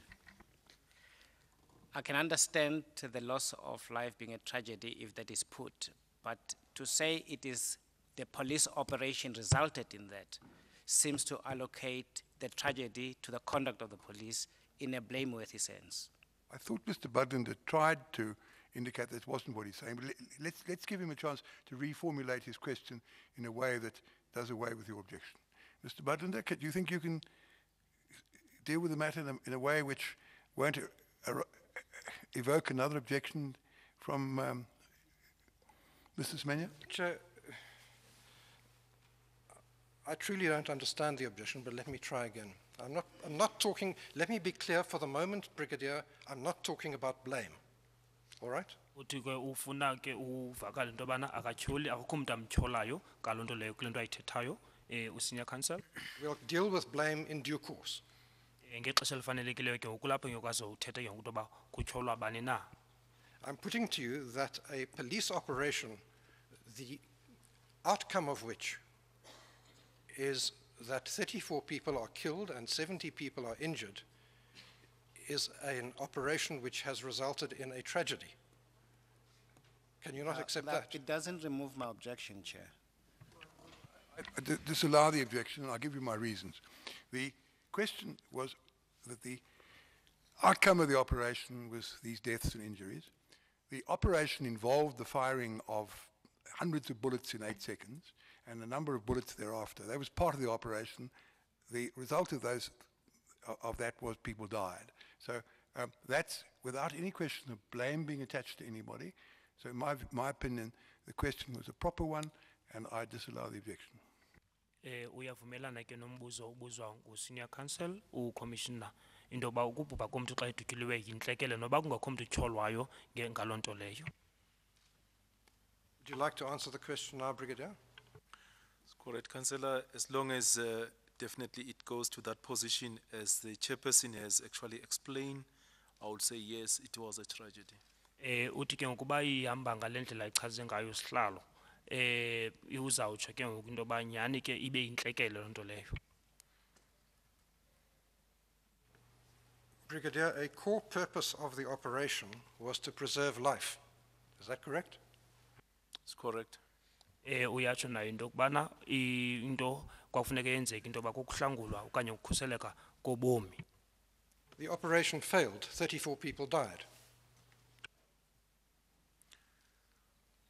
In my position, once more, it will be difficult to say it failed. Yes, I understand people lost their lives, but to say it failed, I cannot be in a position because I was not part of the operational plan and everything. Uthi ke ubrigadier uyavu into yoba abantu abayi-34 baswele kodwa ukuthi ke ngoku yaphantsa ke ngoku saphantsa isicwangciso akakwazi ukuthatha into enjela ngoba yenzanga abe yinxalenye nesicwangciso sasisenziwa. Brigadier, did the operation preserve life? I agree with you. Uyatsho ke ngoku i-operation into yoba kusindiswe ubomi babantu. You agree with me that it failed to preserve life? Once more again, I'm saying if I talk about failing, there are a lot of influences that will bring the operation into that position. For me, at my position, with the information I'm getting, it's not easy to say it failed. Yes, I have the outcome, I see the outcome. Uthi akuzoba lula ukuthi ke yena iyaphantsa ngoba zininzi izinto ezikhokelela kuloo nto leyo ngoku uyibonile ke iziqhamo zayo ibe yintoni kodwa kunzima into yoba azothetha into yobana iplan leyo yafeylisha okanye yaphantsa. Let me approach the matter slightly differently. If the operation had been a success, all the people on the hill would have been disarmed and dispersed, and no one would have died or been injured. That would have been a successful operation. Is that correct? It's correct, sir. Uyavumelana nokuthi kuba abantu ke ngoku kwakwenzekile into yobana kuthathwe izixhobo zabo nokuthi bahlukaniswe bezibonisa into yoba isicwangciso siphumelele. Seen in that light, the operation cannot be described as a complete success. Can it? I will agree to say yes, it couldn't achieve the goal, sir. However, I'm in a position to say, for me to criticize it and say it failed from the position whereby I was not involved is difficult to say that. But to some extent, it's a semantic point. If an operation isn't a success, it fails to achieve its purpose. The word fail doesn't necessarily involve blame. It's just an objective falling short of success. Viewed in that light, would you agree with what's been put? Agree, sir. Uthi uyavumelana ke into yokubana xa kuthiwa into iphanzile kuthetha into yokubana zange ikwazi ke ngoku ukuphumelela ngandlela kwakufuneka yenzeke ngayo. Brigadier, we're going to be here a very long time if every time I ask you a question, you're going to try to defend or try to avoid criticizing the police. If you could, I will come to questions of blame, I promise you, and I will be interested, I'm sure the Commission will be interested to hear your answers to that. But at this stage, we are talking about objective outcomes. You understand my point? I'm with you. Uyatsho ke yena sina council into yoba ukuba ke uzawuzama ukuthi ayiphephe eminye imibuzo ubrigadier ngokuloo nto leyo izawukwenza ukuthi kuthatha ixesha elide ngoba ke xa kuthethwa ngendawo yokutyhola nokugxeka isizawufika loo ndawo leyo. You're very familiar, Brigadier, with Standing Order 262. It's correct, sir. Uyazi ubrigadier nge-standing order esizibizwa u-262. Would you like to get paragraph 11.3a in front of you? Sorry, paragraph again, paragraph 3. 11.3a. 3a. Oh, page 8. Okay.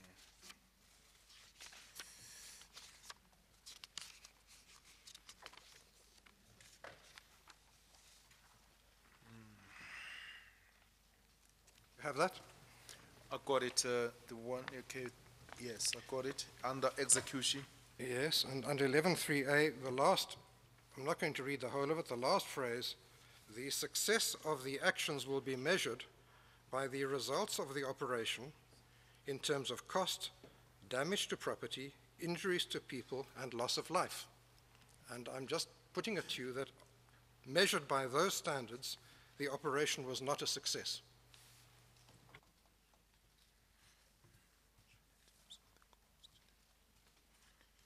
You have difficulty with that proposition. Kuthiwa ke ngoku xa kubhaliwe kule ndawo ukuba ukuphumelela ke ngoku kwe-action leyo ye-plan buzawukalwa okanye bulinganiselwe ngeziphumo xa kujongwe ke ngoku iindleko, kujongwe ukonakala kwempahla nokonzakala okanye ukuphulukana nabantu ubomi babo. Uyabuza ke ngoku u-senior counsel into yobana uyavumelana na ubrigadier into yokuba loo nto leyo na iyabonisa into yoba nyhani le plan yabo iyaphanza, yafeyila na? Do you agree, sir? Uthi uyavumelana nayo ubrigadier. But I didn't hear you say you agree with that. I do. Thank you. Uyavumelana nayo ubrigadier, uyaphinda kwakhona. Now, you've been asked a lot of questions by Advocate Zephania about whether you consider that the police acted reasonably under the circumstances, or whether they can be criticized for the manner in which they acted. You agree with that? Yes, I've been asked. And you've expressed an opinion on that? Yes, I did. Yes. Uyatsho ke ngoku into yoba yena ubuzwe kakhulu ku-senior counsel umhlekazi uSimenye into yobana izizathu zamapolisa endlela enzengayo ziyavakala na nokuthi angagxekwa na ngaloo nto ayenzileyo amapolisa. Uthi uyavumelana kunye naloo nto leyo ubrigadier Mkwhanazi. You weren't there on the day, but you have familiarized yourself with the facts sufficiently that you feel confident to express an opinion under oath as to the conduct of the police. Yes, I did agree. Uthi ke ngoku wayengekho phayana ubrigadier kodwa uthe ekufundeni nokuxelelwa kwakhe uba kwenzeke ntoni uyakwazi ukuveza uluvo lwakhe ngendlela ebonisa ukuzithemba okanye akholwa ngayo. Now, we know that the operation was not a success. We've now agreed on that. Uthi sivumelana into yobana ke ngoku le operation zange ke ngoku iphumelele ihambe kakuhle, bayangqinelana ngaloo nto leyo. I do. Uyangqinelana ke naye ubrigadier. You're a very experienced policeman. On the basis of your experience and your knowledge of the circumstances of that day, on which you've given evidence, what would you have done differently to avoid that unsuccessful result? I think that question came slightly maybe yesterday, even though it was not the same as you putting it, Councillor. To say now for me, after all what has been done, to say I could have done differently looking to the situation, I think it will be totally uncalled for. I would like to say really, I won't be in a position as I'm sitting here with the limited information I have to say I could have done in a different way to make sure that things goes differently.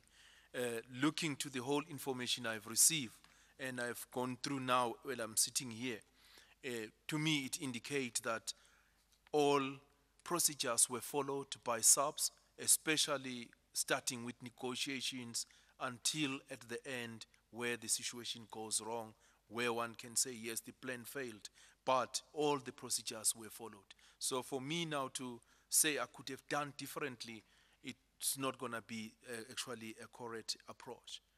Xa kubuzwa into yobana yena njengompolisa namava yena enolwazi into yoba kwenzeke ntoni evile yena yenze ngendlela ehlukileyo na ukwazi ukuthintela into eyenzekileyo. Uthi ke ngoku yena into ayibonayo amapolisa athe alandela umgaqo indlela bafuneke benze ngayo, ngoko ke kuzobe uba azowuthapha yena ngenze ngendlela ehlukileyo kuzobe into engafanelekanga le azobe eyenza ba wenza ngolo hlobo. So if I understand your evidence correctly, your evidence is the following. You know enough to say under oath that you find nothing to criticize in the conduct of the police, but you do not know enough to say what could have been done to avoid this tragedy. Is that correct? It is not correct, Councillor, that I cannot criticize.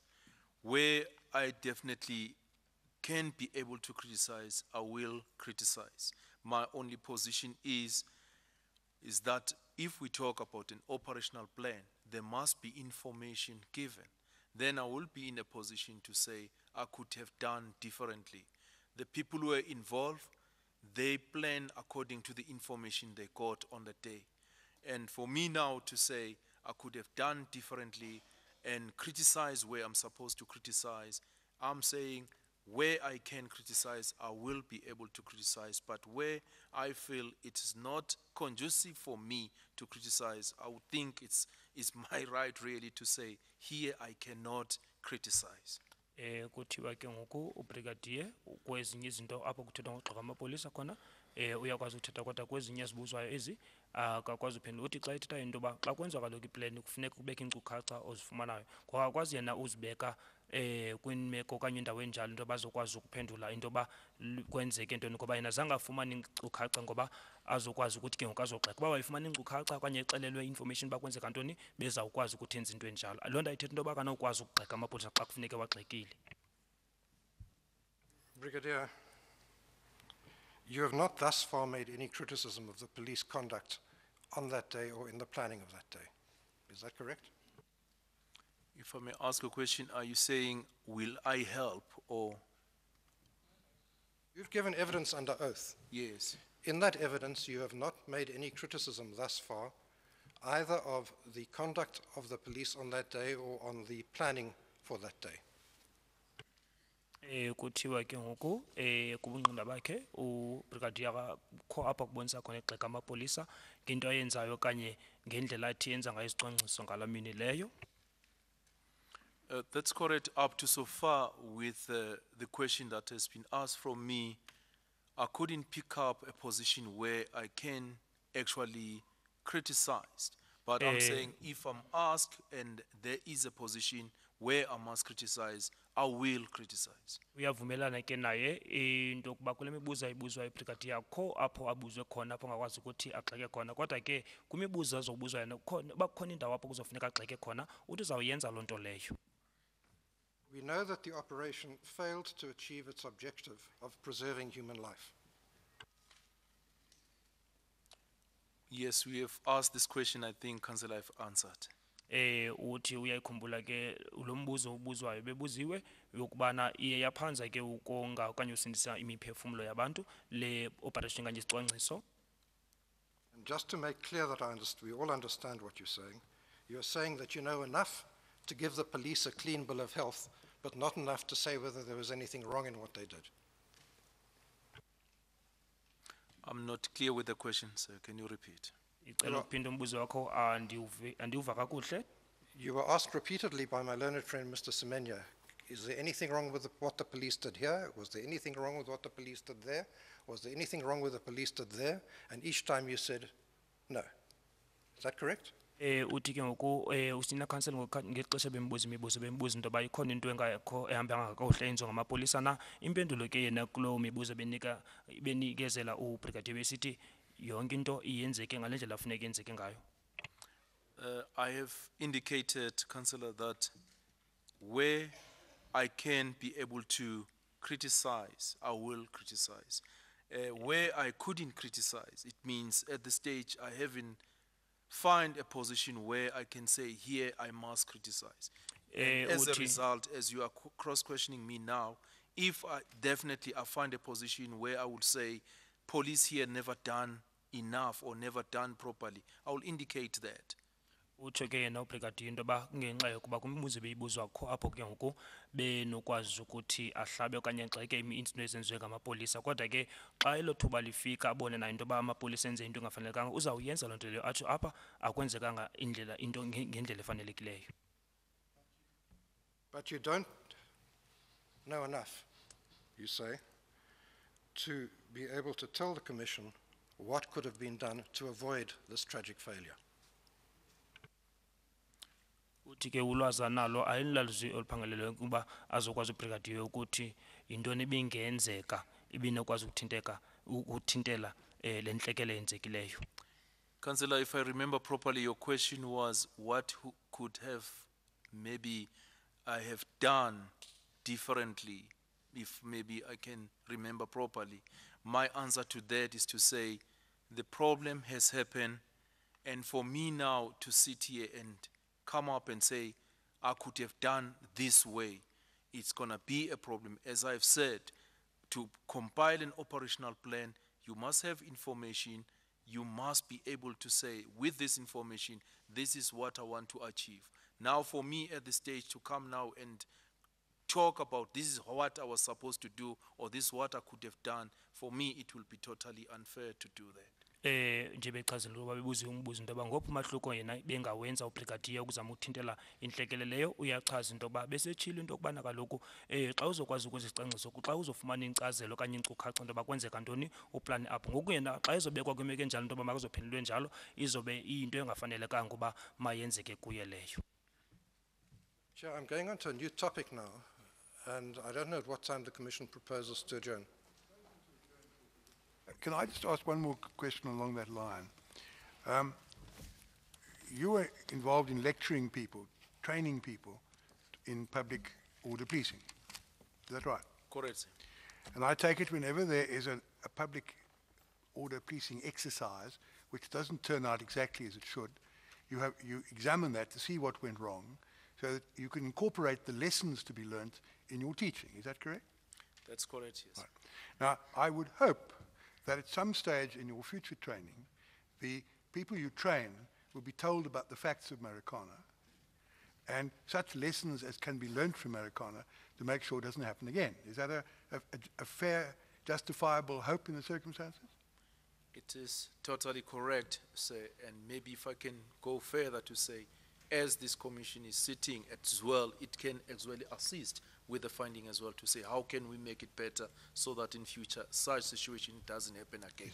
Kuthiwa ke ngoku njengoba yena ubrigadier exexesha amapolisa bengakwazi ukuthi xa into iphanzile okanye ifelishile azokwazi ke ngoku izifundiso zakhe afundise noba yintoni engenziwa ukulungisa loo nto leyo. Ke ngoku ukholwa into yoba ubrigadier yena into yoba xa kungenzwa sekuqunjelwe ke ngoku le commission kungaziswa ke ngoku ingxelo apho bazokwazi ukuthi nabo bazokwazi ukutshintsha indlela abathi baqeqeshe abantu ngayo.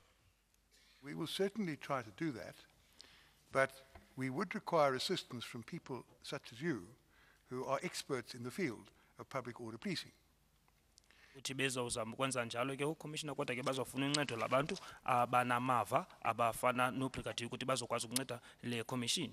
We're going to adjourn now, but I'd be grateful if you think about it overnight and come and tell us tomorrow morning if you have any ideas on what can be done. Now, you're laughing, but it's not a funny matter.